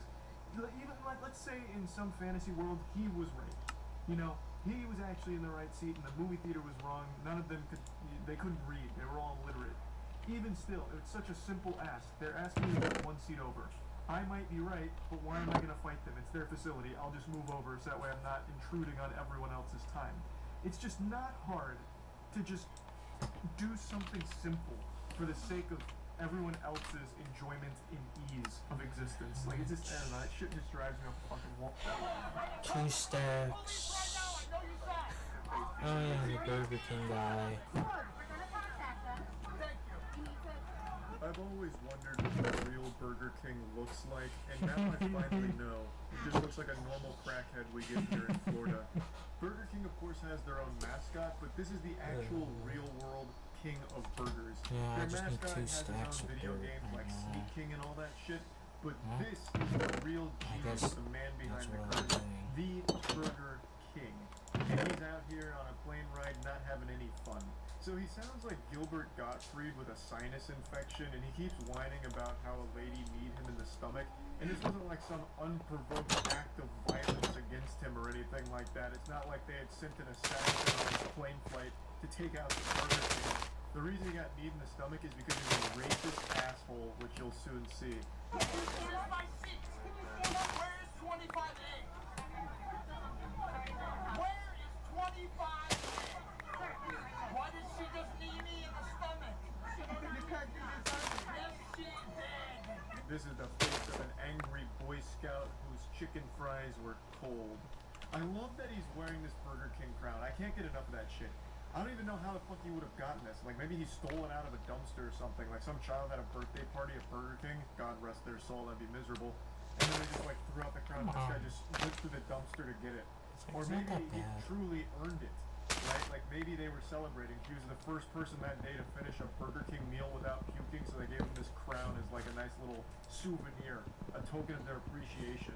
If that was true, then where's my crown? I went ahead like 20 of them. For obvious reasons, I'm going to be muting the N-word here. You can start to see why the passengers were pretty upset with this asshole. I have to imagine that this may even be like a McDonald's viral marketing campaign. Like the person filming is Ronald McDonald or like the Hamburglar, and they're just like filming it like, holy shit, this is gonna be huge for us. You need me in the stomach? What's the press charge? Take her seat! Take the fuck out of my seat! I don't know why he keeps saying that he wants to press charges. Like, what the fuck do you want the staff on the plane to do about it? All of a sudden provide you with a lawyer? Like, here, okay, you want to press charges? Tell it to this guy. We'll wait before we take off. I just don't know what he expects to happen. Like, another passenger raises his hand. I am an attorney, and I will represent this lunatic in this case. I only require one Whopper as payment. Kick that nigga bitch off the plane! Please, you need to stop. There are children. Please stop. Hey, that's not necessary. Take your stuff out of my seat, please! Yeah, so he just keeps screaming and shouting and screaming the N-word, making it sound like a 2009 Call of Duty Xbox Live lobby. Just truly awful and tons of chaos from this one guy going wild. And Burger King has some of the worst marketing of all time. Like, genuinely, their marketing campaigns are some of the most garbage. Do you remember for National Women's Day when they posted a tweet saying women belong in the kitchen, which was supposed to be outrage bait, where you click their tweet and then you read their next one that says that they're actually offering programs to women? Like, just stupid shit like that. They can't do anything right when it comes to marketing, so I truthfully wouldn't be surprised to learn that this whole thing was supposed to be a marketing stunt from Burger King gone wrong. Maybe it's supposed to end like that Pepsi ad with Kylie Jenner and the Pepsi saving the world. This one ends with this guy taking a bite of a Whopper and it cures racism. He's no longer racist and everyone on the plane is super happy as Whoppers and chicken fries fall from like the emergency compartments and everyone chows down. Take care of it, but I need you to stop yelling. She gave me in the stomach! Why are you in my face? I'm asking you to stop Have I yelling. committed any type of violence since I've been on the plane? No? And So what? that's She it. gave me in the stomach! I don't care what she did. You're being. Thank you! Somebody get Shut this the on fuck camera! up! You faggot. I want a lawsuit! I want a fucking lawsuit! Right now, motherfucker! He wants a lawsuit, god damn it, and jumping Jehoshaphat, he's gonna get one. He just keeps saying that he wants a lawsuit, as if somehow that's supposed to happen like right now. That because he called for it, a lawsuit has to now be put into motion. A judge has to come out of like the cockpit, and a trial has to go underway because this guy has now declared his intent of filing a lawsuit. I just like that he proclaims that multiple times as if it's some kind of like ancient rule that we have to follow. Like back in the day, if you call for a duel, you have to engage in that duel or else your honor is fucked. Him calling for a lawsuit means that right now a trial is about to break out on the plane.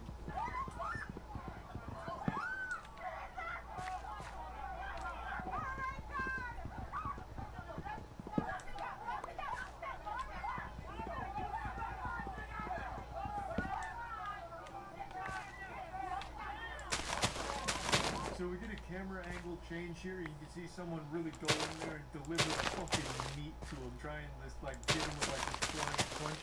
So someone comes in with a special delivery of a double Whopper with extra cheese on the guy and knocks off his crown before they're separated, and they're trying their best to settle down the situation, waiting for the cops to arrive, which they eventually do, and they arrest the guy.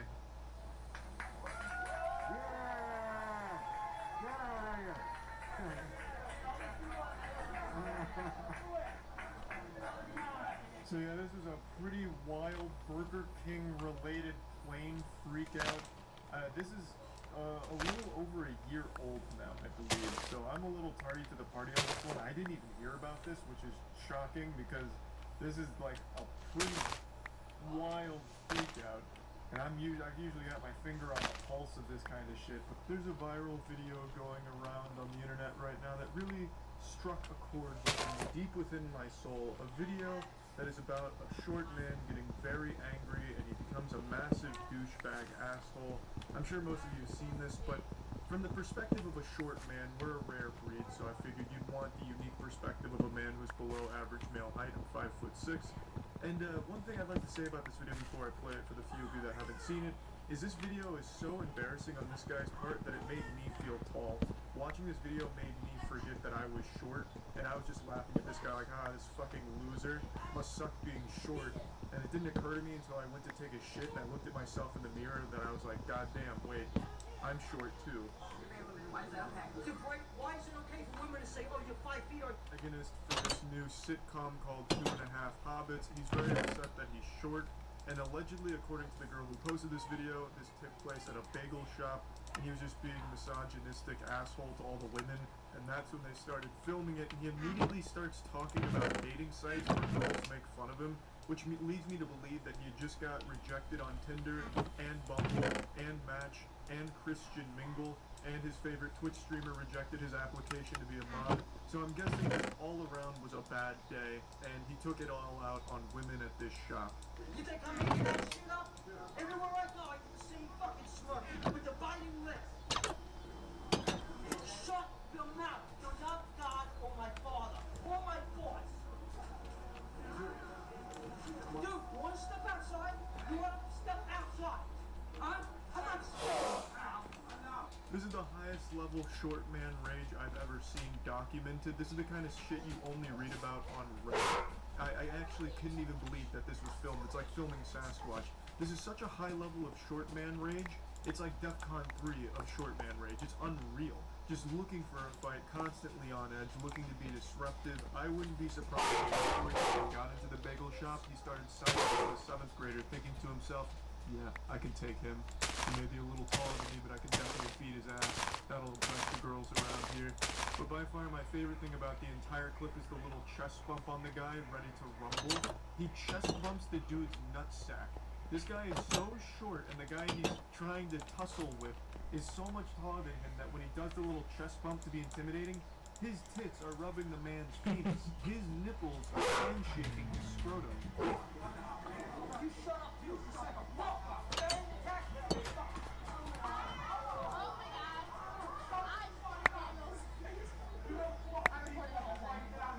The classic, what are you gonna do, stab me? Says the man who got stabbed. Hey, go ahead and attack me, as he gets fucking tackled by a dude 5 times his size, a fucking college linebacker out of nowhere. I imagine he immediately regretted that decision to try and act that tough around that guy. And the video goes on. This is the one that's viral, but there is a follow-up to it that shows what happens after he got taken down.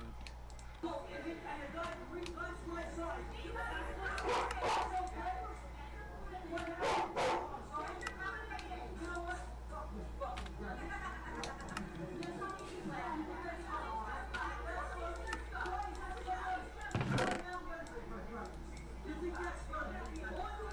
What a fucking roller coaster he took us on there. First he says, fuck that bread, wants nothing to do with it. He's above that bread. An alpha male doesn't need that bread. But then Alvin and the Chipmunks start laughing at him. Fucking Looney Tunes style laugh comes in and he changes his mind immediately. You know what? Fuck you. Give me that bread. Bang. Snatches it up. I wish he had scarfed it down for a power move. Or since he wants to really puff his chest out and be an alpha, I'm surprised he didn't drop trow and start peeing on the bread just to show his dominance over the bread. But he kind of pussies out. picks up his bread, and then goes back to just being a really huge asshole and insulting people.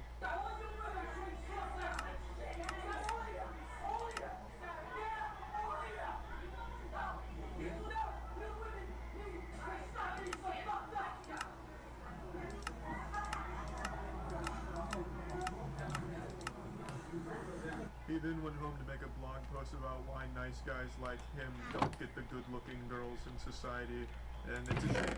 He is a nice guy, as you can clearly tell, well-adjusted, and he seems to have a good head on his very small shoulders, but I think it's really sad the lack of self-control and most likely self-awareness. I guarantee he went home thinking he did nothing wrong, and that society was just beating down the short guy again. Now, he says he's 5 feet in the video. I don't know if that was an exaggeration or if he's under 5 feet or above 5 feet and he was just exaggerating on either spectrum. Doesn't really matter. You know, there's nothing you can really do about your height. You can either be an insecure little bitch like this guy and take it out on the world, you know, shaking your fist at the clouds because you're upset that you're so goddamn short and it's unfair, or you can just live with it. Fucking deal with it. Don't be such a little pussy. Have fun with it.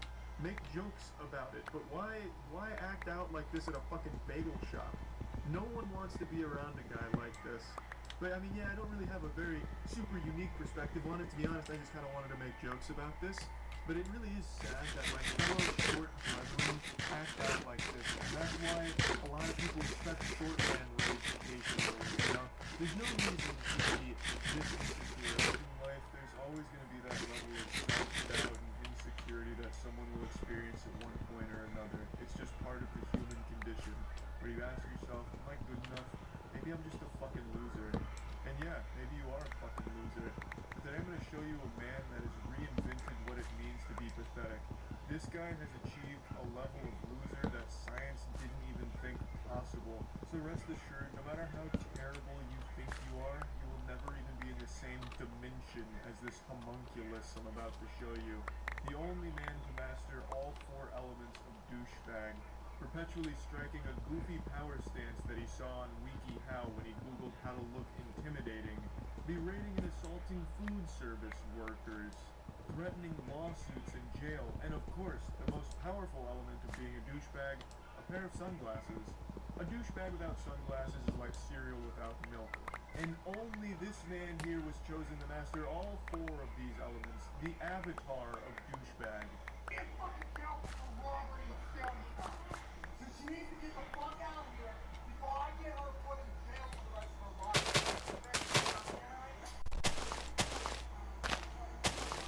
There's just so much that happened in this short, less than 20-second video here.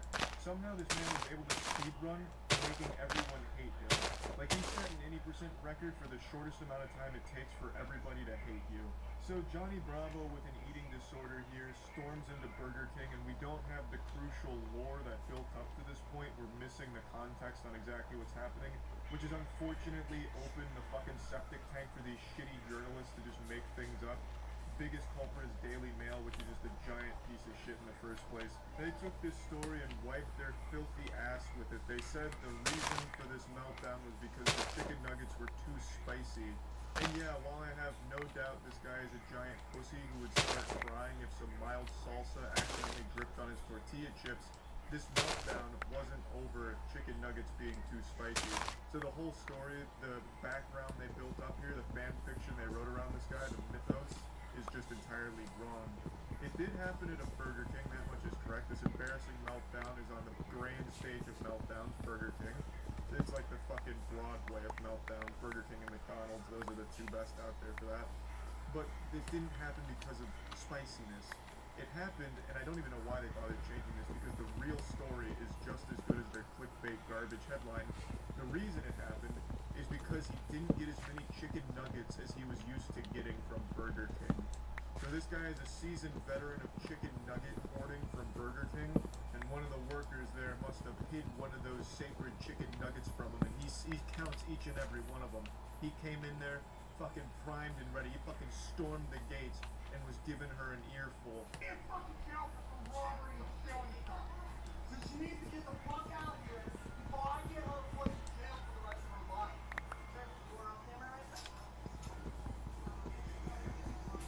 I understand understand chicken nuggets can be serious business, but this man really elevated that shit. He treated it like some kind of holy artifact. This is why the opening monologue says, can't fucking count except for robbery and stealing stuff.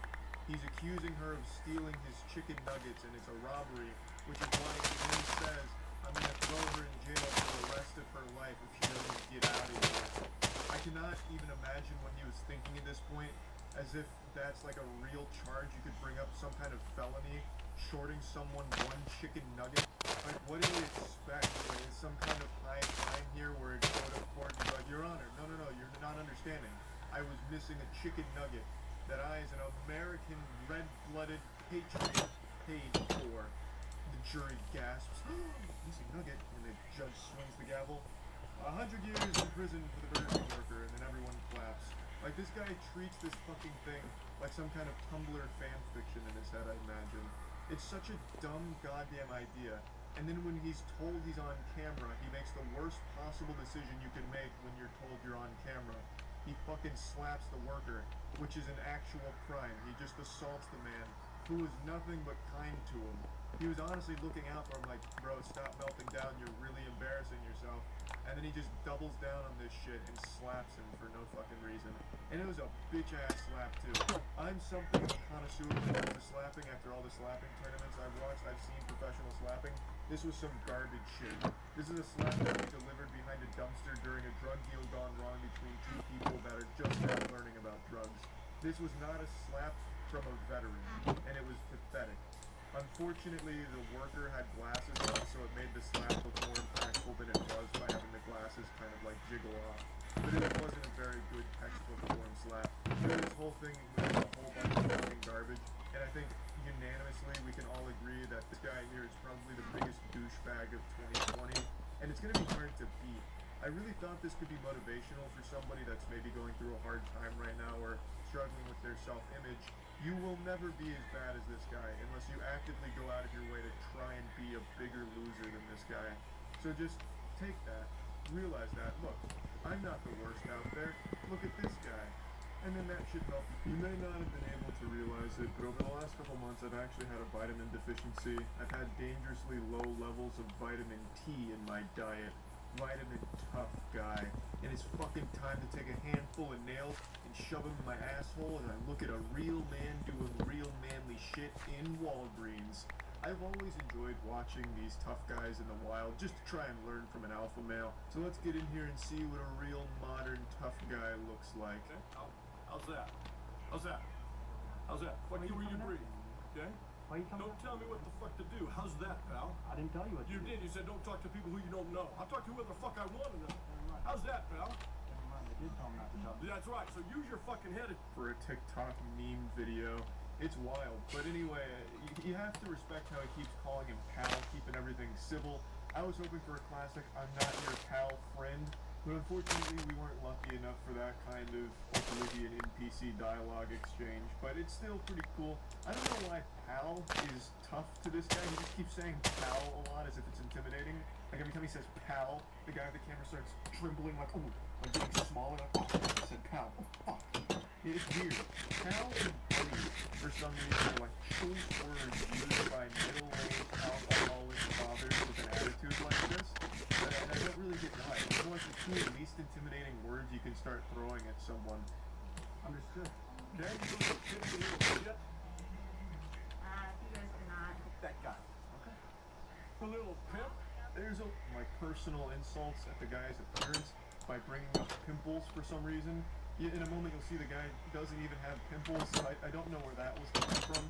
Maybe this guy's living in some kind of delusional fantasy where he's seeing himself as a high schooler and he's like picking apart his own insecurities or something. I don't really know. The angrier this man was getting, the further his IQ was dropping. He said, just like the pimple on the left. And I thought there was going to be something to follow that up, like logically, you know, like make like a tree and leave or some dumb shit like that. That's what I was expecting, but all he said is, just like the pimple on the left, you say something you don't like. Like, what are you pimples don't talk.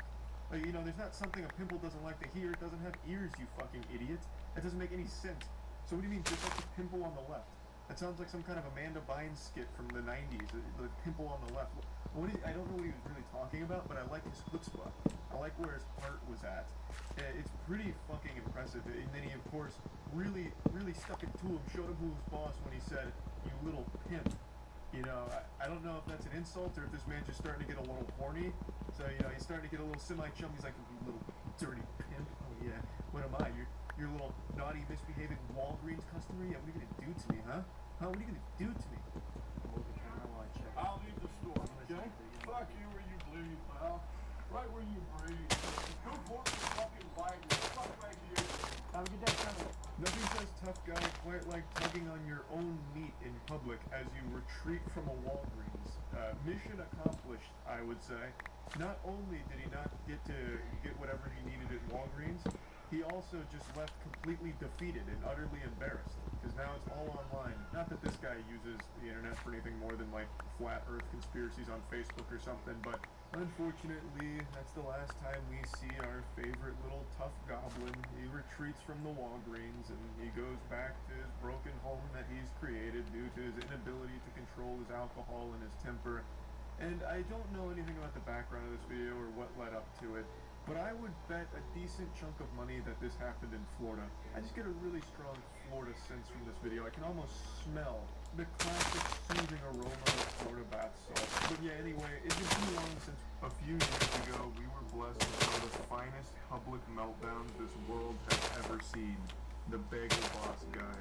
This was an incident that occurred at a bagel shop where a guy who was on the shorter side of things absolutely went ballistic and lost his mind, all because he felt like he was being insulted for his height.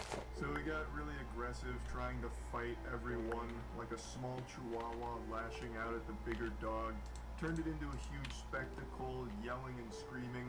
I'm sure in his head he imagined himself like Kratos from God of War with all of this anger, but in reality he just came across like a squeaky toy. It was so beautifully silly, and today I think we may have found his spiritual successor. There was a man who melted down the McDonald's about his height. You wanna show us what a fucking big man you are? Bigger than a fucking little man? Come on! What's wild to me is he actually looks like the Bagel Boss. They could be brothers. So they have the same build, the same face, and the same attitude, and the same effect on women. Her face really tells the whole story on how uncomfortable it is to be around something like this. I love watching videos on these kind of outrageous freakouts for no reason, but I think if I was there in person, I would just feel so slimy and yucky. It'd be so fucking miserable to be around it. Come on, motherfucker! Bring it on, motherfucker! Bring it on, motherfucker!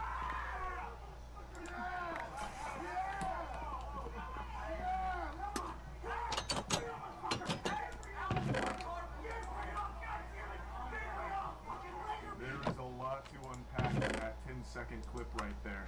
So let's get to the post-fight analysis here and break it down.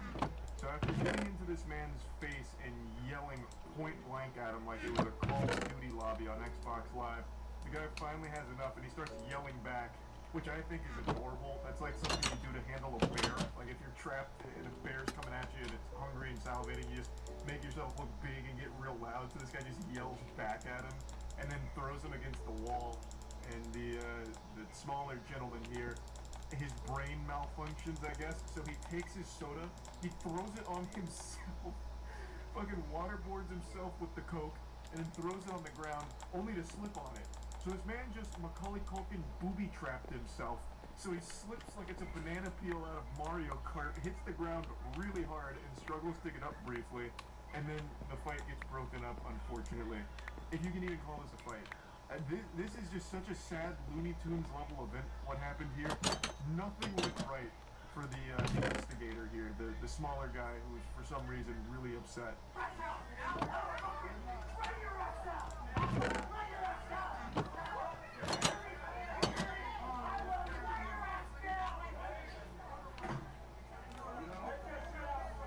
I want to see this altercation from this guy's perspective because he's doing a much better job than the current cameraman.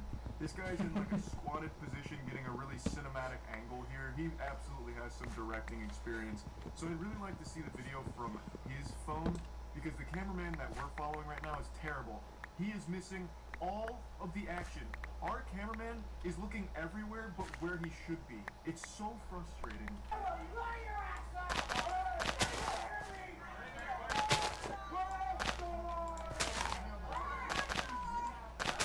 Unfortunately, this is all we get here because I guess the cameraman was too fucking drunk to just focus on one thing.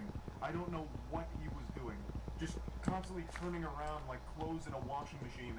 The second the action started, he just blanked out and just got everything that wasn't important. Filming the wall, filming people behind him, looking at the ground, never once getting them in frame again. It's so frustrating. I would really like the other angles here, but I haven't been able to find them yet. It's unfortunate we don't get to see the conclusion, but at least we get to hear some of it. The smaller guy keeps saying, "I'm gonna lay your ass out," which I think is a hollow threat. I think the time for intimidation is long past since you just took yourself out. So it's kind of hard to make people afraid of you after that when it comes to fighting. I think he should just cut his losses, and once they were broken up, maybe just give him like a cool one-liner on the way out, like, "You're lucky this guy stopped me, or else you'd be in the hospital from me beating your ass mercilessly," and then just leave. But if you keep saying "I'm gonna lay your ass out" after you actually just ate shit on your own accord, it's just kind of more embarrassing, I would say. Like, this guy really owes a huge debt to the worker that separated the two of them, because without him, I think this could have gone a lot worse. It could have been significantly more painful for him, because he bit off a lot more than he could chew here. I'd also like this video to serve as a PSA. If you're going to film a public freakout, film the fucking freakout, not everything around it. I don't know if he's trying to be like sneaky with his phone so no one knew he was recording or something, so he just didn't know where he was aiming, or what went wrong here, but this is just such horrible camera work, it's insulting. I'm almost more mad at the camera guy than that smaller guy was with the customer in line. Like, it makes me so upset. I'm getting furious. I'm getting short man rage right now because the cameraman couldn't fucking focus on the action. Just, you know, you're there filming, you've made the decision to film, now be good at it. Or at least competent, like close to it. Because the second that this like started to pop off, we lose all visual on it. It's so upsetting, it's so frustrating. And another thing, every time these freakouts happen, one thing that I always find interesting is people start laughing at them like directly. Or in this case shouting "World Star" and laughing at them and filming. You have to feel like such a clown. You know, like you're super mad, like you're ready to fight and everyone's laughing at you. It has to be the worst feeling ever and just makes you even more mad. It happens in every freakout video ever, and I can only imagine how much that fuels the rage in like this endless cycle. So, pretty great video overall. A good freakout. It's McDonald's, so. This morning I hit my foot on the stairs and it hurt quite a bit. It was like that episode in SpongeBob where he stubs his toe and only cried for 20 minutes. It made me feel like shit. It made me feel like a pussy. And it made me want to be a stronger, tougher guy. So I figured, let's watch some tough guy videos in order to get inspired and see how it's done and what it really looks like to be a tough guy. Okay, do it. Come on.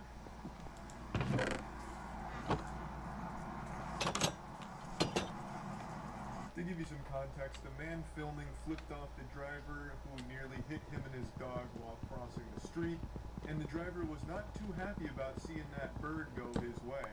So he slows down and says he's gonna kick his ass up there. There's some real goofy shit like straight out of King of the Hill. So the guy filming has now booked a whoop-ass appointment at the upcoming parking lot, and he's not afraid, he's not backing down. Alright, so go and get out.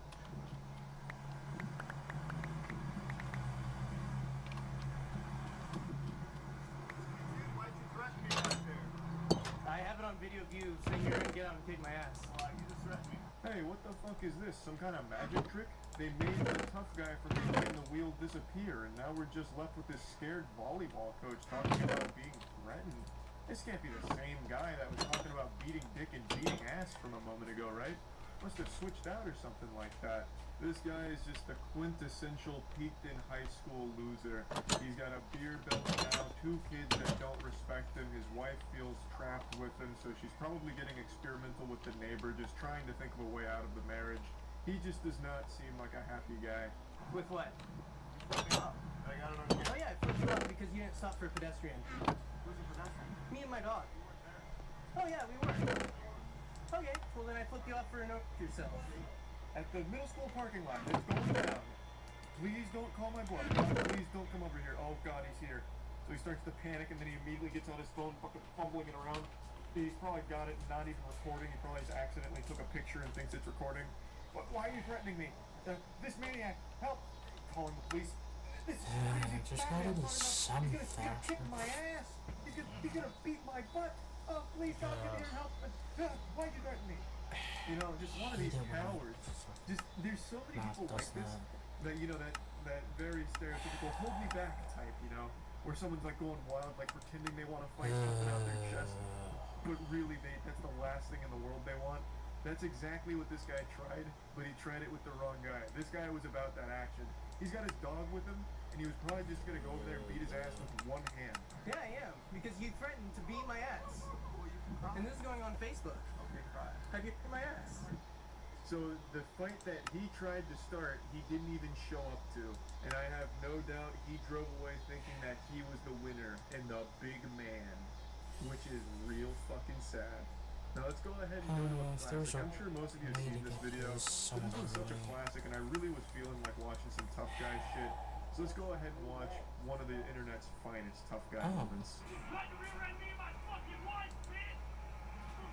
My fucking car! I hope you have insurance, motherfucker! Get the fuck out of your truck! I'm gonna beat your fucking ass! Get the fuck out, bitch!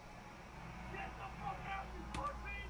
This road rage incident really has everything you could want. A protagonist you can't help but root for as he just silently stone-faced stares ahead, ignoring the goofball outside of his window doing an interpretive dance and losing his mind. It's just a wonderful video. Fuck out of your truck! Get the fuck out, you pussy ass! Let's go, man! Get out of your truck! Get out of your truck! Like, beat your fucking ass! I will say, his negotiating skills need work. You know, maybe get out of the truck so I can give you candy or something, you know? Like, really try and entice him out of there. Lure him out like an animal. Set a little breadcrumb or something that he might open the door and, you know, get him, you know? He's not even really trying to persuade him to leave. Right now, his only bargaining chip is get out of the truck so I can beat your ass. Who's gonna really want to take that deal? I can just sit there and laugh at you. I also really appreciate the music in this clip because I think it really adds to the ambiance. The boner jams really add an extra layer of beauty to the video. Let's go! Come on! Let's go! Let's go! Take the fucking video! Take the fucking video, cunt! You fucking whore, bitch cunt! Let's go! Come on! Tough guy thought he was on Xbox Live there for a second. Get out, bitch! Get out of your fucking truck!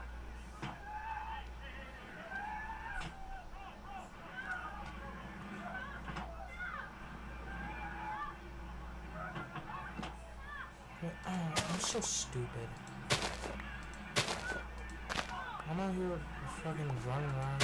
Things really escalate there. We've reached the climax as his friends show up. It's not even the right one. And he goes full baby rage mode. Get out! Great. And then all of a sudden the G.I. Joe out of nowhere shows up to try and put the kibosh on the whole thing here.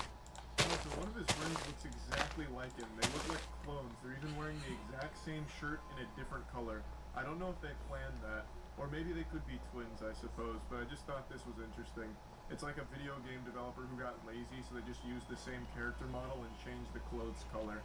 Yeah, that's pretty much where that one ends. I really was expecting him to start crying after the huge meltdown moment, but I don't think he ever did get any tears out. He probably did cry on the drive home. I imagine he really just let it all out because the emotions were just overwhelming.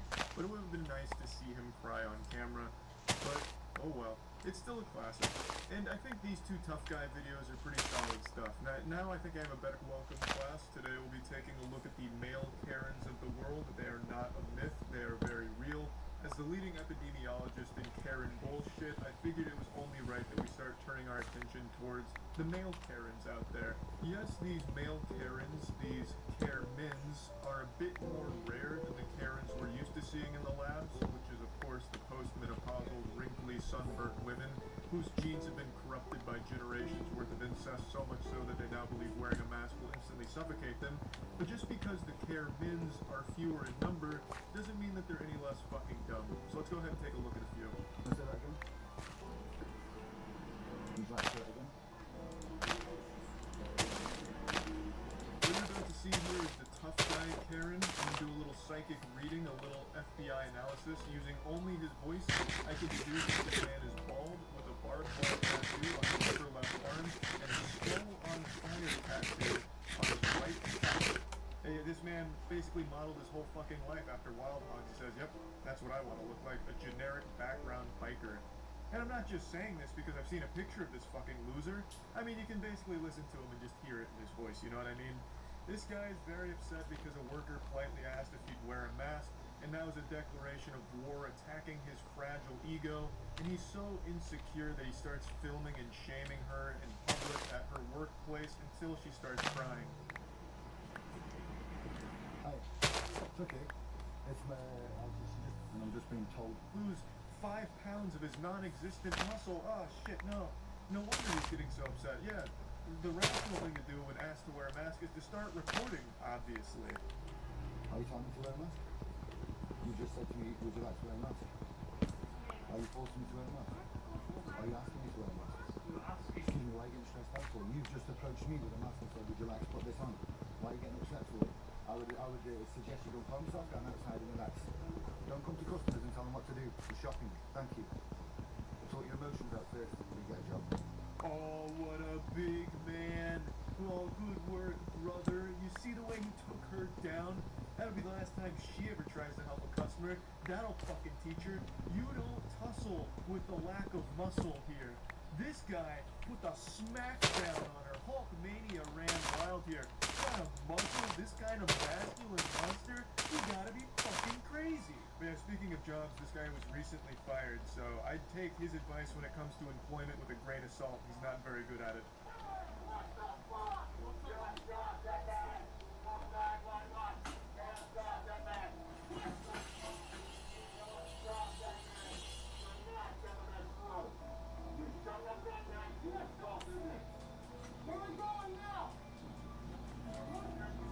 I love the way McLovin here marches after him with his phone in hand. It's fucking wild. So this is a bit of a different one.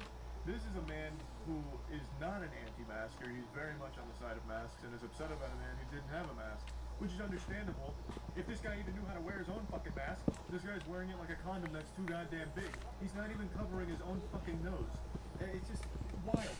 So this guy loves masks, as he should, and people that don't wear a mask out in public, yeah, huge nuisance and a detriment. But he can't even wear his own fucking mask correctly, and he's having this kind of temper tantrum meltdown. This kind of shit always puts a smile on my face, though, that people have to scream, assault! Assault! I've been assaulted! And they've been, like, lightly bumped. Like, this guy's fucking screeching and squealing like he just stepped on a landmine or something. When really what happened is he just got lightly bumped because he's in his face with his phone. The guy's like, get the fuck off of me. And then he just totally goes into meltdown mode, destroys an entire rack of pizza for some reason. It's not like the guy he's mad at works at the pizza place or owns it or anything. That does nothing except make it really tough for the fucking workers there. So he's just a huge douchebag asshole. And then he starts blaming the pizza place.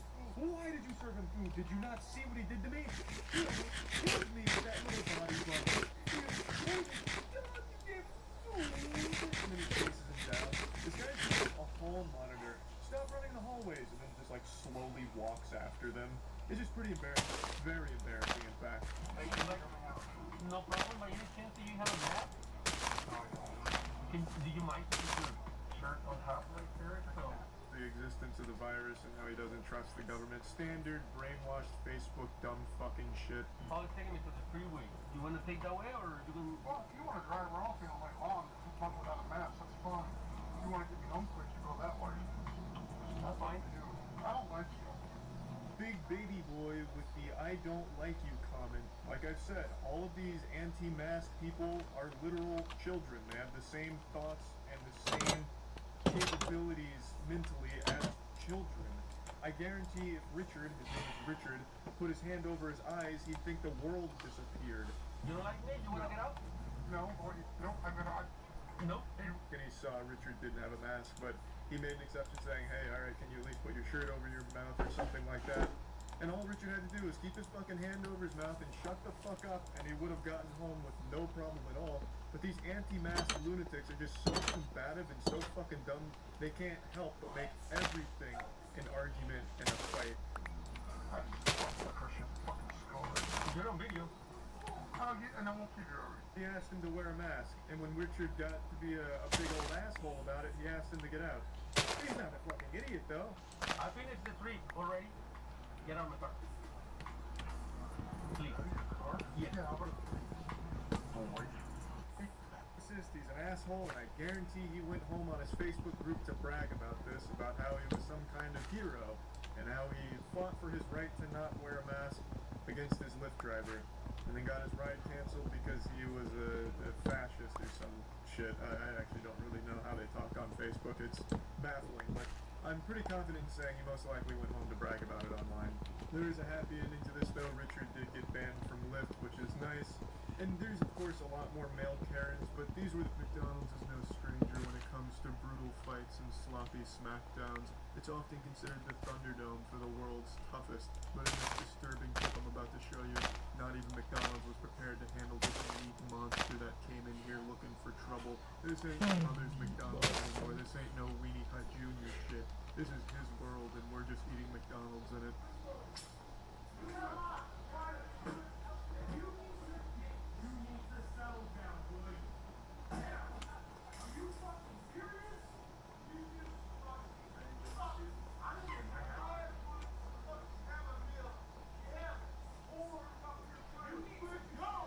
This is the face of the man who makes knuckle sandwiches. You'll be cruising for a bruising if you step in this man's way. This is Goliath in the legendary David vs. Goliath tale, and he stepped into the McDonald's crucible with one goal in mind: to eat some lovely McChickens while looking up the new Magic the Gathering ban list. And apparently those damn whores interrupted him. Now he's rampaging. God help us.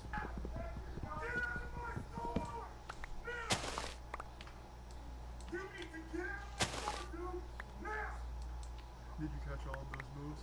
I'll slow it down and rewind it for all of you who aren't classically trained in martial arts nor familiar with ancient Shaolin techniques like I am. Here we can see the master lead with a right foot butt fuck slip and slide move, but he also throws in a combo with the left arm Shoryuken. While on the surface it may seem like just a simple and effective 1-2 combo, I dare you to even give this a try. You'll likely combust and just lead the fuck all over the floor. It takes thousands and thousands of hours to master this technique right here. He throws it around with ease. And he doesn't stop there. He beautifully transitions into his Looney Tunes level windup here for the haymaker that would have surely not only ended that man's life, but would also make every woman's panties within a 2-mile radius sodden. Come on, get out to the floor now! Get out of the floor now! The manager's sharp reflexes just saved the entire city block. Had the rampaging glasses man been able to slam the door successfully, you're looking at a catastrophic explosion. That would have been the end of the entire area. Get out of my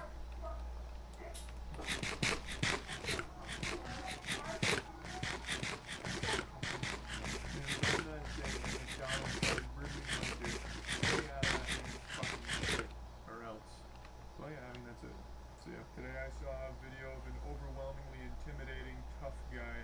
I'm talking full-fledged DEFCON, red alert, sound the alarm, sirens blaring, full chub, full throttle, tough guy. This rare specimen was spotted in the only environment you can find these kind of scary Pokemon, Whole Foods, obviously. Now when you look at me, you probably see a pretty intimidating, scary guy in a 5'6" imposing frame with a big set of fucking pythons on him. Yeah, I can understand why people would think that I'm probably as tough as they get, but what if I told you there's a man that dwarfs even my profuse masculinity? And he's not just a man, he's a father. People won't learn. You're a bunch of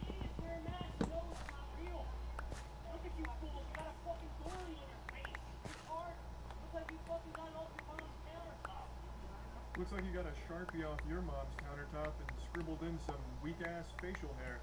This whole freak out here reminds me of the old Bagel Boss guy. You remember that guy that was extremely short and melted down about women not wanting him at a Bagel Boss restaurant? I get the same vibes from this guy. He just came in here looking for a fight with a chip on his shoulder, mad at the world for fucking nothing. Of course it's about masks. You can look at this guy and immediately tell he doesn't believe in masks and probably believes the world is flat. But I mean, anyway, this guy's dressed like he's trying to go fishing but accidentally wandered into a Whole Foods and now is upset about the whole ordeal. Unfortunately, he's brought his family here with him to embarrass them, and make no mistake, they seem extremely embarrassed by their father as this video continues. You look like an idiot. You're the child. Trying to make you wear a mask. Hey, fuck you. Shut up. You're a dork. Look at you, you giant fucking dork. What are you gonna do? Come outside. Come outside. Somebody will talk to you. The guy that confronted our protagonist is about twice the size of him from what I can see here, so I'm pretty sure that the dad was already starting to sweat a little bit and really praying that his sons would pretend to hold him back, which they did beautifully. It just saved him a lot of embarrassment so he could keep talking shit, knowing full well that the guy that he was talking shit to could literally eat him. I swear to God, this guy could suckle on him standing up. This match in terms of size was laughable.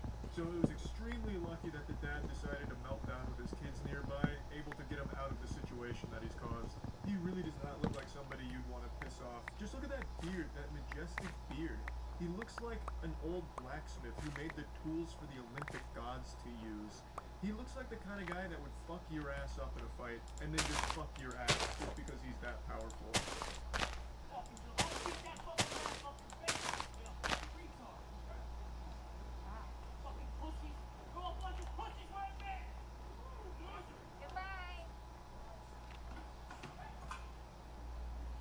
I will say, I respect this man keeps shit-talking even as he's being carried away like a baby out of a Toys R Us throwing a temper tantrum. He doesn't let the embarrassment of getting picked up by his son stop him from talking a lot of shit for no reason. I actually do love the shamelessness from the father here. He feels no level of embarrassment after being picked up and carried away. His son was so shameful of his father breaking down here and becoming a public nuisance that the only course he could find was picking him up and removing him from the property. After decades of butt-chugging Miller Lights in the bathtub, the father has just lost the ability to feel shame. And this is the result. This looked like something out of Fall Guys, just getting grabbed and carried away slowly outside of the store. A great meltdown, though. Another good meltdown. I gotta tell you, the mask debate here, which isn't really a debate, there's one side which is right and then the one side that's wrong. The wrong side obviously being the ones that think masks are the devil or a muzzle or a microchip or some shit. That's clearly the wrong side. But this whole dichotomy here, this war on masks has been the gift that keeps on giving in terms of public freakouts and meltdowns. Every single day, there's a new troglodyte that decides to wander out into the world and just go fucking wild about a mask. But yeah, anyway, just wanted to showcase a real tough dad out there, making sure the local Piggly Wiggly here knows that he's the boss, he's the sheriff, and if he sees you wearing a mask, well, he's gonna... I learned very early on in life that you can tell a lot about a person based on how they treat workers, whether that be retail workers at a store, waiters and waitresses at a restaurant, fast food workers, anything. It's like a little cheat code into the human psyche. You can tell if someone's an insufferable douchebag based on how they interact with employees out in the world. If someone's being mean and disrespectful to someone that's just trying to do their job, then chances are they're a worthless asshole. And I don't need to be a licensed psychologist in order to diagnose them with terminal douchebag personality syndrome. But by far the most infuriating are the stupid douchebags, the troglodyte imbeciles that will get mad at the employees for decisions the company made, as if the employees had any say-so in whatever the fuck you're complaining about. You saw it all the time during the early pandemic when companies asked that the customers wear masks, the employees were forced to enforce the rule and would face so much backlash from the customers as if they were the ones that made it. Like, they're just trying not to get fired. You have all these inbred weirdos losing their mind like, how dare you muzzle me, you goddamn communist, telling me how to live my life. I will beat your ass in the parking lot, bend over so I can suck a fart out of your butt. As if the employee that you're yelling at and threatening to beat up had anything to do with the actual thing you're complaining about. They had no say-so. They are just a fucking employee of the company doing their job. And it happens all the time in retail, but this was the first example I could think of since that was happening all over the place on Facebook back during the early pandemic. Just being rude, mean, and nasty to workers who are just doing their job is by far the easiest way to identify a piece of shit. And I'd love to show you a perfect example of this. This is a customer who's melting down at a fast food worker who quite literally did nothing wrong at all.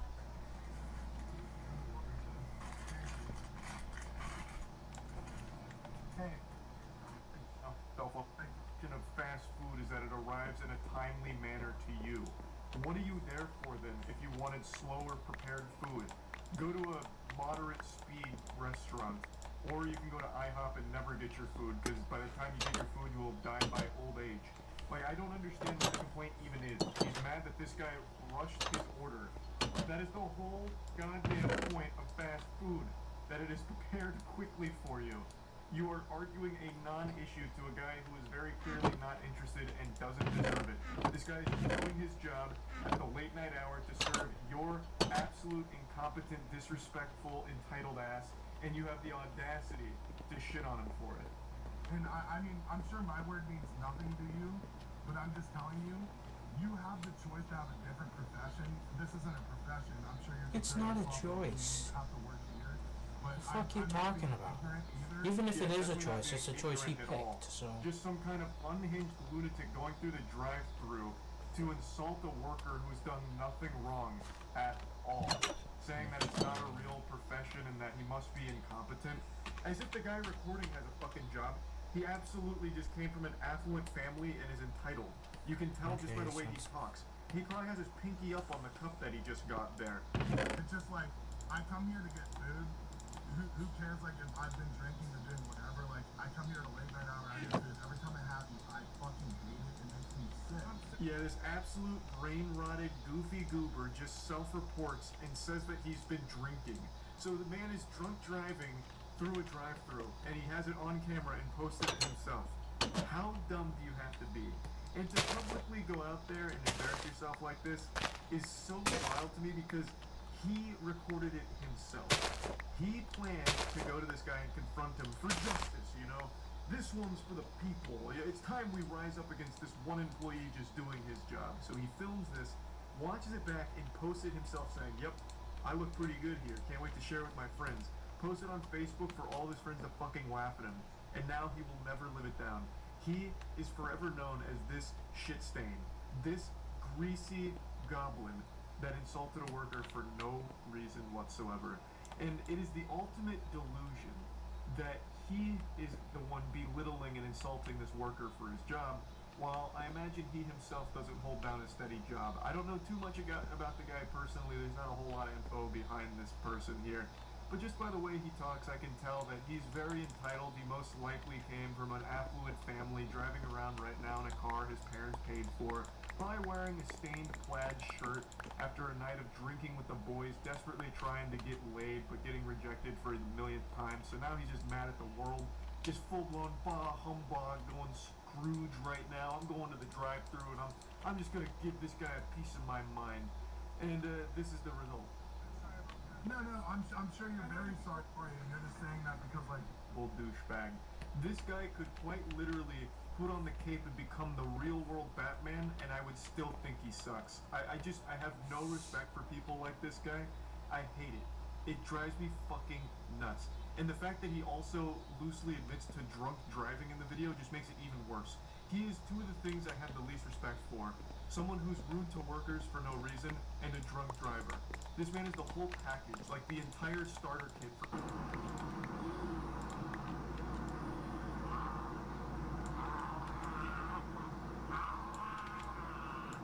This actually looks like some shit out of the intro for I Am Legend here. This guy's snarling and showing his teeth like an angry dog ready to strike.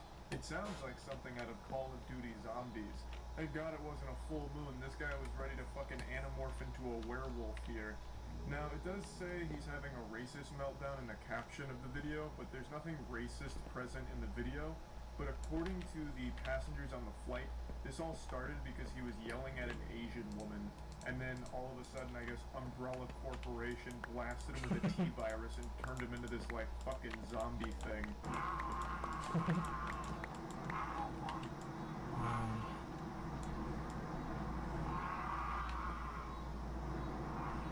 should have done this way earlier. This is the face of someone who knows what human flesh tastes like. Like I mentioned last time, I'm terrified of flying, but the more videos I see of people like this and the last guy we saw, that douchebag who got taped to a chair, the more interested I become in flying, just to be able to witness this fun. It just looks like going on a circus in the air. Like, it seems like a genuinely good time. You have like these onboard entertainment clowns that kind of go wild. Like, it seems cool, but I feel like that's only because I'm on the outside of it. I feel like if I was on this plane and witnessing this, I would be shitting my goddamn pants. I'd already be nervously hyperventilating into a paper bag, and then all of a sudden fucking Lex Luthor in the row next to me just starts breaking out, going Super Saiyan, growling and eating his mask while salivating. So I definitely don't think it'd be super fun to be there for it, but I just want to say thank you to the heroes that film it, so that way I get to enjoy it from the safety of the ground. Now! Sit down now! You can't hold us! We're all on the ground, sir. Sit! Yes, we are! Please, sit! Anything else we have to sit? I love that they're talking to Voldemort here like he's a dog, just telling him to sit. Hey, be a good boy, go over there and sit and I'll give you a treat, alright? Now go sit. This is where I got a little confused. So he's upset because he thinks he should be allowed off the plane because they're on the ground. But according to the passengers, they're not on the ground. So this guy was just asking to be let off the plane mid-flight. You know, like, hey, let me the fuck out of here, I'm done, alright? I've had enough. Just opens the door and flies out like B.B. Cooper. Like, I don't really understand because it's such an easy thing to prove to himself. Like, are we on the ground? Let me look out the window. Because you'd be able to know if you just, like, took a single glance out of the window. Like, there's multiple windows to the side of him in the video. He could have just been like, we're not on the ground. I'm sorry for the trouble. Why? Sit! You sit down in our seat, you stay. Don't fight it! Really? Sorry, folks, but that's what they think of America. I don't know where Joe Biden came into play. Maybe he was a pilot or something. I couldn't really tell you. But then he goes into saying sorry. That's what they think of America. And he says it like he's trying to like learn how to read. It was at this point that I thought this had to be a drug-related incident here because it really does sound like he's giving a class presentation and he's super nervous. And so I looked it up. Apparently there's something called ambient zombies, which is something that flight attendants have nicknamed people that take Ambien and get weird. And this, I guess, could be one of those cases. I'm really not sure. But the cops do show up, and it turns out she was just really drunk.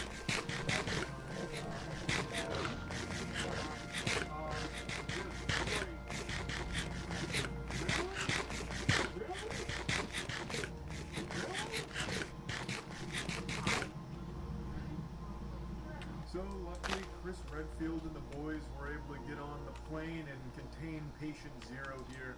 Hopefully this will be the only zombie we see taking flight, but who knows? This could just be the first of many dominoes to fall. Though I did think the same thing when that guy from Florida was eating another man's face off. I thought that was the beginning of the zombie outbreak, but luckily I was wrong. So weebs, put away your katanas because I think this is an isolated case.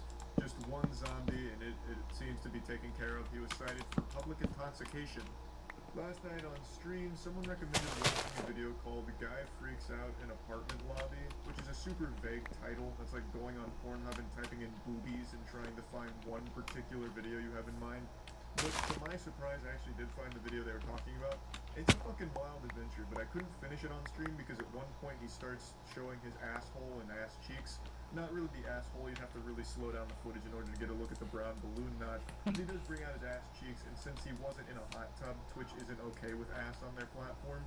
So I had to back out of the video and didn't get to finish it, which is an absolute shame. It's like starting Breaking Bad without finishing it, just truly a sin, and you're incomplete until it's done. So today I wanted to go back and watch it, and I'd like to finish the rest of it with you here on YouTube, but obviously I won't be showing the guy's ass cheeks or anything like that. If you missed the stream last night, you're really fucked up. The streams I do every day at twitch.tv/moistcritical are the best on the internet, so please feel free to stop in and put some extra inches on your penis. Would love to see you there. Don't come in! Don't come in! Leave! Leave! Leave! Why? He's just trying to hang out and party. I'm missing crucial lore. Yeah, the guy's not letting him in.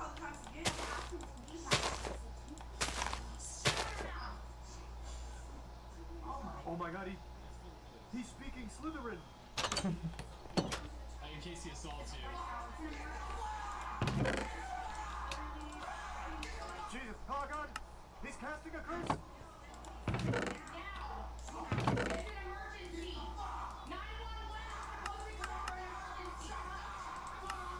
Oh, okay.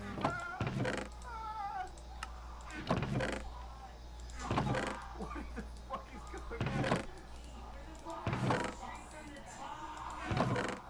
God, it's like playing charades with like a really aggressively competitive relative.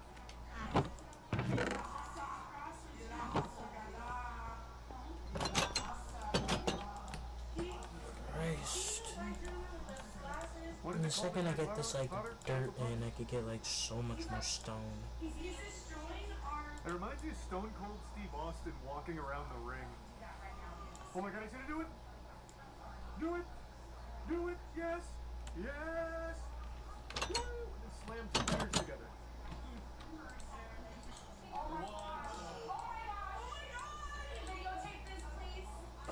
Holy shit, he's going in!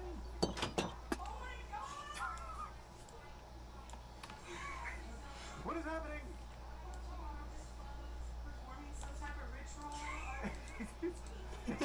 Performing some sort of ritual.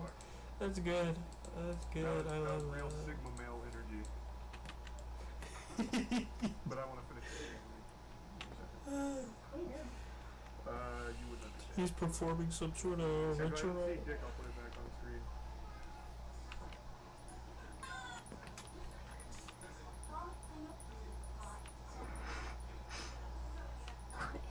I have no idea, but I am really drawn into the universe here. He never brings his dick out. I should be good. I kind of spoiled a little bit of the anime for myself, but we can watch it on screen. Yeah, the pants never come off. This is where we left off.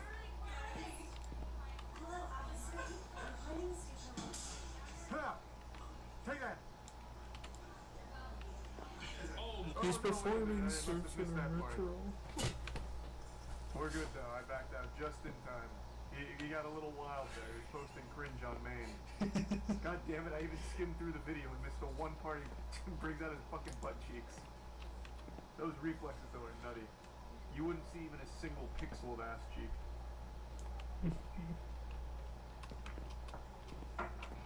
Now, if he was in a hot tub, I wouldn't be worried. But since he's more like in a public situation, I feel like maybe Twitch wouldn't be okay with it. When I was first watching this, I thought this was Jack's Films playing a part or something as like a little hidden camera, Eric Andre kind of thing. But the more I watch it, the less convinced I am that this is really Jack's Films. I don't think he's the kind of guy that would goatee himself in a public hotel lobby, no matter how committed he is to the skit. After having to throw out this hypothesis, I was left with one conclusion. The man's just out here going hog wild.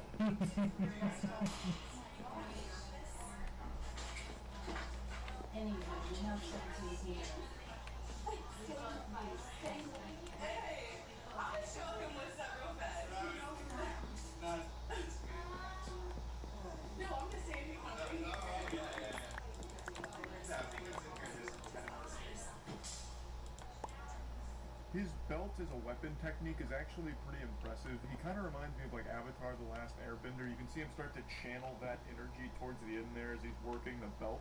Maybe he is like one of the last PCP benders out there now, and this is just him showcasing his mastery and his expertise to the public. The way he's able to just slap that belt against the wall, the way he was like kind of charging it up for a little while, gathering a lot of electromagnetic static ready for a chakra vibrating slam that he just blasts on the ground. You know, this isn't just some ordinary guy. This right here is a dangerous master of karate. Where are the cops? We're on the phone with them again. Behavior, and I said, he's standing outside of our glass office, hitting the wall with the belts, cussing us out. Did you not hear that? Oh my gosh. Okay, well, I don't know how 25 staff members in here. This guy looks like every car salesman I've ever seen in my life. Maybe that's the backstory here, the lore. He's actually a car salesman. He's had a great day selling shit, and now he's just out here in the apartment lobby ready to celebrate, you know? And this is just him having a jolly old time. Is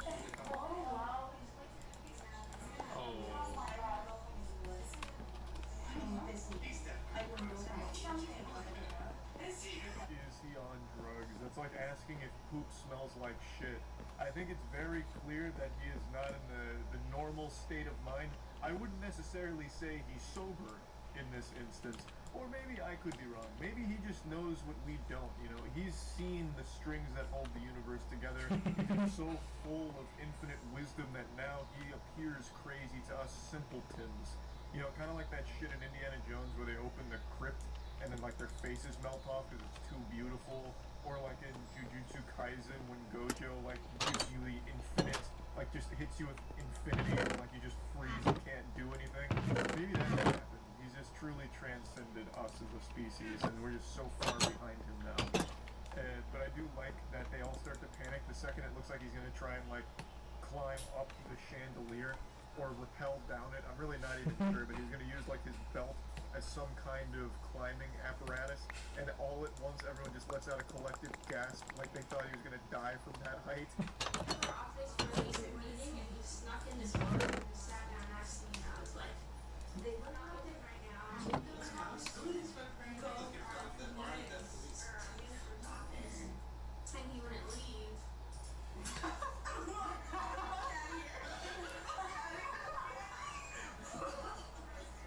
I can really appreciate the character development here. In the beginning, everyone was panicked about this wild man who just came in here acting fucking crazy, going wild like Donnie from the Thornberrys show.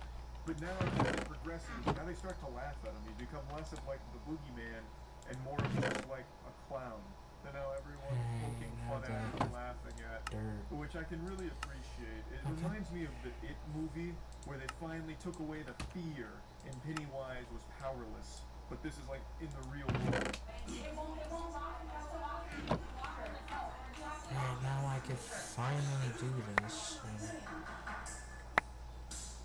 hopefully get enough. I'm honestly jealous of the spectators here in the front row. They're getting a full theatrical performance, complete with a Blue Man Group improvised musical number there from that guy, banging on the desk, banging on the plant, and finishing with a giant cymbal crash of slamming a belt on the floor again. What more could you ask for? Oh, look. Oh my god, I think he's killing something.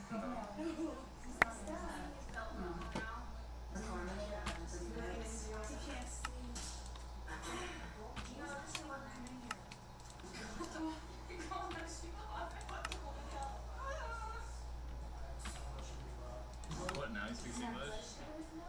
Unfortunately, that's where this adventure concludes. The police come and escort him out of the apartment lobby, never to be seen again. At least not until the world needs him once more. Then he shall rise like a phoenix from the ashes, to swing from chandeliers and show his butthole to people. A couple days ago on stream, chat was telling me about something pretty gross. So fair warning, this topic's a little yucky. If you've got a sensitive stomach, this one might make you a bit uneasy, a bit queasy, perhaps. I'm gonna get a little political here for a moment, so really brace yourself. Just grip the sides of your chair real hard so you don't fall over. It's gonna get spicy. I think under no circumstances should a politician be allowed to run if they have a documented history of smearing poop on their body. And you know what, that may have angered a few people out there, but you know what, you sensitive souls, I'm gonna go even harder on this. You can't stop me, I don't care who it offends. I think if you have a documented history of eating shit, that should also disqualify you. And if in some unholy circumstance you are an individual who has both smeared shit on their body and consumed feces, you need to be admitted, like institutionalized ASAP. I'm talking about a German politician who went viral like a week ago, and I just learned about him like 3 days ago. His name's Martin. He had videos and photos of himself come out where he covers his whole body and shit. Apparently he even covered a dildo in poop and started inserting it into himself. He put a bunch of poop on his mustache, made himself like a Hitler stash of shit. And then his videos that he posted went viral where he went into a public bathroom and started licking the toilets. Like, not just the toilet seat. He was licking crusty urine out of the toilet bowls and then, like, licking the toilet brush as if it was a lollipop. It is revolting. Absolutely revolting. Now, some of you may have seen this floating around on Twitter because a couple of the infamous rage bait Twitter accounts were saying shit like, why are all lefties like this? And then posting the video of the guy, like, licking the toilets and shit.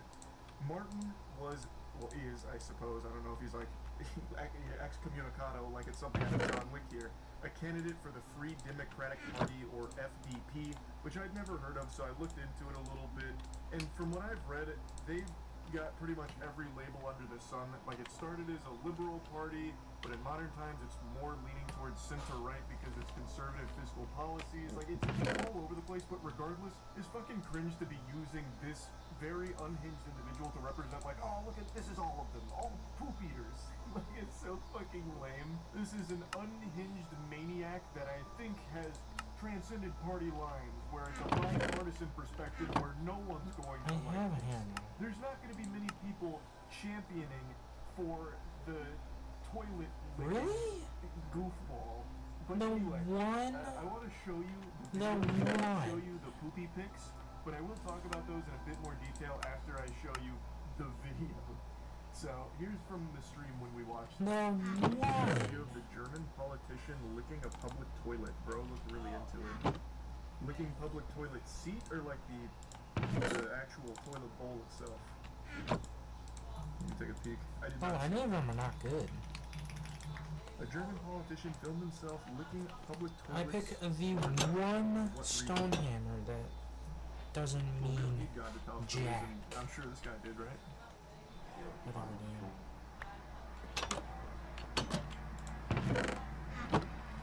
Okay. Now that done.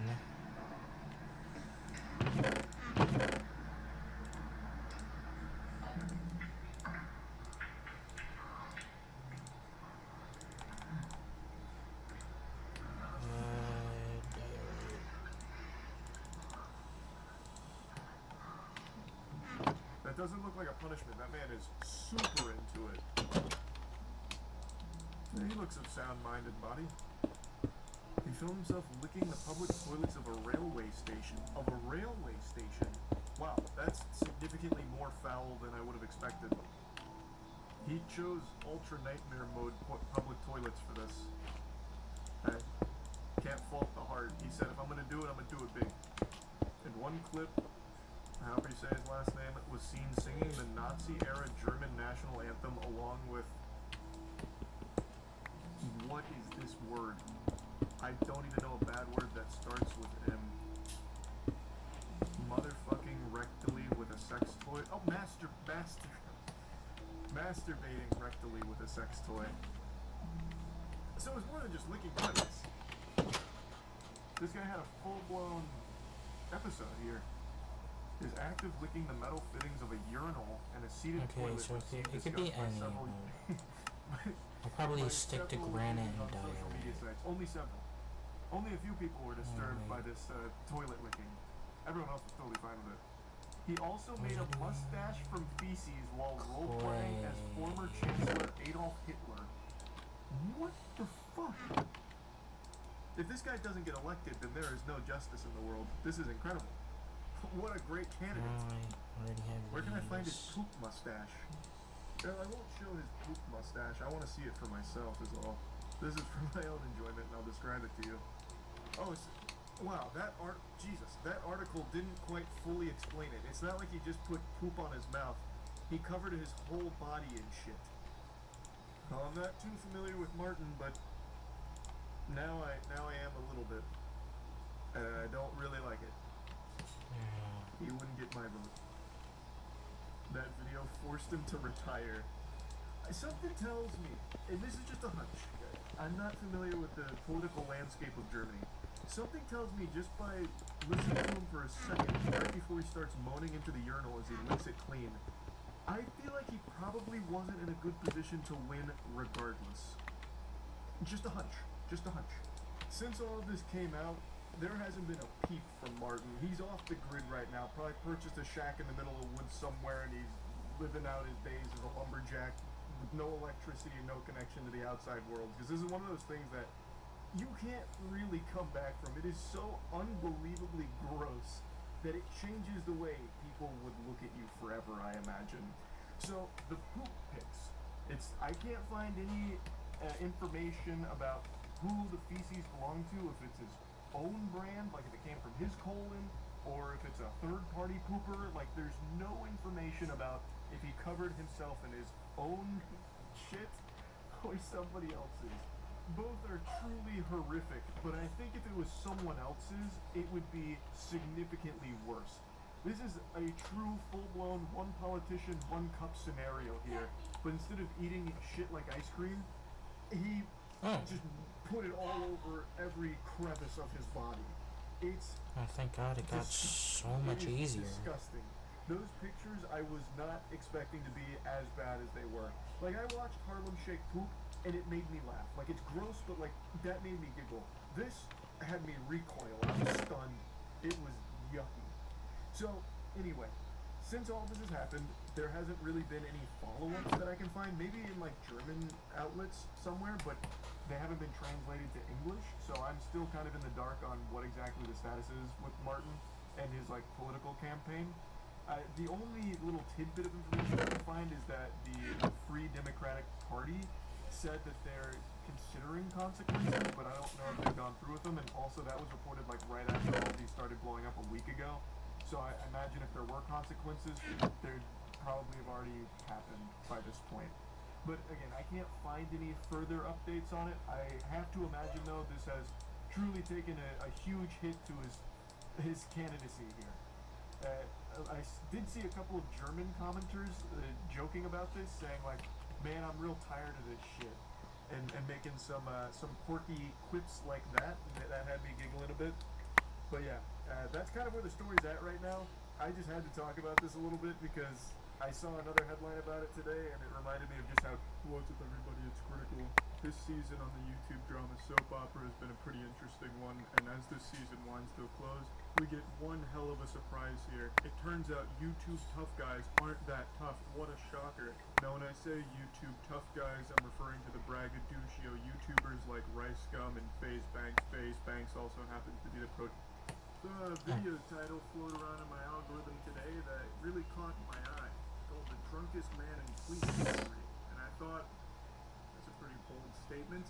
The most inebriated man in the history of law enforcement? Well, I've got to take a peek for myself to see if the rumors are true. 4-year-old Nathan was observed by witnesses attempting to enter the highway on-ramp at a high rate of speed when he lost control and crashed his vehicle into an embankment. It's also worth mentioning that Nathan had 3 prior OWI convictions in 2 active cases. If drunk driving was a sport, this would be the LeBron of it. He has some active cases against him, and it seems like he treats driving the same way I treat shuffling. I won't do it unless I've had at least 10 drinks. So our little superstar Nathan, looking fresh out of an audition for the new season of Shameless, has found himself operating a vehicle while inebriated per usual. This time, he's in a bit of a pickle. Okay. It's my fault. What happened? My fault. I'll give it to you when it's respect. Okay, can I get you guys to wait over here, please? Yeah. What an interesting proposition. He's accepting responsibility for the situation here, but only on the condition that he gives it to them when it's respected. That's the art of the deal, baby. What a fucking conundrum. No one's more deserving of respect than our boy Nathan here. Multi-champion drunk driver. Okay, What's your I name? can't crush that down anymore. Okay, what is the point? I'll give it to you when it's respected. Why are you so angry? 40 to 50 miles an hour. Even in traffic. I got cut off. This is what happened. The way that he's like holding the door open while he's poking his head out of the cabin, it's like a gopher looking to see its shadow to know if we're getting. I mean, it should. Like, it looks like no, fucking it doesn't. Robin Williams coming What the up fuck's to the Jumanji point? asking what year it is. This guy is fucking clueless on what's going on here. Hey, It is cobblestone? a really big statement to say this is the drunkest man in police history, and I'm sure it's exaggeratory to some extent, but watching him, it is impressive just how fucking hammered he is Okay. without being face down in a pool of his own vomit. I've gotten disgusted disgustingly hammered before, and it's led to me puking for 2 hours in the back of a rented truck once. But I still feel like he's drunker than I was. The only time I'd ever been more out of it is in college when I smoked a mystery doink that almost sent me to Vol College. I'm pretty sure I beta tested fit with that one. And I think there is still a very good chance he is still more fucking out of it than I was, and he just tried to operate a vehicle. And it's not his first time doing it either. It's crazy. He should not be allowed behind the wheel of an automobile under any circumstances whatsoever. I think I'm gonna just hold it, but my life gives. What it seems like. Obviously, it's not, right? I want to start making moves to get down. Well, let's do that then. Do it. I'm waiting on you. It's not on me no more. Like, You want me to help you? no, it's a $30,000 truck, man. I got it after you, alright? Alright, go ahead. It's so over the top, it almost feels fake, like a parody. It almost feels like a Buster Keaton silent film where he's acting drunk. But this is very real, and the way that he dismounts that truck, I mean, 10 out of 10 technique, he just dropped the Fosbury flop on him right there. He just ragdolls himself off the truck. And I'm still not sure if I 100% agree that this is the drunkest man in police history, but I can guarantee you that you can be the cleanest man in world history if you go get drinks with that. I don't think he has kids. I think that's just a full-blown lie. I think he's just pulling for anything like, oh, I'm not drunk, it's just I'm really sad. I haven't seen my kids in years. And he starts hitting his truck. Damn! Blast! Curses! You're not injured at all? No, you're not pained at all? My hands are both broken. Okay. I'm sure my forearms both broken from this. Must be in storage or something. So just to recap, Sure. Okay, here it is. Ceiling leaks, No. the floor creaks, both hands are broken, forearms broken, my dick squeaks. Like, what is he talking about, man? What? I love how they're like, are you injured? He's like, yeah. Glass bones broken, hands broken, forearms broken, 5 toes broken on both feet. It's just, honestly, everything might be broken, officer. Like, who did this? What's your birthday? For what reason? That's besides the point. I got cut off. So, you, right? So, I have no reason to speak to you, right? So, leave that way. What's your birthday? I would rather speak this way, right? You have no reason to follow us. Go back that way. Go ahead back that way. Okay. Are you gonna... You and follow back that way. Okay. Oh boy, this guy's good at playing hardball. So he starts to sniff that they might be onto him because they're asking him questions like, hey, what's your name? And where's your ID? So he's like, for what reason? May I inquire as to why you're curious on these specifications on my being? I don't know about that, officer. You have no ground to stand on. Please excuse yourself. Please go that way. I'm going to talk to the other officer this way. Please go. Go, bless. Now, please. Yes, of course. Yes, why? For what reason? So he just keeps saying for what reason over and over again. And like dismissing the other officer. Like, you're excused.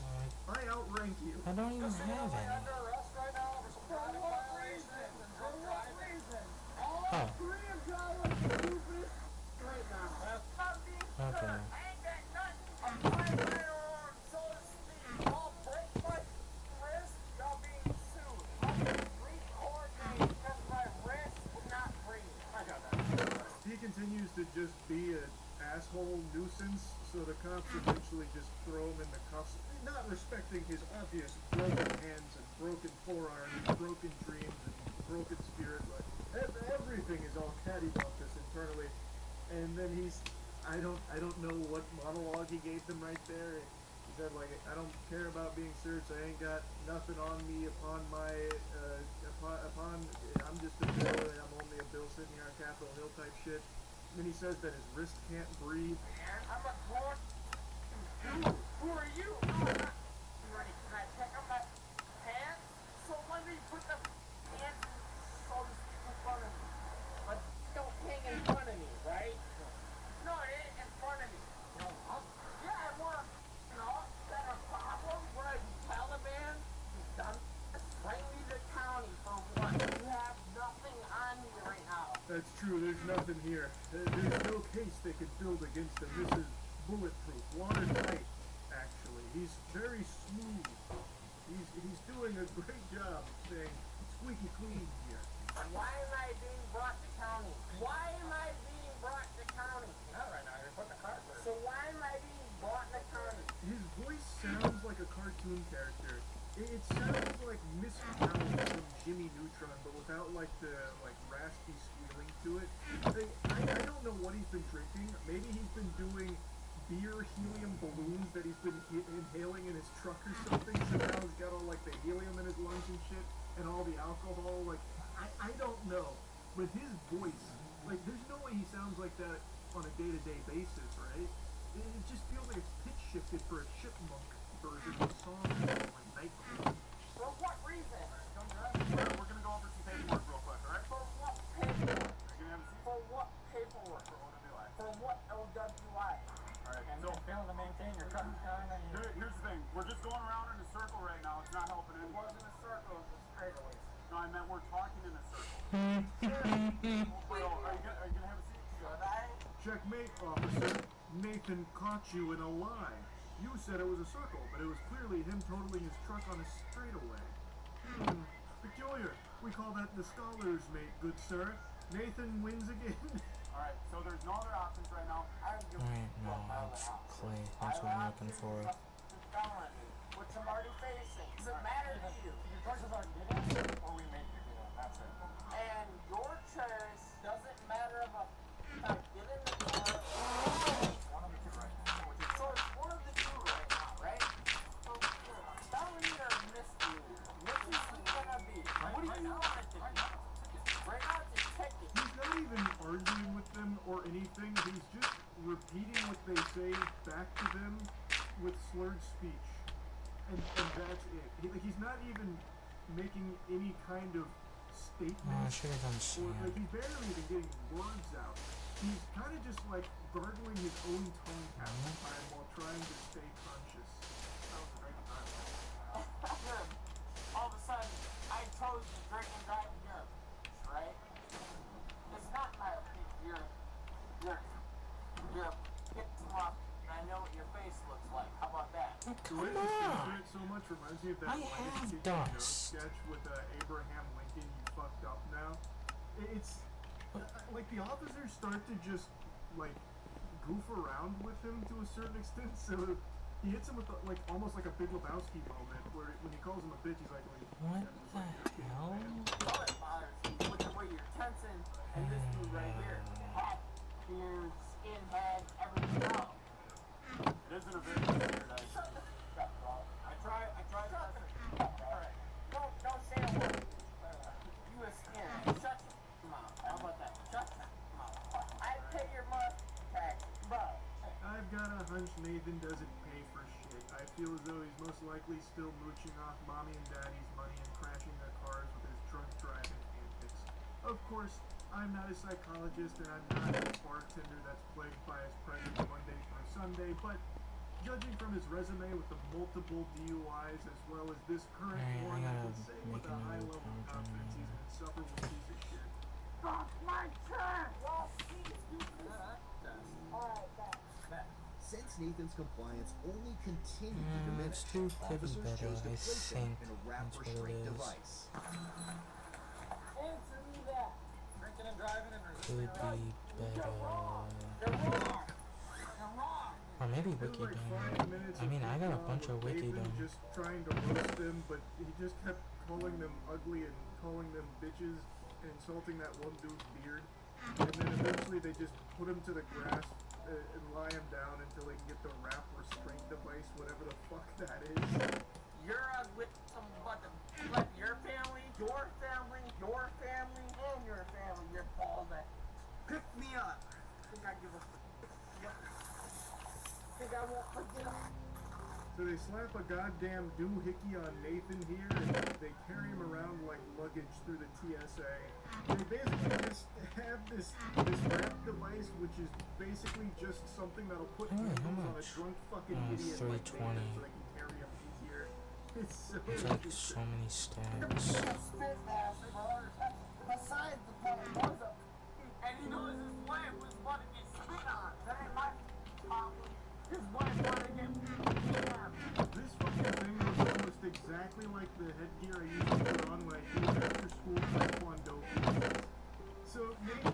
tried spitting on one of the officers, so they had this on standby, which is basically just a bag with a cushion on it.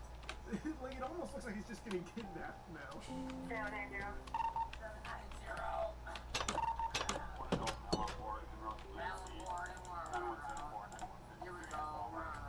While being transported, The whole arrest is really a headache listening to Nathan, but in the backseat of the police cruiser, like, he's just started, like, mocking the police, and, like, you heard him there, 790, It really felt like Adam Sandler was back there for a moment. He was channeling it. Charlie! Like, that's what Nathan was doing for the police ride to the station. Also, why would I do that if I made this? You look stupid. I'm gonna sue the f out of you just for you being in here. You understand that? Do you understand that? Good. You might as well flip up your daughter and look like cops. Who the f is this? A Nazi? No, I'm not a Nazi. You are a Nazi. Look at this dude with fake teeth. Fake teeth? Yeah. Oh, they're just really nice. Your teeth are fake. Unfortunately, you got fake teeth. And you're sad because I got my teeth in you. There's like 10 more minutes of him just trying to roast officers, saying some really questionable, odd shit, and then there, as you heard, he tried to insult the officer's teeth, going on about like some Chip Skylark shit, some shiny teeth, and being. I'm not going to show you anymore because it's just more of that. He got 18 Come months on. in jail for this, as well as like probation. Awesome, so I got about a bunch of 15 useless things until it rains again. Now, I think he got off really easy. This is his 4th OWI. 4. Count them, 4 OWIs. Why? Oh, I gotta is wait he until it rains only again. spending 18 months in jail? Like, it's a miracle nobody was hurt from this. Like, I really think this is not someone who is learning their lesson at all. Let's just assume this is the drunkest man ever arrested in police history. Why would the drunkest man operating a vehicle only get 18 months in jail for it? After totaling that vehicle and putting so many people in jail, I really feel like he got off super easy. This isn't some, like, sweetheart and angel who made some kind of crazy mistake. This dude does this fucking annually. Like, he is doing this repeatedly. And he is also just a massive piece of shit. Like, he got off very easy. But yeah, I saw this title and I just had to talk about it a little bit. That's it. See ya. There's a new body cam that just dropped today that's got a lot of people talking because it features an extremely big Minecraft YouTuber named Popular MMOs. Hey, wake up, man. I don't got all day for you. Wake up. Wake your ass up. based on this information, officers... That's my favorite place. ...is being associated... What, you've never been to Mortis Land? What, you live under a rock? Grow up. I hope he drops the I'm traveling line, yeah. I'm not driving, I'm traveling. This is my vessel. Or vassal. God, it is so hard to hear. Holy shit. Okay, so where are you from? You said Morocco? Alright, I need a license. You need a license to drive. What are you doing? You're driving. We're not going to do the whole sovereign citizen. Come on. That's what you're explaining to me. You're saying you just have a right. Well, I need a license. You're driving. She said it! Yes, the classic. I'm not driving, I'm traveling. Yes. I don't know who started this. I can say with like a high level of confidence it was a 4chan meme that people actually ran with. But that is the most commonly regurgitated line when it comes to sovereign citizens. Alright, yeah. I'm almost positive it was a 4chan meme where like it was a checkmate maneuver where if you're accused of being like whatever and they mention driving, you correct them and say you're not driving and it's traveling and it's like you get away no matter what. Like that's like the number one maneuver you can do. It has never once in the history of fucking police stops ever worked. It's so good. I absolutely like no matter how many infinite examples you can pull from of that line not working, people still use it to this day. I didn't know and you I'm had talking fucking like Swift on 10, it. 15 years later. I remember being in high school seeing videos with that whole traveling line. And they still, as of March 2nd, not much for me 2025, to, I believe guess. that it works. The fucking I'm not driving dialogue tree. I don't get sovereign citizen stuff. Do they actually believe it, or they just think that it's get out of jail card? Half and half. There's some people that truly believe it, and the other half just think that it's part of like this strategy to like get out of the traffic stop, which it's not. It never has, and never will.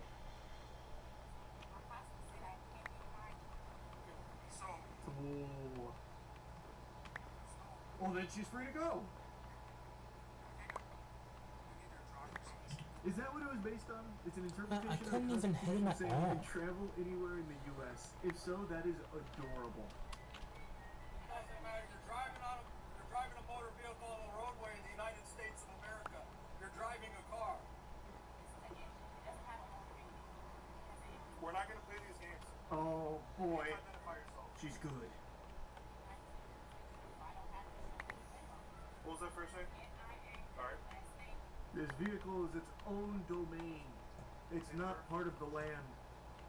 What'd you say? You have to identify yourself. Or else you go to Jail? Jail? I think not, buddy. She's not part of the United States of America. Are you not listening? You can't throw her in jail. You need a driver's license to drive on the roadways.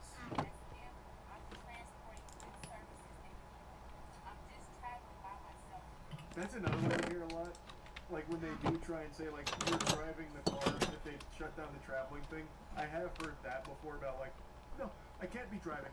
I'm not transporting goods, services, or people. Can't be driving. This is traveling. Don't you know the difference?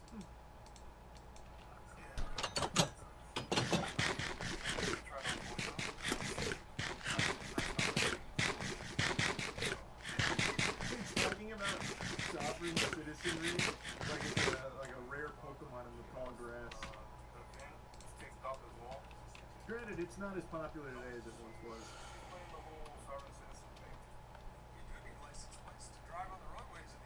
Not driving. You're not a United States citizen. Where are you a citizen of? Supervisor's right here. Supervisor, welcome. I can't hear you. Oh, they're gonna slash your tires.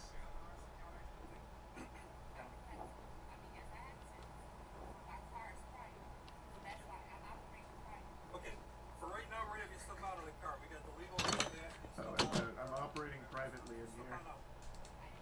Imagine they open that door and it's like this fucking laboratory. Like this absolutely extravagant cyberpunk-esque like cerebral experience. I'm gonna keep explaining the same thing to you. Huh? We're not trying to intimidate you. I've been trying to cooperate. Oh. Oh shit. Well, hey, she's not a U.S. citizen. We're powerless here. And she's also not driving. That car is traveling. We can do nothing.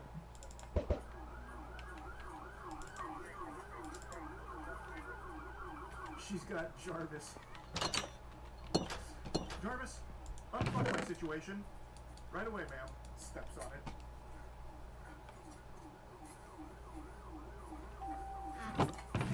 Oh, big maneuver there.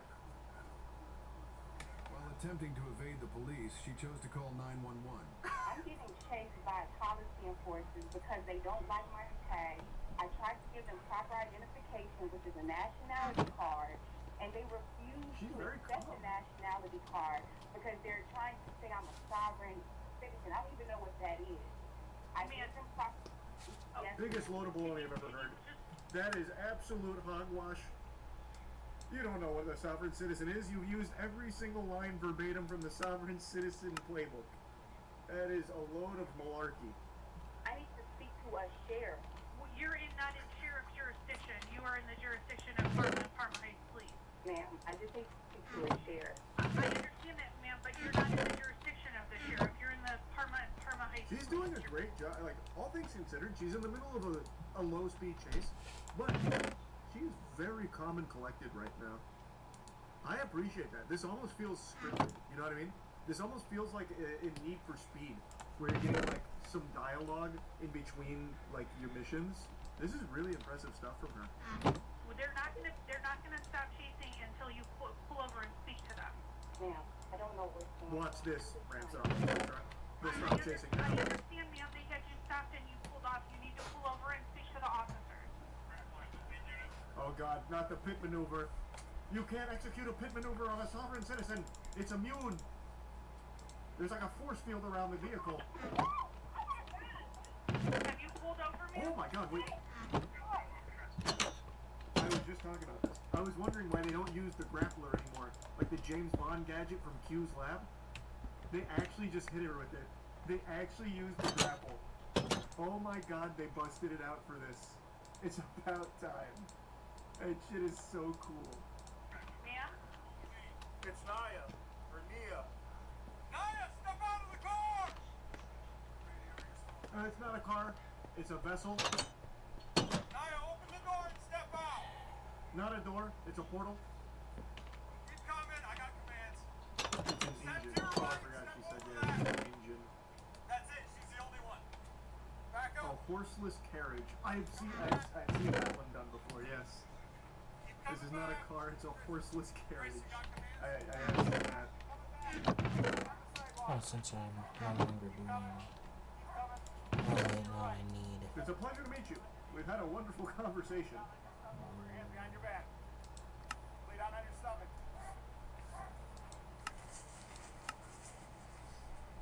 There it is. Man, she looks really upset.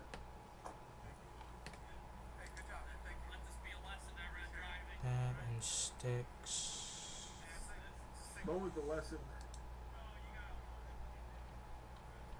He just stops. He stopped in the middle of the sentence. Lest this be a lesson to everyone driving, and then nothing. Just silence.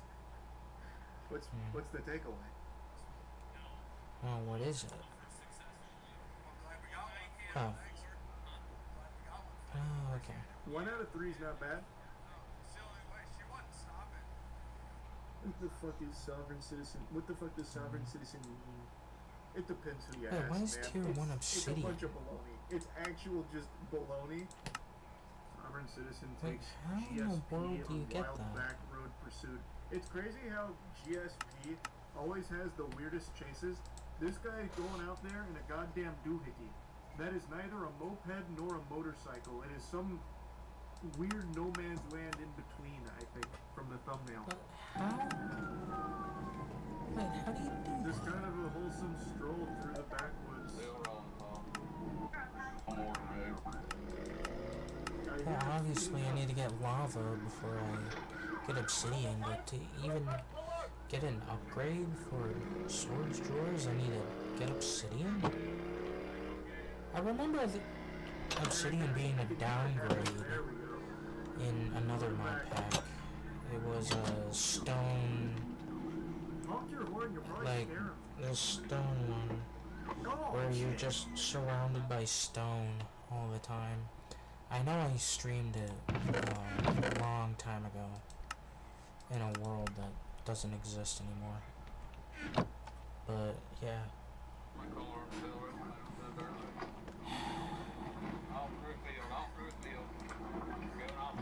16. Should turn into 32. In the Lord's land. So it's definitely sand to dust. Still no rain. Man, hats off to the little bike though. It's still cooking out here.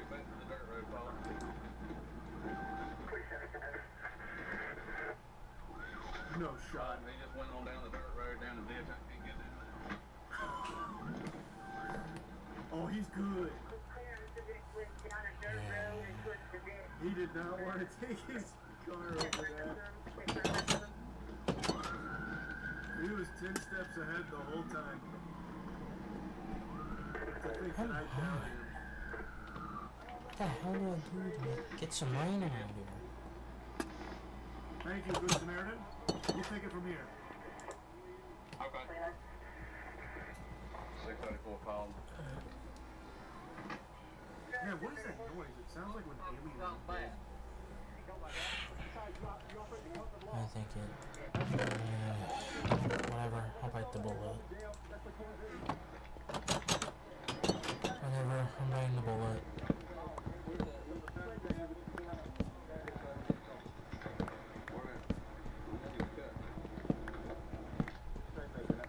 How do we know he's a sovereign citizen? Unless I can't understand what he said because it's all muffled and shit. He didn't use any of the sovereign citizen lingo or lines or anything. How do we know this guy's just not a enjoyer of long bike rides during the police state? He said he didn't have a license, so he ran. Doesn't feel like a sovereign citizen moment. There's so many things in this world that can make you frown. Undercooked meat, getting a porta potty tipped over on you while you're inside, just to name a couple. I want to give you something that can make you smile. One of those public nuisance streamers whose whole existence revolves around making everyone's lives around them worse as they're been arrested. 2023 has actually been a pretty solid year for streamers everyone hates getting thrown in the slammer, finally facing some real repercussions for their awful behavior and unbelievable cringe, such as the streamer Johnny Somali, who is still currently in jail in Japan right now, God bless. Now, I haven't seen a follow-up to the individual we're going to talk about right now, so I'm going to delve into fantasy like it's the fucking Magic Tree House here. In my little headcanon fanfic, he is currently sitting in his prison cell, blubbering his little eyes out like a bitch. And this clip actually makes me extremely happy. It reminds me that Christmas is right around the corner because it gets me in a joyful spirit. And just as old Saint Nicholas taught us, it's better to give than to receive. So I wanted to give you all the gift of a very grin as we watch this insufferable asshole get arrested, but also what led up to it. Listen up. You look so cute and you look so delectable. I want to put you on a plate to heat you up. How about that? What's your name, baby? Going up and harassing women as much as possible. Admittedly, this guy is also self-aware enough to recognize that he is a creep, but instead of doing anything to fix that and better himself, he's more than happy to lean into it as much as possible to become the ultimate creep. He has adopted it as his only personality trait, being a loveless, sexless loser, and tries to make a career out of it. He is actually striving to be a professional dumpster for everyone in the chat to spit in and laugh at. It is pathetic. Dude's out here more dripless than I am, by the way. He's out here rocking a yellow t-shirt, bright yellow, looking like Curious George's friend, the man in the yellow jacket. Goober's also got some of the worst posture I've ever seen in public. He's more hunched over than that iconic photo of Goatman in the forest. So I already know when he's not out in public harassing people for his stream, he's inside on the computer doom-scrolling the internet, rotting and withering away. Now, of course, I'm not usually one to criticize posture, because sometimes when I'm streaming, I get fucking hunched over and right up against the monitor, too. But at least when I'm out in public, I'm self-aware enough to recognize that you gotta straighten that shit up. And that happens regularly, right? Tell me I'm right on the money or not. Tell me, okay, listen up, baby. I'm so sorry. You know, I really... Listen up. Listen up. Well, what are you? Fuck. It's so cute how he also has a friend with him that's doing the same thing, but from a distance, kind of whispering it to stream, just insulting the girl for the audience. What an unbelievable power couple of fucking douchebags. I don't want to bother you guys. I'm not trying to be creepy in any way, but... That second encounter right there is nightmarish. This girl's walking on the street alone. Two weirdos come up to her and say, it doesn't matter what you want. And you can see her facial expression drop, just completely sink into a panic mode. I have no doubt she expected to be attacked by them or something, and you can see she picked up the pace, because who wouldn't? That's a fucking weird thing to have happen. That's frightening. And especially from these two guys, who are just walking around, camera out, coming up to you in the middle of the night. Sand. What the fuck? Sand. This whole stick sucks. It's just going up and bothering people who are just going about their night. Just randomly coming up to women, hey, pardon me, toots. Unsucked penis is a disease, and I'm suffering from it. Are you the cure? You should be. Well, it's fucking dumb. And it's a lot worse than that. It's worse than just going up and doing cringy lines. It's sticking around and bothering people, and in this case, scaring a woman who's walking home alone. Want to be my girlfriend for 5 minutes? No. These streamers like this guy and his friend, and I'm almost 100% certain that this is the same guy that ran away when someone he was harassing finally took him up on the offer to fight. He was the guy that instigated a conflict, and then the guy he was doing it to said, alright, let's just settle it right now. And immediately this guy bolted off. I'm being very generous with that term. Bolted in the same way that an alcoholic zombie would stumble across the street, because this guy is not athletic. But he ran away as quickly as his goofy little legs could take him, and then had this brief come-to-Jesus moment where he recognized just how sad and pathetic he is. Just this impressive specimen of trash. Alright, you and me, Central Park, tomorrow. Don't be late, fucker.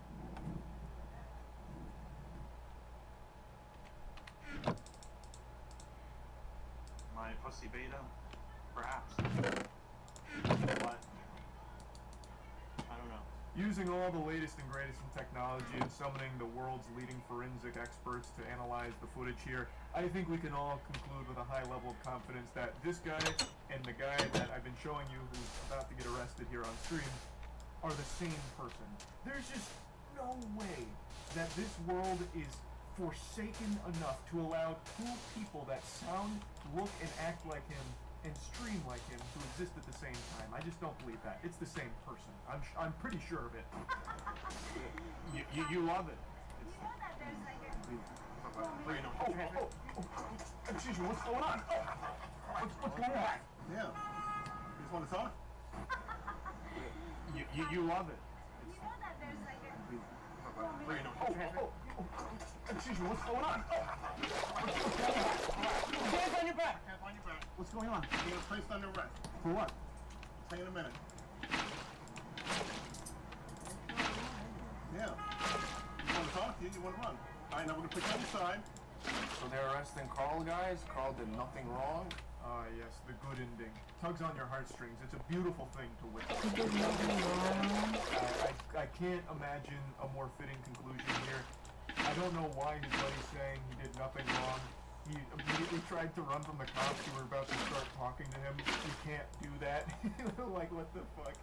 I imagine they got called there for a disturbance, like, hey, there's this weirdo and his weirdo friend that keep harassing everyone nearby, so the cops are coming to tell him to, like, cut that shit out. And then Chief Goofball here immediately tries to run. Well, it's not really a run.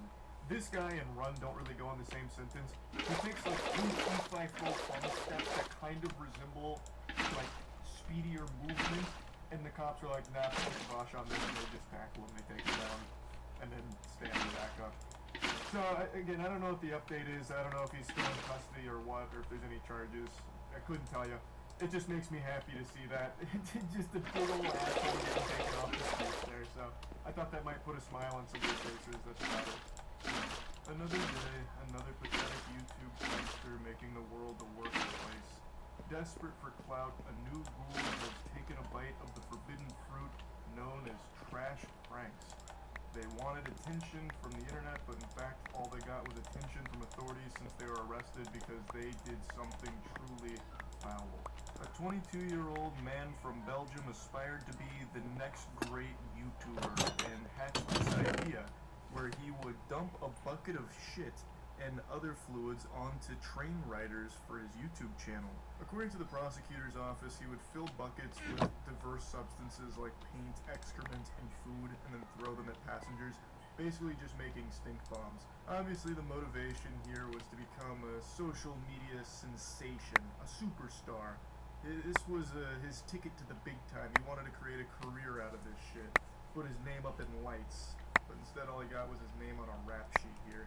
I also appreciate that most of the sources reporting on this story aren't using this guy's actual name or even his online handle for the most part, which I think is great because clearly it's all for attention, and if nobody knows who this is, the only attention he gets is from his fucking parole officer. That's the only person that knows his name now. So let's go ahead and show you the video. I have to mute the audio because of the music, but here's our protagonist. He's out collecting his ingredients and he's making a strength potion in that bucket, old school RuneScape style. He then gets his secret ingredient to the Krabby Patty formula here, dog shit, pours it in a bucket, and then gets a bunch of leaves, puts those in there as well, and mixes it all around, and he's ready to begin his adventure.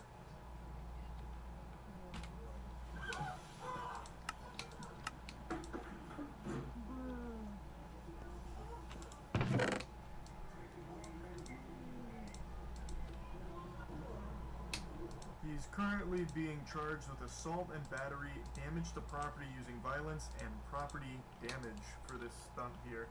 And I would hope the cameraman also faces some charges too for enabling this, filming it, and just being an accomplice to this degeneracy. This loser immediately ran away from the scene of the crime, knowing full well every single person on that train could have absolutely beat his ass.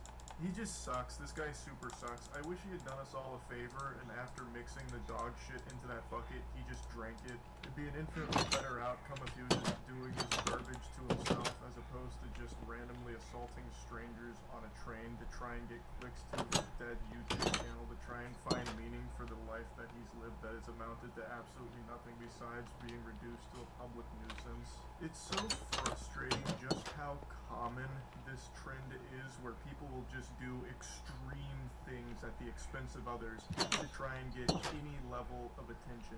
Even though it's overwhelmingly negative, to them it doesn't matter because views are views, and they hope that some of them will stick around just to hate on them, or maybe a couple of them are equally as brain rotted as they are and actually enjoy it.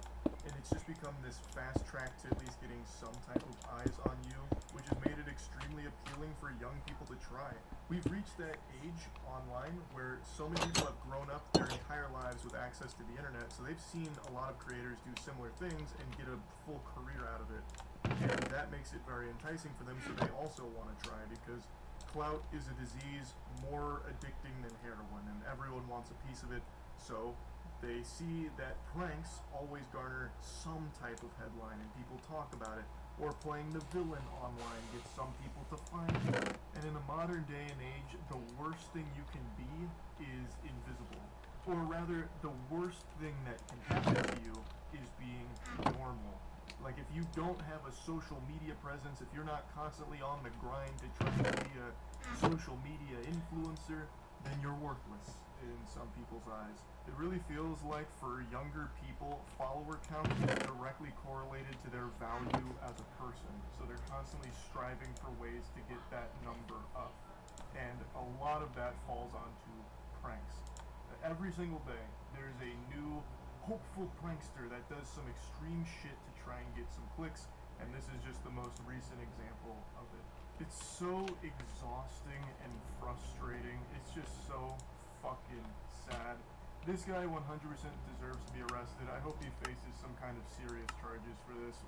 We finally need to just start really bringing the hammer down on disruptive, dangerous pranks like these.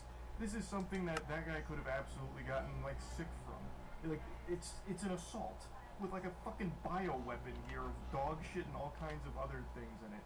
Like, you can't keep taking these things lightly just because they're portrayed as, like, pranks for views. It's fucking degenerate, and it's gone on too long now. For example, we had that guy in the UK who for months was just terrorizing people, like going into their homes, like the break-in and entering prank, shit like that, and no real serious charges were ever brought up, so it just continued to persist for too long. But anyway, wanted to talk about this douchebag a little bit here, because I'll take any and every opportunity to put my shit in a bucket and throw it at an awful prankster like this. That's about it. See ya. It's been a long time coming, but we're finally reaching the point where annoying, destructive pranksters are getting arrested more and more frequently. It is glorious. I'm going to talk about someone that I know none of you have ever heard of. His name is Tommy Tough Knuckles. That's actually what he calls himself. Something an 11-year-old would have named themselves on Xbox Live in 2004. He's now been slapped with 8 criminal charges, a nice charcuterie board of consequences. Kyle, you wanted attention, now you got it. But Kyle Vasquez had trouble navigating all the attention at court today. Big trouble. First, an obscene gesture. Hey, what are you doing? What? We're not doing that. Yep. Vasquez had trouble navigating all the attention at court today. Big trouble. First, an obscene gesture. Hey, what are you doing? What? We're not doing that. Yep, he's handling it exactly how you'd expect someone like him to. Like a bitch. I'll get into what landed him here in this pickle in a moment. What did they finally get on the infamous Tommy Tough Knuckles, the biggest, baddest guy on the playground? It is pathetic. This guy is a super loser. I still can't even believe he willingly chose to call himself Tommy Tough Knuckles at 21 years old. His name is Kyle. He made a conscious decision to go by Tommy Tough Knuckles like it's his fucking persona or something.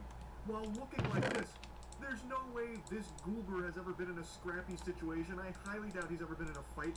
The only thing he's using those knuckles for is gripping his cock while sadly jerking himself to sleep at night. And now to the arrest in Suffolk County of a prankster clamoring for online fame. Yeah, 21-year-old Kyle Vasquez is accused of being behind a string of bizarre incidents in Center Reach and Selden that he allegedly recorded. I'm Tommy Tough Knuckles, and I'm the reason why these egg prices are so high! Police at Chinese restaurant, where police say he spilled the beans. The restaurant releasing this surveillance video to show what they were subjected to, all for likes on social media. This is his bread and butter content where he just goes to random restaurants and businesses and makes a mess for them to clean up as he leaves and celebrates. So pouring beans on himself, eggs, milk, that kind of thing. And that's it. That's his prank. We get a peek behind the curtain here and get to see his cameraman friend. And he's just as much of a fucking douchebag weirdo as his prankster buddy. He's wearing sunglasses at night inside while filming this. I've said this a lot, and I do mean this. I think the life of a prankster's cameraman is even more sad than the prankster itself, because at least in a case like this, Tommy Tinkle Titties, whatever, he gets some money from it. The cameraman gets nothing. No one knows his name. He doesn't see a dime from it in almost every single one of these cases. He is literally the cuck that has to film his friend getting paid for garbage. Actually, how do you look yourself in the mirror and not feel immense shame for what a failure you are? You end up in a position that you're filming Tommy Tough Knuckles pouring beans on himself in a restaurant and get nothing for it. It's such a waste. Like, you really need to reanalyze how you got to this point and make some serious changes, because it is pathetic. Now, he does a ton of these. These are the two that the news organizations kept playing. But he's got others, like Atozi showed his 15K special where he does the same shit with milk and then throws milk on some random woman that was walking by. But this trash was just the tip of the iceberg for Tommy Buttfuckles. He ended up doing a couple of videos where he would go up to strangers and say, like, he has an emergency, he urgently needs to use the bathroom. Can they please let him use the bathroom? And people being nice actually did let him into their home to use the restroom after he told them all of this, and he was secretly filming them to humiliate them for their act of kindness. But the felony counts were far worse, authorities telling us Vasquez unlawfully recorded 2 private homeowners with an undercover camera in Selden and Center Reach to mock them for allowing him inside. They're recording these videos unlawfully and sharing them on social It already has. You use the bathroom. I got kicked out. Yeah, it already has it. I have like a bunch of felonies and stuff, so. In this video, he jokes about having a criminal record. Reporters are there. He tries to, like, say fuck you guys, and he, like, gives them the finger, and then the cop immediately brings him back down to earth by just towering over him and reminding him that he is just a tiny little worm. And it is so cute, actually. Like, he wanted this attention so bad, and now he's crying about it. It's entirely his own fault for being a clout-obsessed goblin creature. Now he's made a bigger mess of his life than all of the eggs he poured on himself at restaurants and shit. He did it to himself. To secretly record people being nice after you've told them, like, you're going through something bad and really need to use the restroom is crazy. The prank was to humiliate people for being kind to you. Hey everyone, make fun of these fucking idiots for believing my story. I could have been a murderer. Everyone make fun of these guys. Ha ha ha, dummies. Tough Knuckles not so tough as he then bolted from us at the courthouse, free till his next court appearance, but shielded by friends who came here mostly to twerk. Holy Toledo, did you see that sprinting speed from Tommy Buttfuckles? All the makings of a varsity athlete right there. What was that, a 10-second, 40-yard dash? Heavens to Betsy. Right into the open arms of his supportive group of pals there. That look like you can smell them from across the room, these fucking dweebs. Busting out the gritty, ironically. Oh, God. Like, surrounding yourself with just yes-men enablers that are encouraging this behavior is just unhinged, man. I just don't understand why nobody in the meatball sub-brigade over here could have sat Kyle down and told him to stop. It's a terrible idea, and it's a really piece of shit thing to do. All of his content, by the way, is just harassing normal people and businesses and employees. Alright, Like another I'm thing that he pretty loves close do to is the finishing up friend this stuff in the skull prank, where you go up to second workers chapter. and businesses and say that Well, I'm one of his gonna friends is having call it here, and I should probably read what I've been missing. This I'm gonna get back to. Okay. It tastes. Okay, so I was definitely here. So I think I did those already. I did that. I did that. Did that. Did that. I don't think I did this. Sifting can give you pebbles. Okay.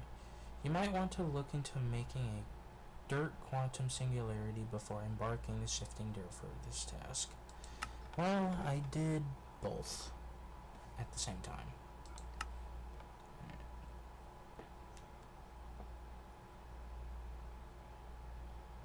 Alright. I think I did that already. Okay. Yeah, I did those. This. That's an instruction, not a description. Okay. Never mind, I guess. Well, let's go to here, because I haven't read these. You should have enough, but no, I did. I already read that one. Well, traditional hardfisker, no idea what that is wind-dried on wind racks on a foreshore? On the foreshore? Foreshore. Okay. The drying cupboard can be used to produce a reasonable fat at relatively rapid pace. Right. Curing is a food preservation process. By using apple cider vinegar and salt, it's possible to cure the nastiness out of rotten flesh too. Cursed flesh can be dried out to make cured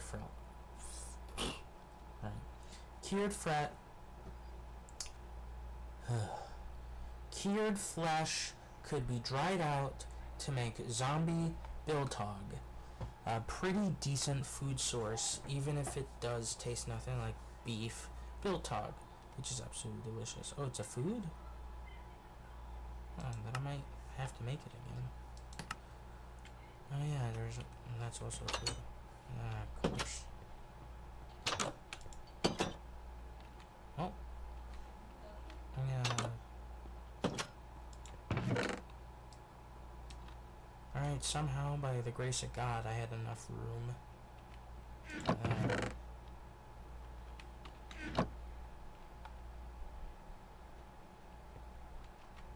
Okay, let me get... Oh my God.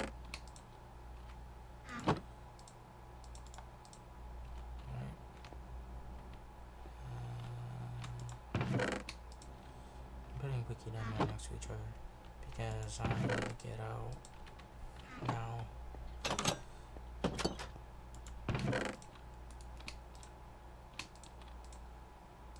Whatever, you're going in there. Oh my God. Well, I got apples, I got glass. I can make a shit ton of glass. I don't think that there's a glass singularity, no, that wouldn't make too much sense. Come on. Alright, I'm in.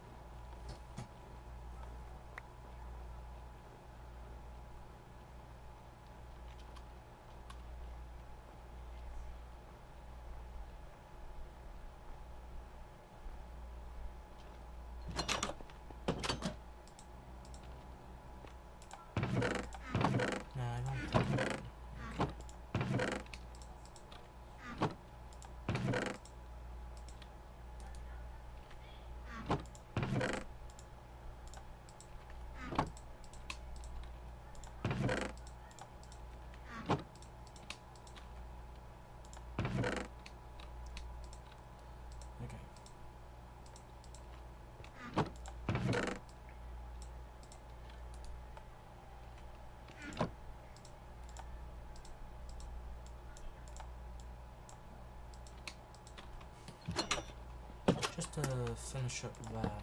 So now it's fully ready to roll.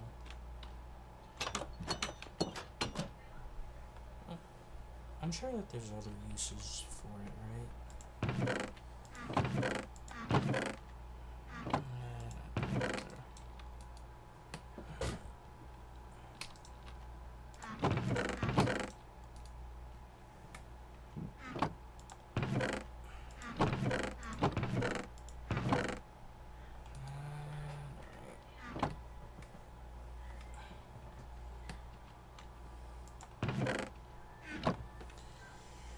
Oh boy.